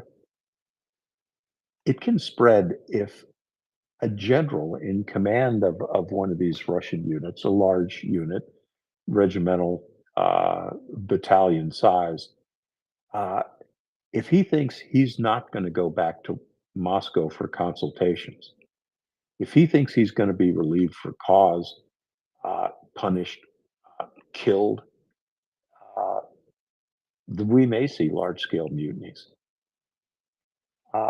Putin is not a student of history. If he were, he wouldn't be pushing his army so hard, because there wouldn't have been a Soviet Union if Russian troops fighting on the Eastern Front in World War I, if they had been adequately led, cared for, if they weren't put into meat wave attacks, they wouldn't have broken, right? They wouldn't have mutinied as they did. They wouldn't have killed their officers like they did. And that bacillus of mutiny and revolution, it came right back, recoiled on Russian nobility, and the entire Russian state fell apart. So I don't think we're at that point yet, but Russian troops in the field are grievously disaffected, right? For all the reasons we've talked about. There is no force rotation. You advance against a target, you get there, you dig in overnight, you're never going home. You are never falling back from that position. You are never going to the rear to get a hot shower and a meal. You're going to be there until you're dead.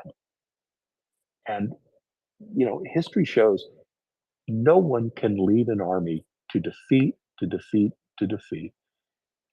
Soldiers will not follow an officer who they think is just careless of their lives. Go back to the Peloponnesian War. Go back to the Trojan War. It doesn't happen. So these mitigate some of my predictions that the war is going to go on for 40 years. I still think it is. But like as Dryfly was saying, the U.S. held on in Vietnam even at 4 years after it was realized that it didn't have the right kind of army to win. It couldn't win. And the brighter minds of the Pentagon saw that clearly by 1969. And I think Russia's in that state right now, though I don't think any of their bright minds have figured out that they can't win this war. But in my estimation, they can. And we're going to go to Donetsk here, and we'll see why I think that. Sounds good. But just quick summary, it sounds like we'd be looking at defections, that if there's a collapse, we're going to see the defections start in probably the staff grade officer level. Yeah, but there's this. It is so hard for an officer to. It takes a lot to turn an officer, and I don't think that's where the mutiny is going to occur. Okay, cool. I think it's much more likely that the men will turn on their officers. But again, you brought up a great point, and look, that's just my opinion. No worries. Yep. On to Donetsk. Well, great questions. Thank you. We'll get to Donetsk right after Stephen and Decoding Trolls. And just to remind folks, be concise. We have 2 intense maps to look at. Stephen, then Decoding. Firstly, apologies for my standard perambulatory style. Secondly, I would no apologies necessary, bro. I would like to ask you this question. To what extent do you think that the defining of the counteroffensive as a counteroffensive is a semantic failure rather than a strategic failure? And allow me to perambulate very slightly. So if no counteroffensive had actually been declared, it seems to me that, in fact, no failure would have been observed at all, and rather we would see very clearly the strategic successes in the Black Sea, in the drone war, in the astounding attrition of artillery systems, in the thwarting of any offensive capability, etc., etc. And there's a slight codicil to that, and I will be brief, but you yourself said, Chuck, that any invading army requires, I think you said 3-1, of course, 4-1, 5-1, and there are other. Well, when you're retaking your own territory through a minefield overviewed by drones and vast numbers of artillery, for tactical purposes, you are an invading force. What it seems to me is that the achievements that were gained was not minimal, but was a considerable success. But the first question is really important. If you obviate, if you forget about the idea that there was counteroffensive at all, and you just look at the picture from let's say the beginning of this year to now, to what extent is what is being perceived as a failure really a failure in any way? Thank you. I hope you understand. Absolutely, and I think you probably cut to the heart of it. Had this been framed as an attritional fight, had General Zaluzhny unwisely announced to the world that as Ukraine gained equipment and materiel and geared up for the long fight necessary to evict the Russian invader, had he framed this summer as a determined, strategically oriented, defensive and attritional fight against the Russian invaders, then that would be judged as an overwhelming success that met every stipulation he had held out. Every expectation would have been satisfied. And you're right. So had he said that, no one could be dissatisfied with it. But again, that isn't the kind of thing you want to say to your enemy, right? You don't want to reveal your plans. But I think you're right. The point's very well taken. This was, if people expected Ukraine to do the impossible with the pittance we gave them, then they'll be disappointed.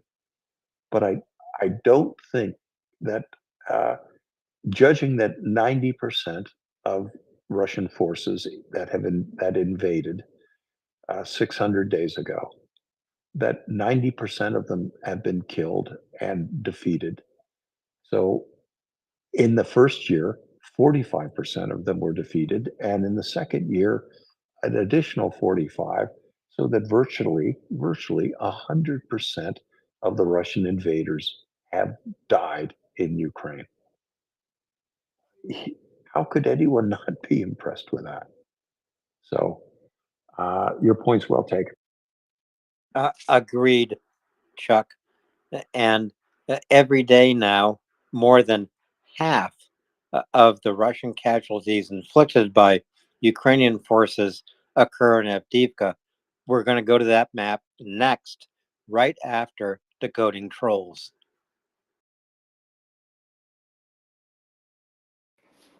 Hi, Chuck. Thanks as ever. Just wanted to ask, did you notice John Feiner from the NSC, the US NSC, the other day, what he said? You may have seen this. I'd love your thoughts on it. Let me read it to you. Noel reported it. So Feiner, US National Security Advisor Feiner, says on the White House strategy, we want Russia to be faced with a decision by the end of 2024. Either they have to sit down at the negotiating table on terms acceptable to Ukraine, which means sovereignty and territorial integrity for all of Ukraine, or they will face a stronger Ukraine, which is backed by the defense industrial base of the US and Europe. For Russia, this will be a difficult strategic choice. You, I think, have talked about it, and many of us here understand that one of Ukraine's objectives is obviously to get rid of Russia out of Ukraine, but the other is to exhaust Russia so that it can't come back within the next century.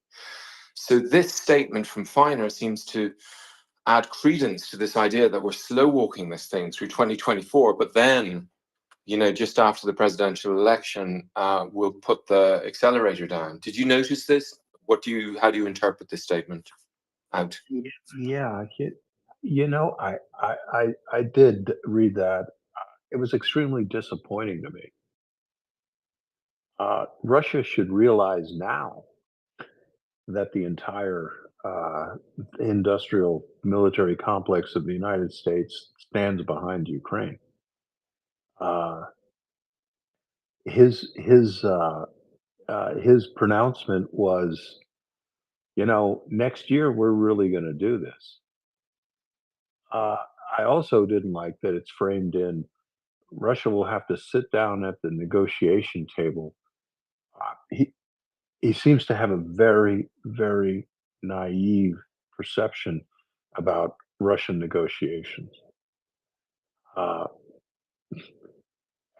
Ask Chechnya how the negotiated settlement to the first Chechen war. Ask him how that turned out. Russia, embodied by Foreign Minister Lavrov, look, they are not a reliable interlocutor in any diplomatic efforts. Let's not entirely heap the sins of the Soviet Union on Russia. But in 1972, Russia negotiated the biological warfare conventions with the United States, eliminating all biological weapons, right? That's what the Soviet Union signed up for. They signed that and they went full speed ahead on their biological warfare efforts. So much so that they created super virulent smallpox, which they loaded into intercontinental ballistic missiles. Let that give you a little pause. They thought that their smallpox would be more effective than thermonuclear weapons against the United States.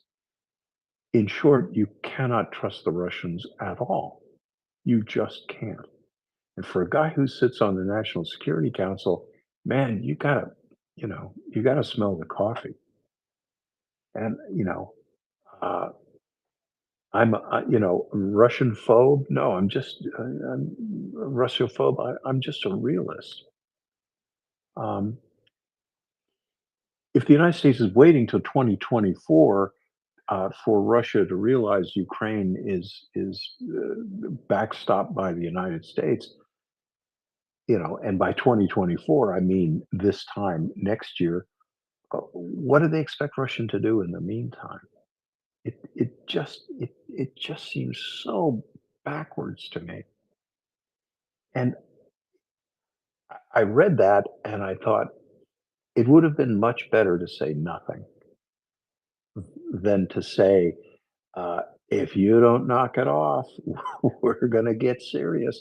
The time to get serious is right now. The other thing is, we look at as much as Russia has clawed away from Ukraine and is holding on to. What do you want Russia to do? Get to the Dnipro? When are we going to get serious? When they get to the Polish border? I'm very glad you brought that up. I mean, that was my opinion. What did you make of it? Yeah, I share your analysis, but I also wondered, is this not only is this an exposition of the policy. So it's speaking to people like you and me that we're going to slow walk it, we're going to exhaust them. But it's also a mind fuck for the Russians. So the actual, this is giving them the hope. And as we know from that John Cleese film, Clockwise, it's not the despair that kills you, it's the hope. And so this is further giving Russia hope that if it can just last another year. Meanwhile, it continues exhausting its forces. But yeah, that's a complex hypothesis on this, and I have a watching brief on this. I'm hoping it's true that they will, but I share. I don't know why they don't just give it to them now. Why not destroy them now? But if they had destroyed the Russian forces on the, by the end of March 2022, if after Bucha everyone had given Ukraine everything, then I guess Russia would have a better chance of reconstituting. But it's a huge risk, and as I think Marcus might agree, who's about to speak, it's completely immoral, and we should be arming Ukraine today. But yeah, it's out. Thank you. Thank you, Decoding Chuck. Marcus isn't about to speak until I alert everyone. Once again tonight, we're having connection issues. So this space may close. If it does, we'll be back to conclude Thursday night bullet points. Apologies, not our fault. It is Twitter. Connection issues. Stay tuned, please. Marcus, and then on to Avdiivka. Marcus. Yeah, I'll be very quick. So, as you two both said, unethical. I think it's a reasonable position for the American military to hold behind closed doors when speaking to each other. The idea that another country's troops are essentially grinding up Russians to teach them a lesson or force conditions that are less adverse for the United States is deeply unethical. But within a national security boardroom, I guess it's fine to speak like that. But I don't see the advantage of projecting that stance publicly. Yeah, it's unfortunate. I don't think it's a great stance to project to the world. Saying we're going to give Ukraine everything it needs to win now sets a better example for China, for Venezuela, for Iran, and for anyone else that thinks they should walk into a territory, see something they like, and annex it. And that's what I would expect America to say. So yeah, some of these half-measury responses are troubling. I think they're more enabling than they are helpful.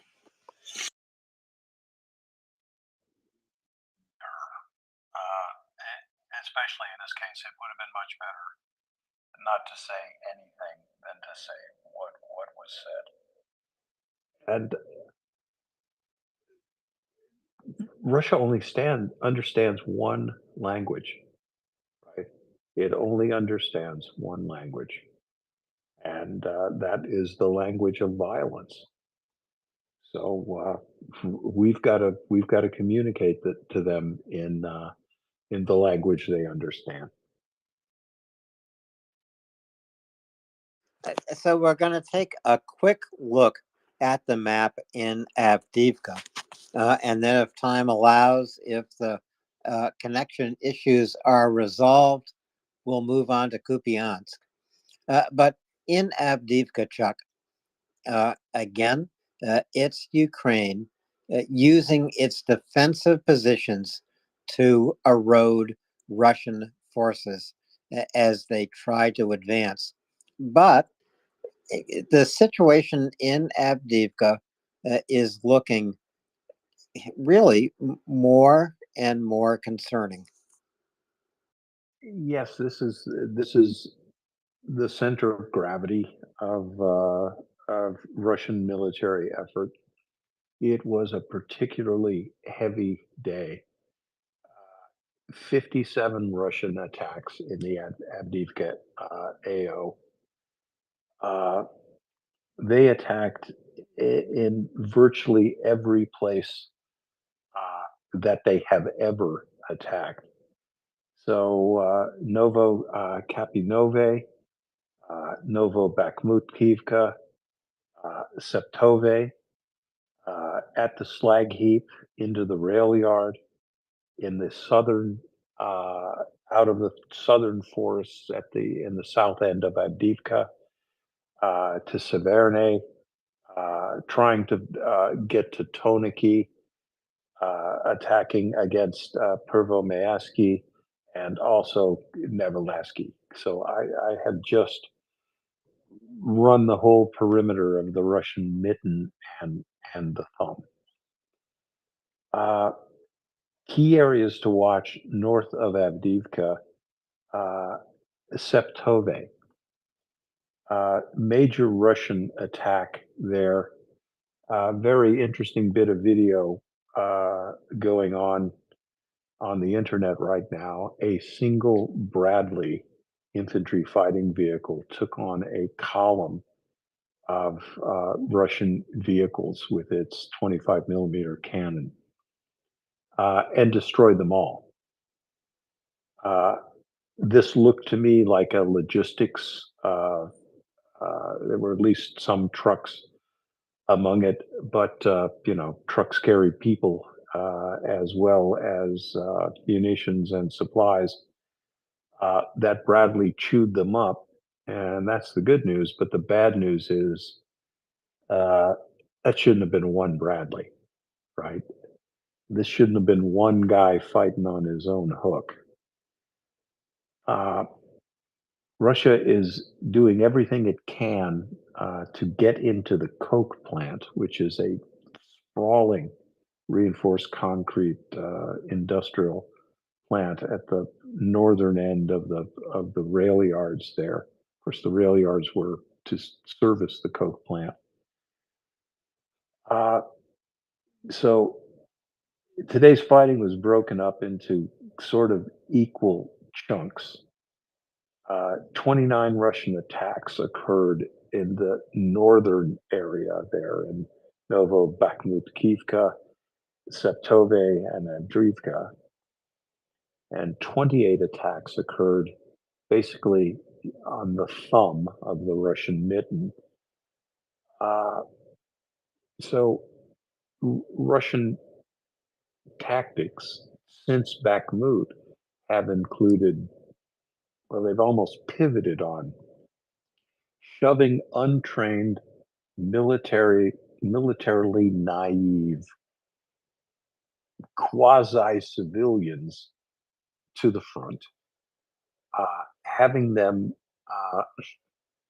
be engaged. Notice I didn't say engage.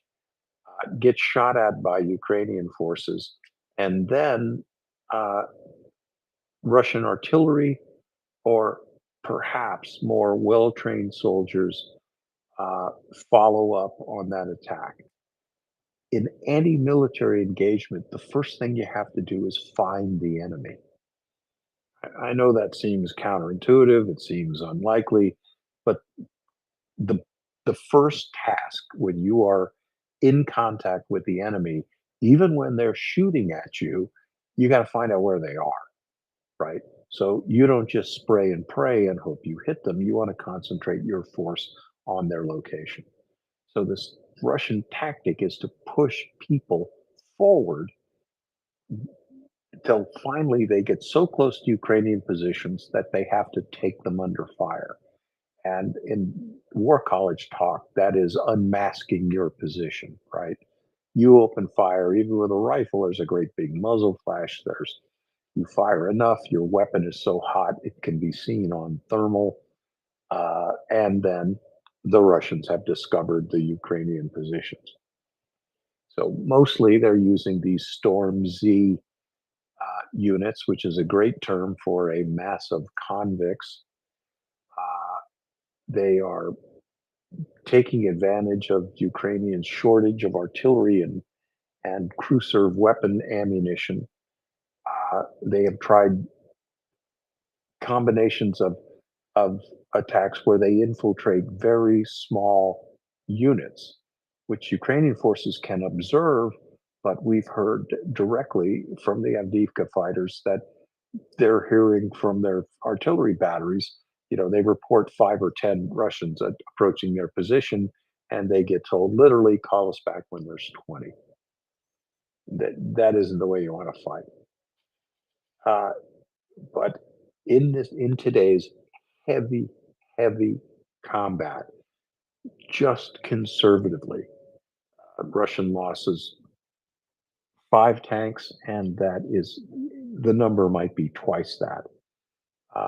10 APVs, at least 6 artillery systems, and 15 UAVs shot down.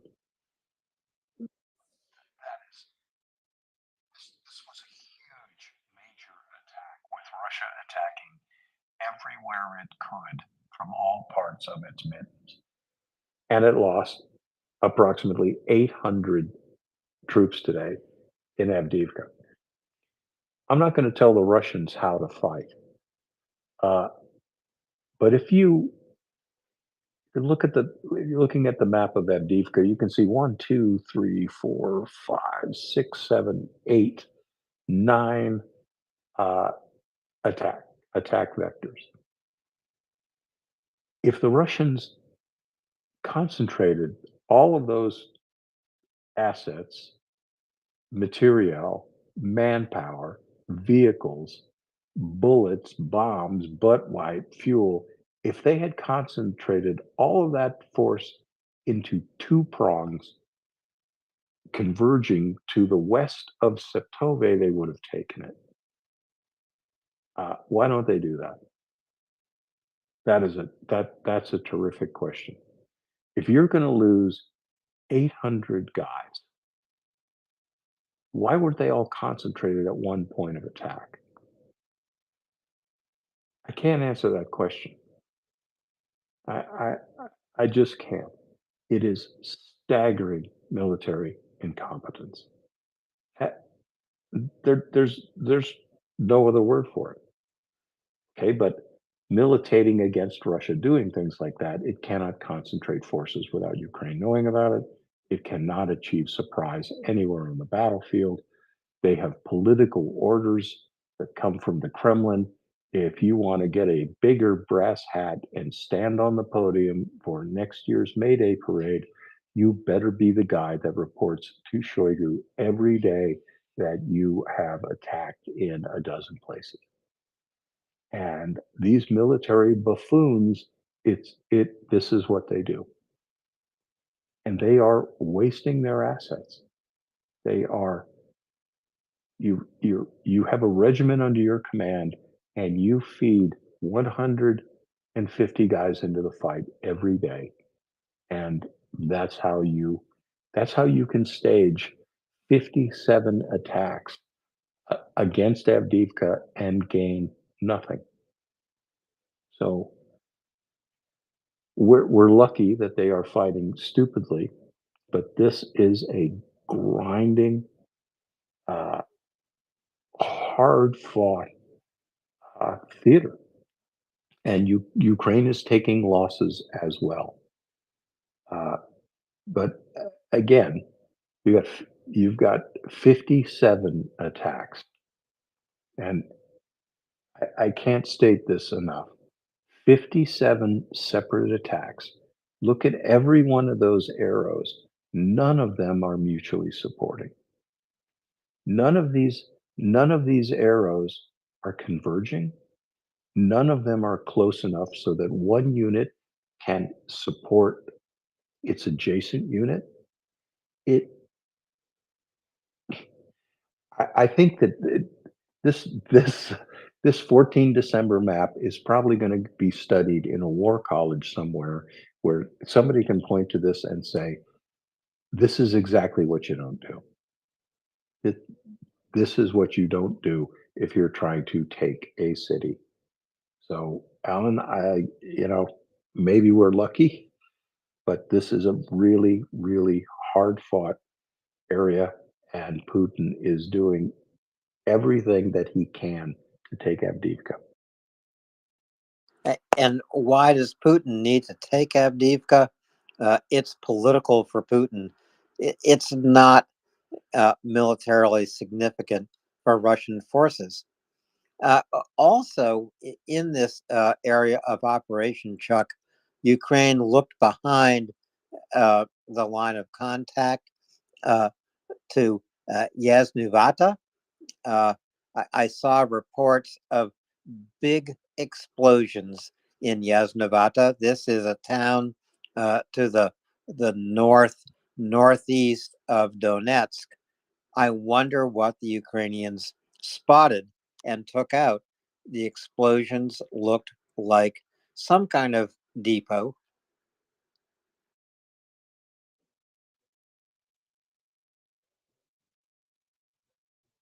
That Ukraine has always got going for it. Everywhere you see red on one of these maps, there are Ukrainian patriots risking their lives and informing on lucrative targets that they see. I saw some of the pictures of the explosions as well, but I didn't see one that is that was clear enough for me to make a pronouncement on what was going up. My explosionology is usually pretty good, but you know, I couldn't tell. But it was definitely a sympathetic target, meaning it was burning ferociously. Uh, and you know, we talk about that ammunition thirst that Ukraine has. These are precisely the sorts of targets that it is necessary to address, that the United States Army would be addressing. That's why the ATACMS and HIMARS, that's why they exist. That's why so much money was put into precision strike munitions, because these things, these depots, this material, the place to destroy it is before it gets to the zero line, right? That's what you want to do. You don't want to fight things that you can destroy 20 miles in the enemy's rear. I believe there were also some other strikes today, Alan, that in the vicinity of Donetsk there were some other deep strikes as well. Again, we should be providing Ukraine with enough HIMARS to take out everything it needs to. And when they are finally able to do this, there aren't going to be 57 Russian attacks against Avdiivka, because the manpower and the material and the ammunition and everything that those 57 attacks needs will be destroyed before they can get into the hands of the frontline soldiers. We're going to go to the final map of the night, but I'm certain between now and Tuesday that Chuck will be back with us to look at what is happening in Kherson, in Avdiivka. But the final map of the night is in Kupiansk. And in Kupiansk, you can see Ukraine actually succeeding in repelling dominant Russian attacks. So when I and Ukraine on the defensive everywhere, but don't mistake the use of that word, defensive. It doesn't mean that Russian attacks are in any way overwhelming or making advances against Ukraine. What it actually means that in defensive positions, Ukraine is able to take out advancing Russian forces, inflict significant casualties, more than 1,000 every single day. This is what Ukrainian forces in Kupiansk are also doing. And Kupiansk is one of the northernmost areas I cover. It isn't the northernmost point of contact, but I consider Kupiansk an important city to be defended. And again, you think of Bakhmut, think of Avdiivka, and look at Kupiansk. Kupiansk is a worthy military objective. You can see the intersection of two big highways and a railroad. This is a place that is worth expending your effort to capture. Russia desperately wants the town of Sinkivka. You can see it is abutted by a forest area. The terrain, there is high ground that is occupied by the Ukrainians. 21 attacks today in a 24-hour period. Russia generally does not attack at night. So we have 21 attacks in the 10 or so hours of daylight. That's essentially an attack every half hour. These guys were turned back. It's not working. Petropavlivka is the next town down. With its capture, Russia is trying to cut the H-26 highway, which leads down to Ivanivka, which is another place that Russia is desperately trying to take. I don't think either one they are going to take. Trying desperately at Petropavlivka, if you look to the south of it, you can see a water course. And you can look at the contour lines and see that is a fairly steep-sided river valley. Ukraine is fighting on the other side of the river valley.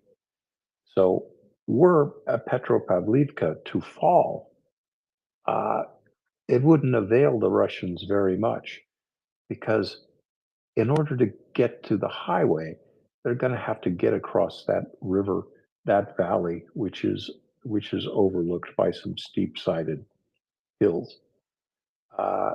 So again, in this area of operations, Russia has a 5 or 10 to 1 superiority in manpower. Like everywhere else we've been tonight, Russian commanders are apparently unwilling to concentrate large enough forces to take any one of these places. So again, this is Russian ineptitude writ large. We'll quickly go to incognito, and I do mean quickly. Chuck, thank you for all of your extra time tonight on Thursday night bullet points. Incognito, very, very quickly, and then Prince and I will bring all of our listeners an update from the floors of Congress in Washington, D.C.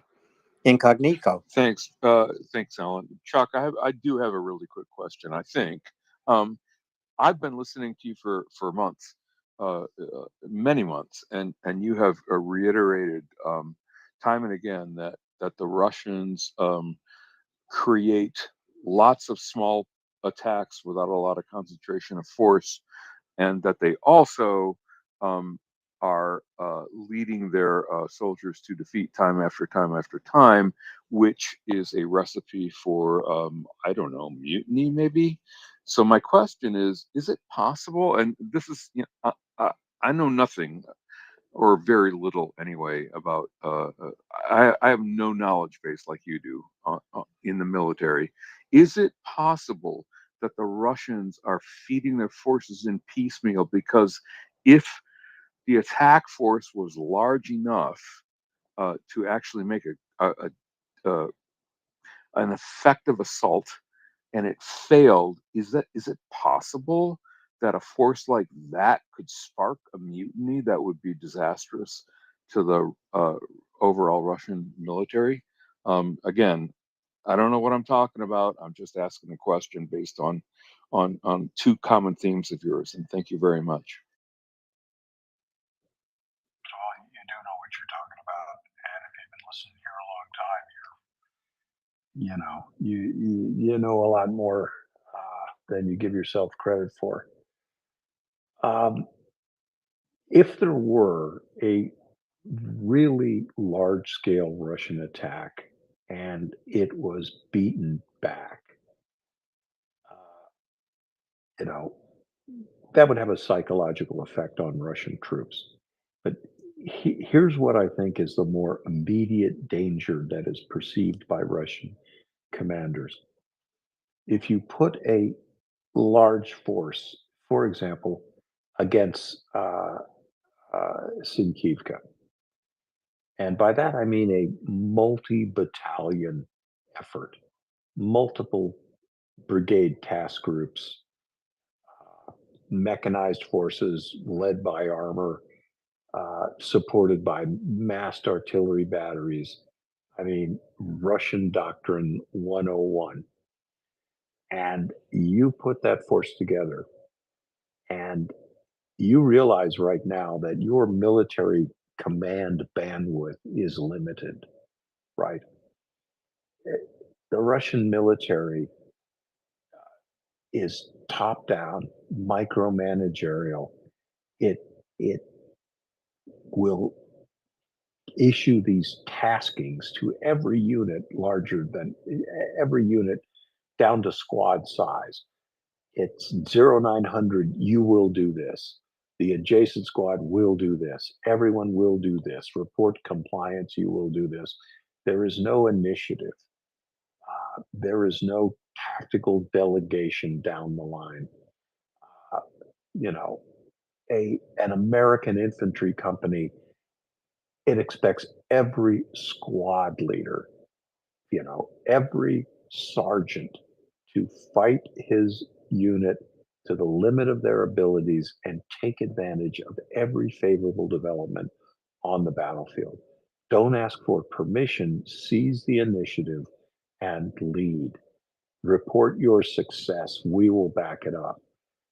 That in Western militaries, we plan and we plan and we plan, and it's beaten into our heads when we're midshipmen, when we're cadets, that the first thing that's going to go wrong in your attack is we're going to throw out the plan, because the plan never works. You've got to be able to adapt, improvise, and overcome, and that's how we fight. So here's the danger, I think, that is perceived by these Russian commanders, that if they gather a large force and then they put it into position on the line and they attack, and that attack is broken up, the easiest thing for anyone to do on the battlefield is attack. That's the easy thing. Get the guys together, point over there, that's where the enemy is, let's go kill them. That's easy. Here's the hard thing. You go over there to kill the enemy, he starts killing you, you don't want to fight anymore. And you don't want to fight anymore, so you try to retreat, and the enemy grabs you by the shirt front and he follows you all the way home. That's what I think the Russian commanders are afraid of. That a large-scale failed attack, broken apart, and the brittle force posture that exists right now in the Russians, that these disaffected soldiers are not going to do the necessary things.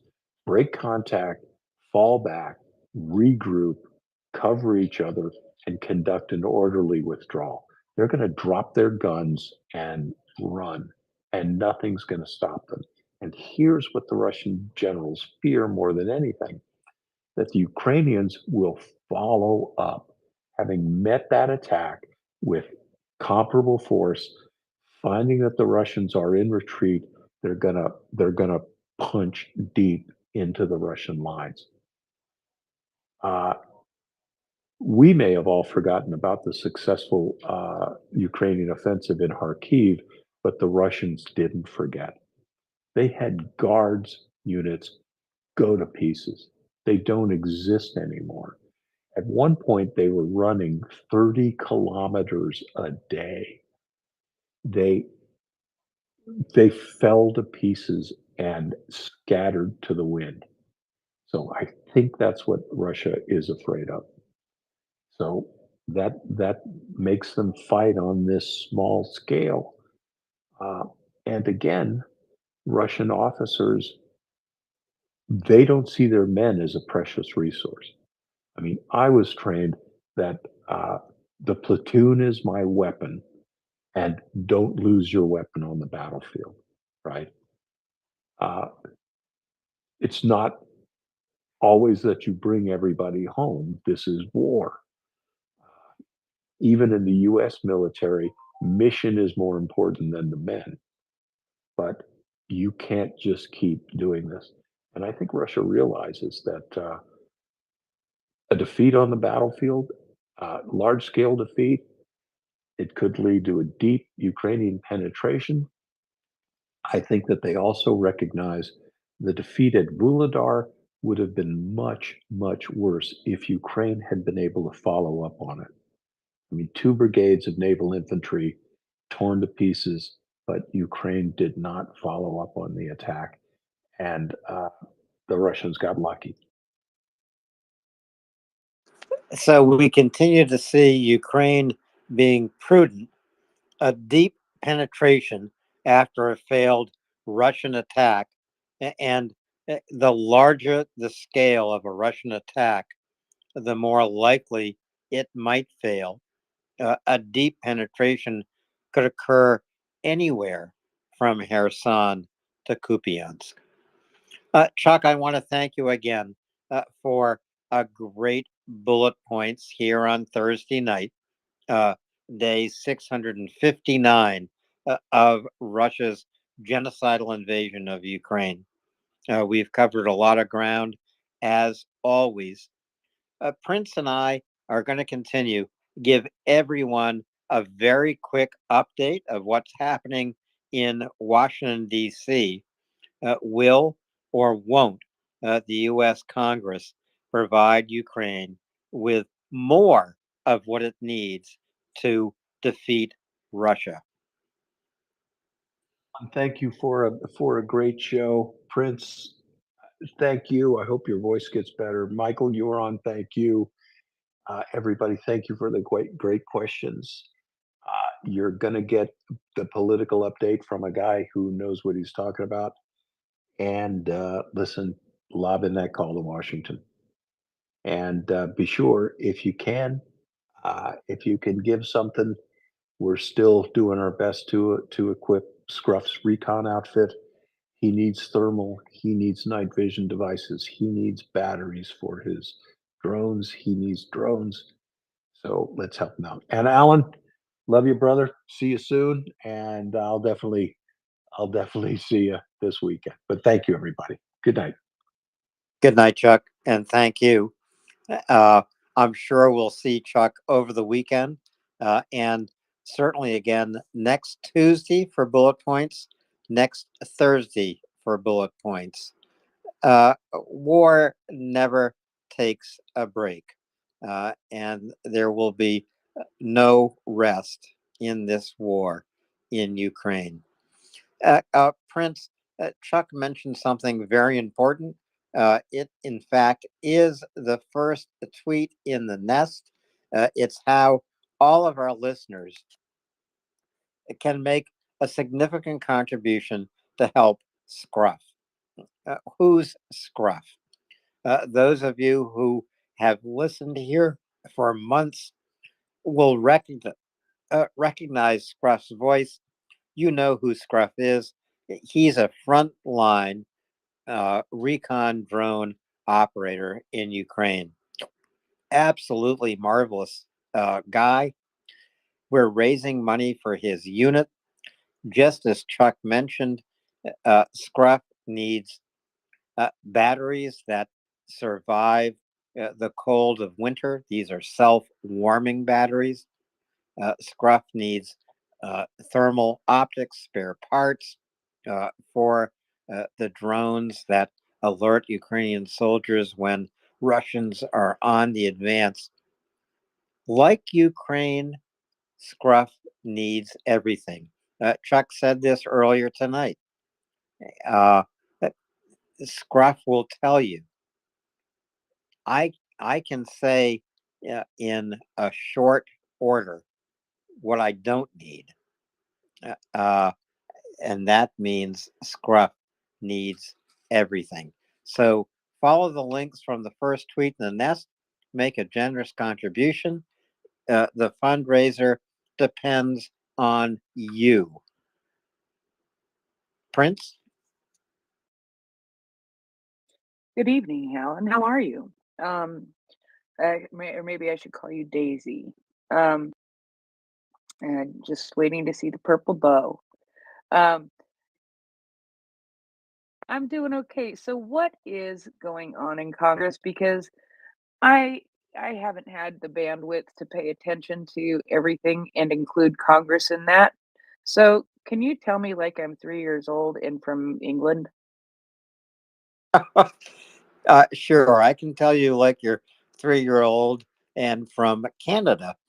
Uh, Look, the longer Congress stays in session, the more likely it is uh, we will see a deal agreed to between Republicans and Democrats to provide funding to Ukraine, to Israel, to Taiwan, and to the southern border. Congress is staying in session.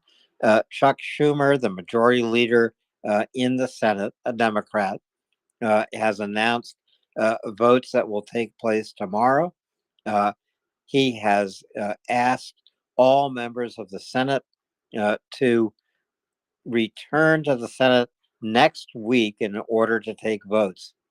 Now, the question is whether or not the Republicans in the House will also remain in session. We'll know about that tomorrow. The House was scheduled to adjourn tonight. It did not. So every expectation is some kind of deal will be agreed to over the weekend. This deal will be put to paper and uh, and written down in legislation that will reach the floors of the Senate and the House next week. What are the Republicans asking for? The Republicans are holding funding for Ukraine hostage by seeking draconian changes to immigration and asylum law in the United States. Again, to those listeners who have been with us for the last few days or the last week, Republicans voting against funding for Ukraine are not actually voting against funding for Ukraine. Republican senators who are strong supporters of Ukraine also are seeking significant changes to immigration and asylum law here in the United States. Republicans are really casting votes in favor of an opportunity to change these laws. And it appears they might succeed. So we'll wait for Monday to come. The House will likely stay in session or will be called back into session next week. The Senate is surely staying in session. Senators have been given the weekend off, but are being called back on Monday, Tuesday to cast votes. That's the way things stand here in the US Congress at this moment.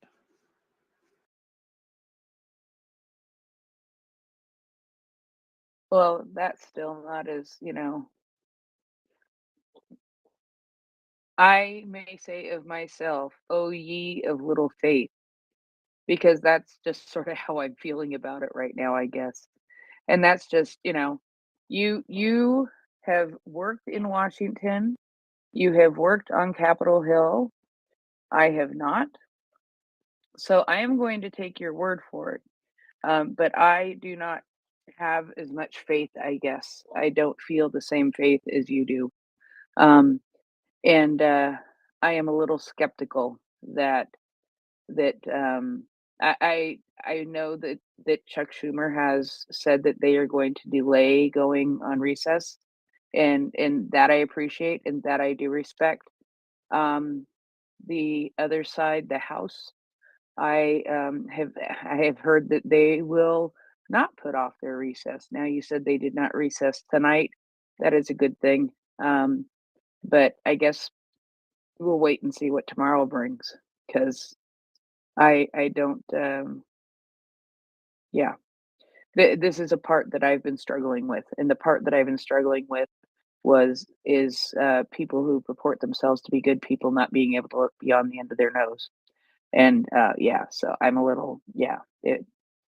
I could go ugly, and I'm not going to. Please don't let me, Michael.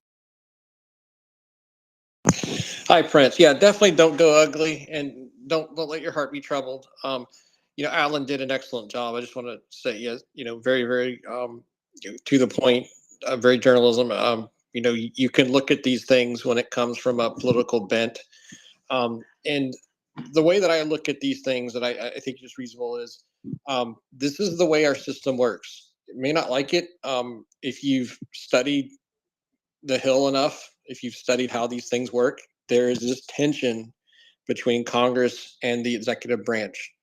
And that's what we're seeing right now. The problem is one of the things that's in the balance right now is something that is extremely near and dear to all of us. And that makes this that much more fraught.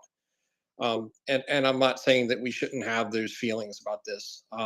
This is obviously a really, really rough situation. I will say, yeah, the thing about the House, and I'll just add one point as far as Alan is concerned. Um, both houses of Congress are very, very close. The Democrats have a very narrow majority in the Senate, and the Republicans have an extremely narrow majority in the House. They had a majority of 4. It just went down to 3 because they just expelled a congressman from New York. And that majority is going to go down to a majority of 2 anytime, probably before the end of the year, as former House Speaker Kevin McCarthy is exiting before his term is out. That is going to make the Republican majority that much tighter. What does that mean in terms of the negotiations? The reason why I bring that up is this makes it to where there's a little bit more incentive for the Republicans to make a deal right now, because again, a 3-seat majority is not very workable in a House of 434 members. It's not very workable at all, but it's more workable than when you have a 2-seat majority in 433. And that is exactly what the speaker is going to be dealing with. You factor in that both of those House seats are in states that the governor, you do constitutionally have to have an election to fill that seat in a period of time, but you can delay that a few weeks. And both the Democratic governor of New York and the Democratic governor of California could very much do that and make that to where it is a very small majority. So my point is there is very much incentive for the Republican House to get something done as far as this is concerned. From what I'm hearing, there is negotiations going on some of these items. And, I'm not going to argue whether or not something should or should not be paired. The last thing that I'll say is this is going to, I have a lot of confidence that the deal is going to get done. And I think there's going to be one silver lining to this. And I think, Alan, I'm not going to put words in your mouth, but you might agree with me. And that is when you have these bundled deals, generally there's something in it for everyone. If there was a standalone vote for, say, Ukraine aid, maybe that passes the House of Representatives by like a vote of 240 to 180. If you have an omnibus bill that has, say, things that other people want, that maybe that's a larger majority and it passes by, say, 300 votes out of 120. Now, granted, they may have voted for it for other reasons, but that is something, I think, something to be said for that approach where you can say to Vladimir Putin, That's a pretty strong majority in favor of aid to Ukraine this far into it. If you think we've gotten tired, look at that vote. And it's the same thing on the Senate. Again, I'm not saying it's a good process. I wish it were easier, but the outcome of this in terms of the vote could potentially be a benefit that we see at the end of this. Look at that final vote. Thanks. Yeah, Michael, I think we just don't know what's going to happen. The deal will come out of the United States Senate. The deal that comes out of the Senate may or may not be passed in the House. The reason is this. The deal is being constructed with funding for Ukraine and Israel and Taiwan and funding for security on the southern border of the United States. What the Republicans want is, and I will say this, draconian change to immigration and asylum laws. There's no guarantee that the deal that comes out of the Senate will be passed by the House if the House remains in session.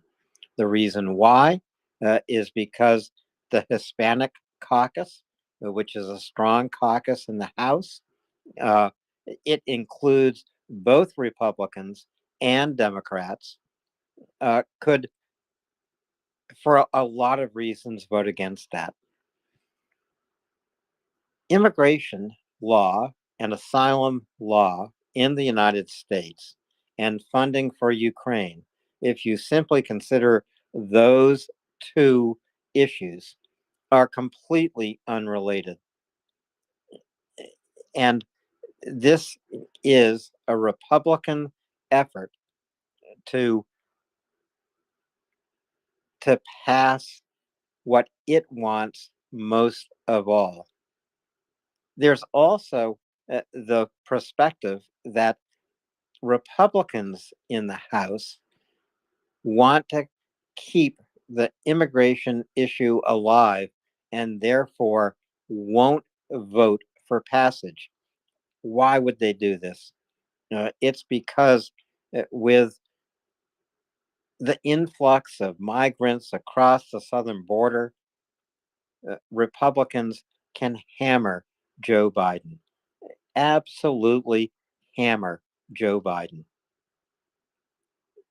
10,000 or more migrants are crossing the border illegally almost every day.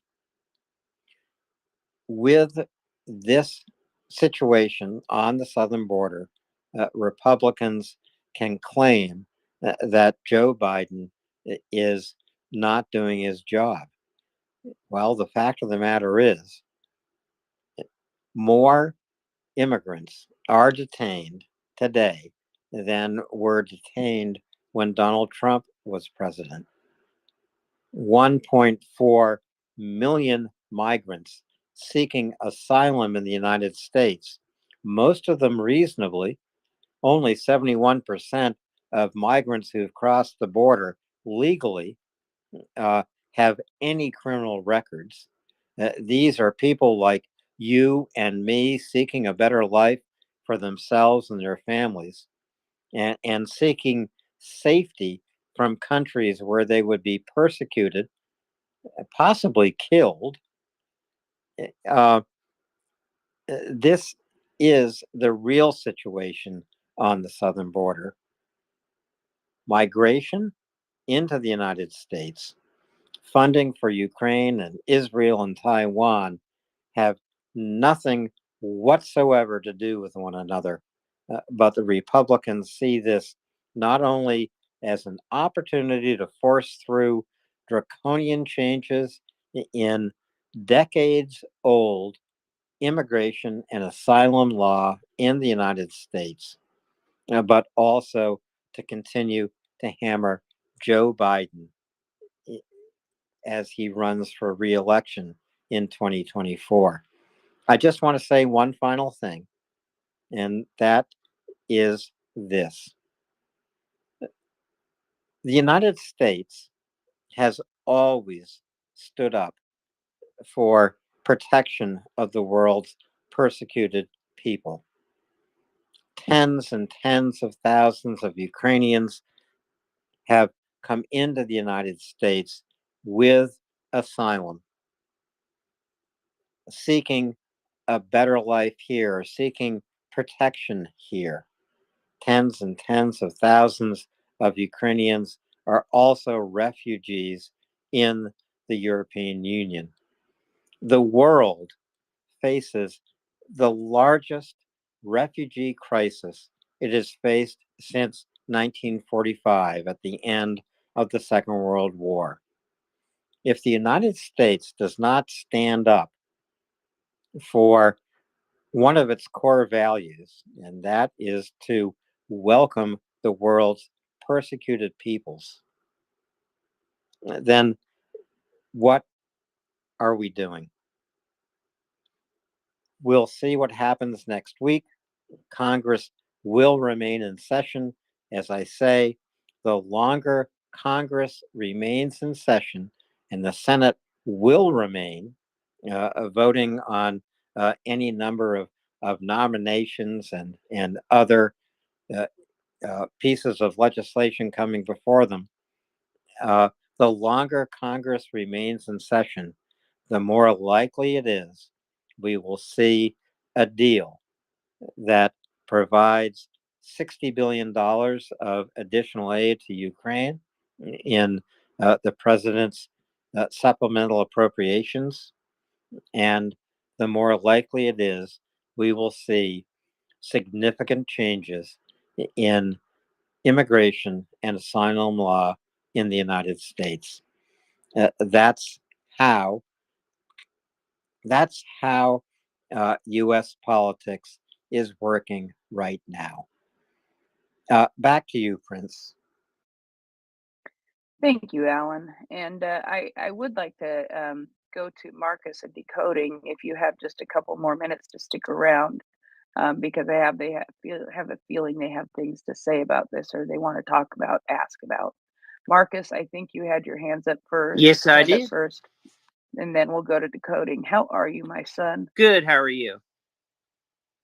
I'm okay, my child. So, Alan's story reminds me of an old fable, and that is one man's existential crisis and genocide is another man's opportunity. If the other man is a psychopath. Anyways, so yeah, it's awfully interesting. The things we choose to leverage says a lot about who we are, right? So if my neighbor's house is on fire, I'm gonna help him put it out. What I'm not gonna do is say, wait, maybe I'll help you put it out, but I'd like $5,000 off your car and I want to buy it right now. Come on, sell me the car for $5,000 less. That's a psychotic behavior. So I have to say about that. Second thing, what we can do as a group and as individuals is tell people that we pay the salaries of to represent us how we feel about the things they do in our name. So call your senator, call your congressman, and tell them if you're happy with the deal or if you're unhappy with the deal, they're there to represent you. Don't be timid about that. It's good. And the numbers for that are in the nest. And the other news I wanted to talk about was the ascension of Moldova and Ukraine. Not ascension, but well, they are sending upwards the ladder. Marcus, sorry. Yeah. Can we do one at a time and deal with the American politics stuff first before we go into the Moldova and Ukraine ascension? Yes. Because I think Alan wants to go to bed. Okay. Thank you. Alan, did you have something to come back on that with? No, let's go to Decoding Trolls. Then I'll answer any additional questions and head off to bed. Sounds good. Go ahead, Decoding. Hi there. I wanted to, yeah, I'm really happy to hear. I hadn't worked out about this, the pressure on the Republicans' thin majority in the House of Representatives. So that's great to see that that pinch point is there.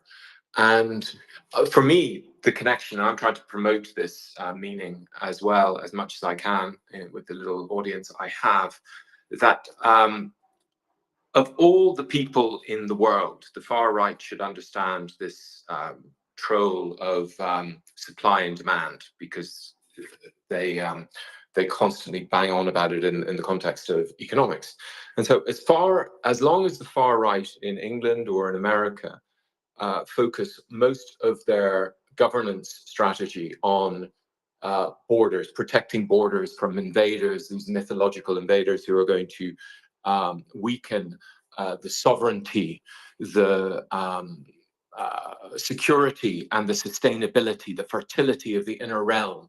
So this is the focus of most far-right policies in England, in Hungary, in America, is to protect the borders, and they constantly go on about the borders. But as long as they go on about this, then the Russians will continue to provoke the supply of migrants. And so we see with this so-called annexation of Guyana and what I suspect is the Russian hybrid warfare strategy of provoking millions of migrants to cross the border into Mexico.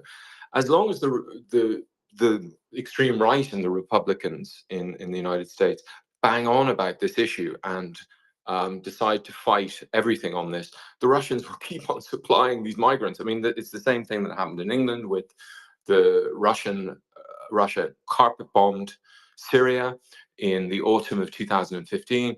This provoked millions of migrants who then were used by the Brexiteers to justify Brexit. I mean, this will go on forever and ever and ever and ever.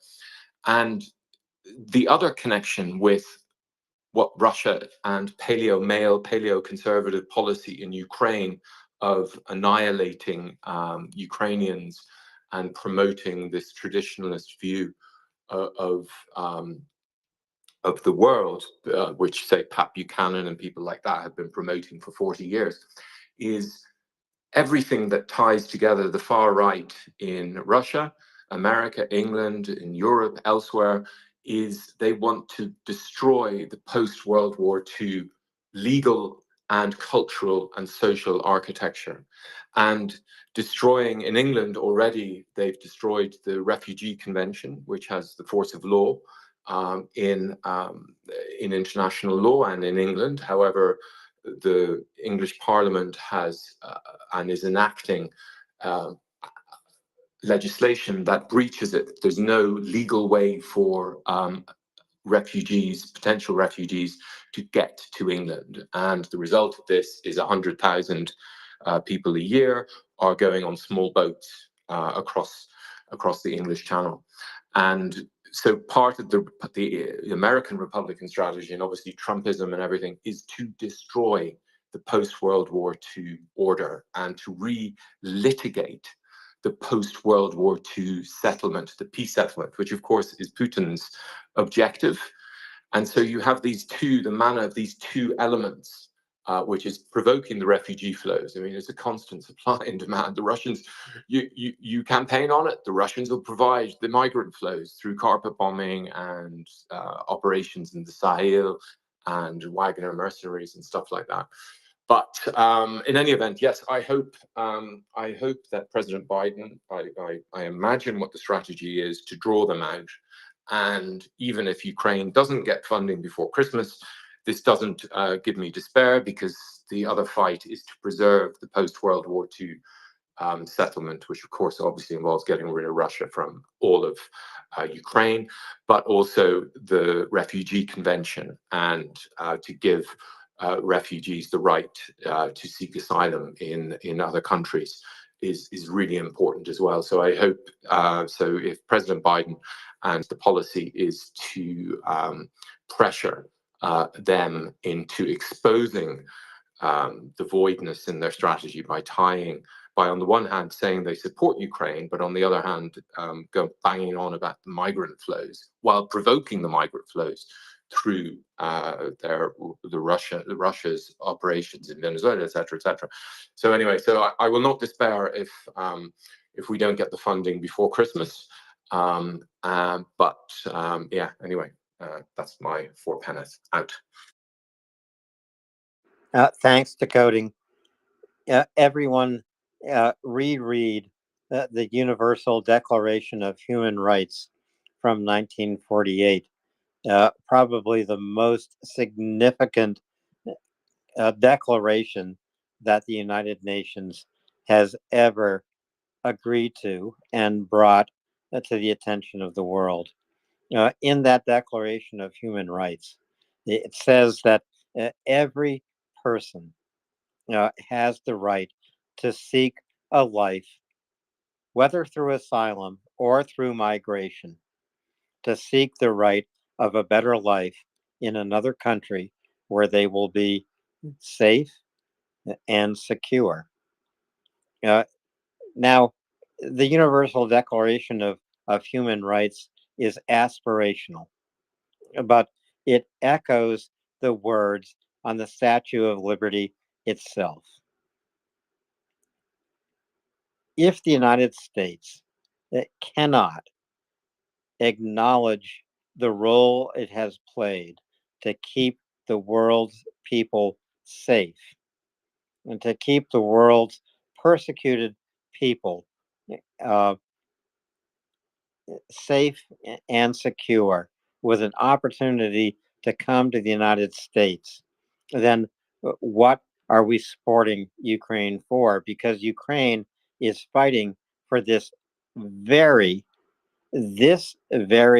declaration of human rights. Now, I understand the United States cannot welcome 7 billion people of the world's 8 billion, but we can welcome those persecuted people from all kinds of countries, from Haiti, from Venezuela, from Colombia, from a number of Central American countries, from Syria, from former Soviet republics like Kazakhstan. And remember, Ukraine itself was a former Soviet republic. Thousands of Ukrainians have come to the United States thanks to asylum and immigration law. Even thousands of Russians have come to the United States. Even thousands of Chinese are waiting on the southern border of the United States to seek a better life. The United States still needs to hold up the torch of liberty, the torch of liberty that welcomed immigrants to Ellis Island. There's no reason why we cannot continue to do that. You know, there are towns and cities in Pennsylvania, in Minnesota, in Nebraska, in Ohio, that will pay migrants $15,000 or more to come to their towns and cities. So the employment problem that America faces can be solved with immigration. This is exactly the way the United States has always propelled its economy forward, welcoming the world's people to become new workers and new citizens in the United States. Now, as the world faces the greatest refugee crisis it has faced since the end of the Second World War in 1945, now is the time for the United States to once again welcome these immigrants. It's not a security issue on the southern border. It is an economic and humanitarian issue. It's also an issue of due process and justice. Remember, 71% of migrants crossing the border into the United States legally, 71% have no criminal record. Don't let the Republicans frighten you by saying 258 known terrorists have crossed the border. 258 known terrorists out of tens of thousands of people seeking a better life for themselves and their families. That is simply propaganda.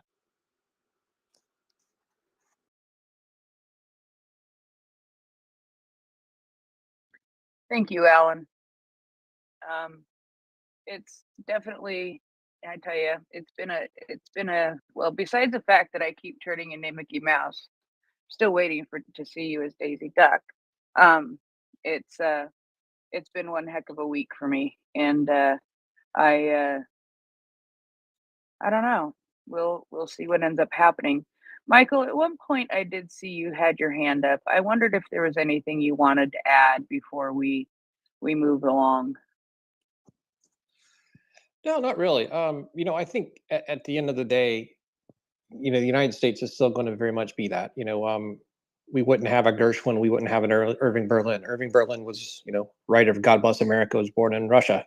We wouldn't have Gershwin, who was, descended from Ukrainians and Lithuanians. And I think that's still going to happen. I think we're having a real dialogue about that. And I think that one of the things that kind of note is, it's not that, at least from what I'm seeing, it's not a question that we won't be a nation of immigrants. I think it's a question of, is it going to be like unlimited because we have an open border and people can come in unlimited manners, or is it going to be managed?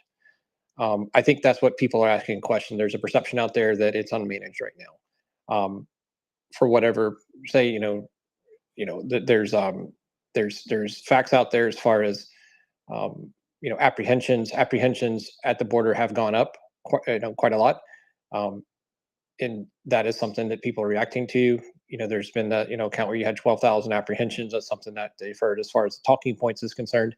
That has resonance out there in the populace, and that is going to bolster, I think, the Republicans. And I think Alan was exactly right when it comes to this could be used as a weapon against Biden in the 2024 election. And it's going to be a question of, is it going to be a weapon, or is it going to be something that we're going to come to a deal on? He's exactly right. I think there are some members of Congress that want a 40-year, a solution to something that's been out there, for 40 years. I think there's some that probably want something much less. Who knows what's going to happen on that? This is a very, very, complicated issue. I myself personally, my wife is Tejano Hispanic from Texas, and I can tell you she's got, from a Hispanic lineage, there's some that are on one side of this issue and some that are on the other. It's almost split right down the middle. So I know this is something that's having dialogue. This is a very salient issue. It's an incredibly important issue for a lot of people. And again, I'm not saying one way or the other, I'm trying to play this down the middle as much as possible. I'll just say that because of that, there are people in Congress that are reacting to it. In terms of whether or not that this is something that, holding hostage and the like, that's a fair criticism. I think that's an absolutely fair criticism. The thing I would say is, and this is going to sound ugly and cold-blooded, but that's the nature of our parliamentary system going back to, the English Parliament in the 14th century. The king wanted to go to war, the parliament would say, okay, we'll fund it, but we want some power. That give and take has always been part of our parliamentary system, and it could be incredibly ugly. I think it's a fair case to say, when you have those disputes, does one side take it too far or the other side take it too far? I very much think that's the case. The way these things normally, at least from my experience, break out is that the president usually has a lot of in terms of these disputes, usually it falls upon Congress because the president's one person, and so you can make his viewpoint on things very clearly. People can have an emotional connection with that. Congress is a body of 435 representatives and 100 senators, and so the way I've seen these things work out is that the Congress usually gets the short end of things, and that's not saying that I want it to go one way or the other. That's just the way these type of things have worked out. And again, you can agree and you can disagree on these issues. I'm just kind of laying out just the way that the constitutional system works. I'm not talking about the morality of it. I'm not talking about which way I want it to go either way. At the end of the day, I just want funding for Ukraine when it comes to this, not talking about anything else. And I'm just trying to help explain just a few of the items out there and why these are being complicated. As far as decoding trolls is concerned, I would say that I believe that he's probably giving the populist movement in the United States a little bit too much credit. I think the populist movement in the United States is just not that sophisticated. They don't have any other belief than what's in front of them. Now, that may come out to a thing and it's very manipulated. I do think that in the right, there is a vacuum of ideas and things could come in, get put into it. But I don't think it's part of a grand design. But again, that's just my own 2 cents on it. But at the end of the day, I do think we'll have a deal, and we'll just see what happens. And that's all.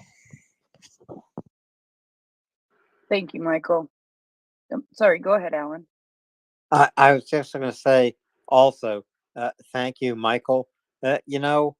Sometime in 2024, Michael and I are going to get up here and provide an American civics lesson, especially for Europeans who are confused about how the United States system works, if it works at all. But I agree with Michael. By the middle of next week, we will see a deal. Will that deal be passed in the House? We'll wait and see.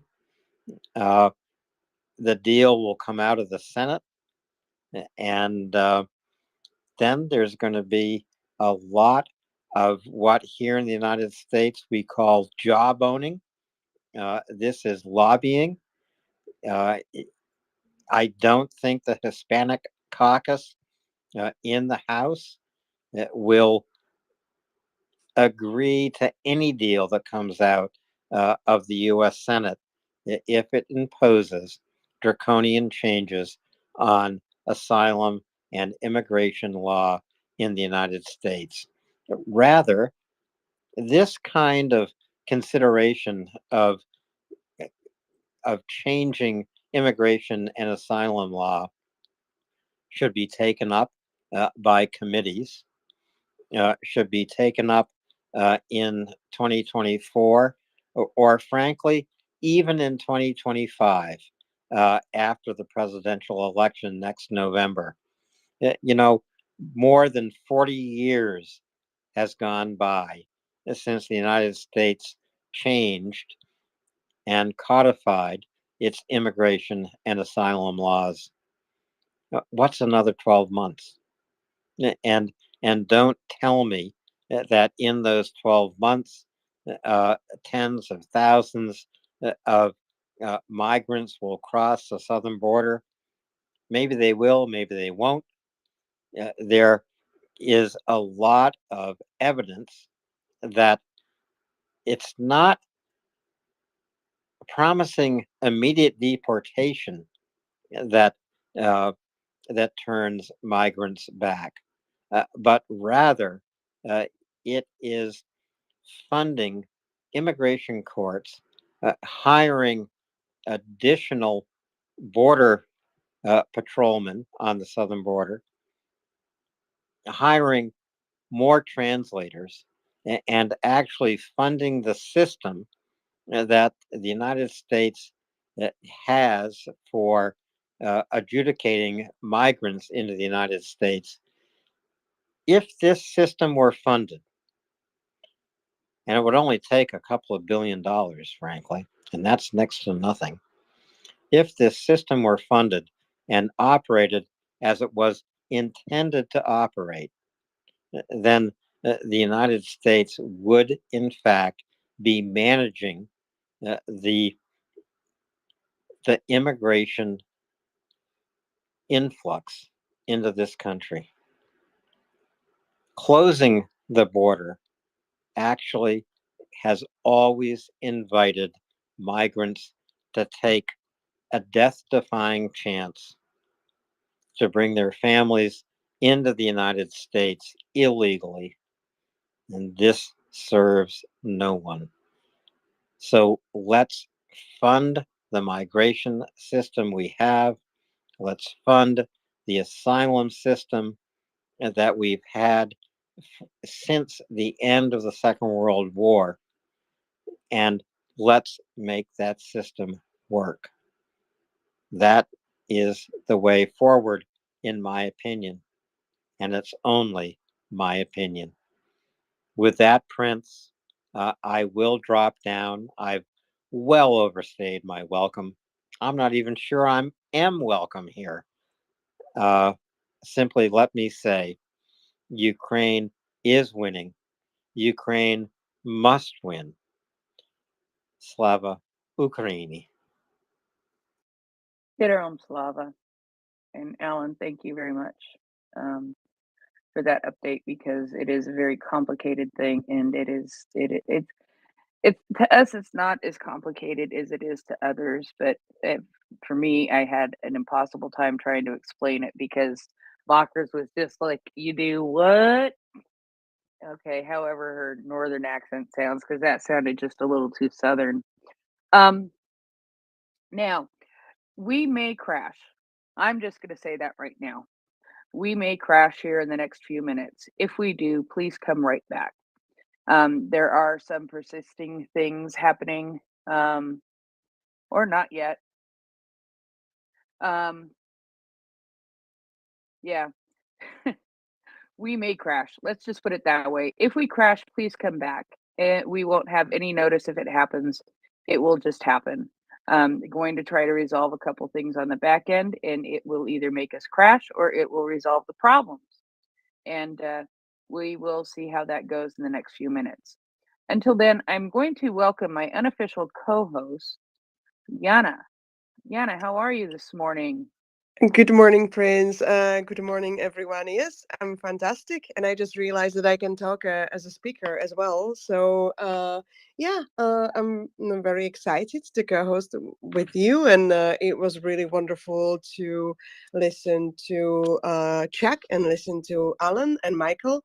It's very insightful for me, living in the opposite part of the planet. So, yeah, very much appreciated. Thank you. Well, yes, and thank you for getting up very early. I'm glad you had a little bit of extra time to wake up. I know that they can go late sometimes, but you never know when they're going to and when they're not. So, thank you for standing by, and I hope you got some extra coffee in the time you were waiting. Yes, indeed. Yes, indeed. I did. I think. I'm just sipping my second double cup, so already here. And I even had some questions for Alan, but I think I'll let him sleep, and I'll keep my questions for his next session when he's with us, because they are not so pressing, because we really, really kept him awake for a very, very long time. All right, Prince. Well, Alan is coming back. I do see that right now. So Marcus, I know did you want to? Okay, wait a minute. Alan, sorry, wait a minute. Yana, were your questions about American politics and such?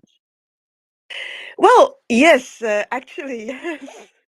That's why I was thinking that I will squeeze it in, but there were so many other questions that I think really Alan deserves to sleep. So, well, he came back up. Okay, Alan, hello. Good evening. All right. Well, I can ask my question then if it's okay, but it's a little bit different topic. So I don't know if Marcus or Michael wanted to comment, but okay, let me just put it out there, and we can deal with it because we indeed might crash actually. So my question is. Last night, last European night, I, by total chance, got into a different space than MriyaReport. And that was actually a space where there were many American or people from the US, and they were discussing this aid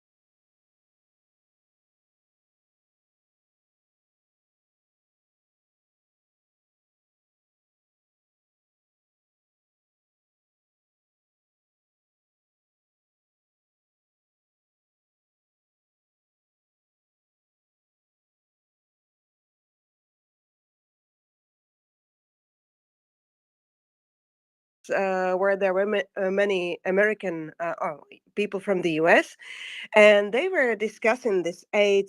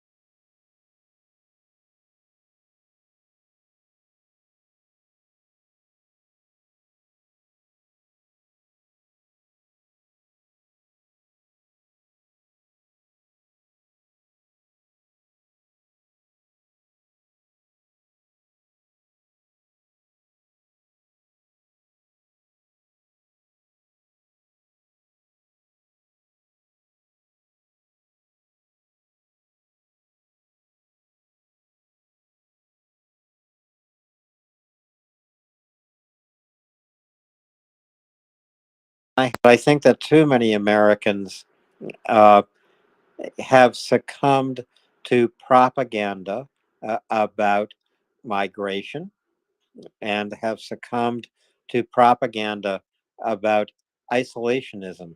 In other words, the United States can and should stand apart from conflict around the world. The United States can and should ignore allies like Ukraine who are actually fighting for the very values that we live by every day. I have no percentage for the number of Americans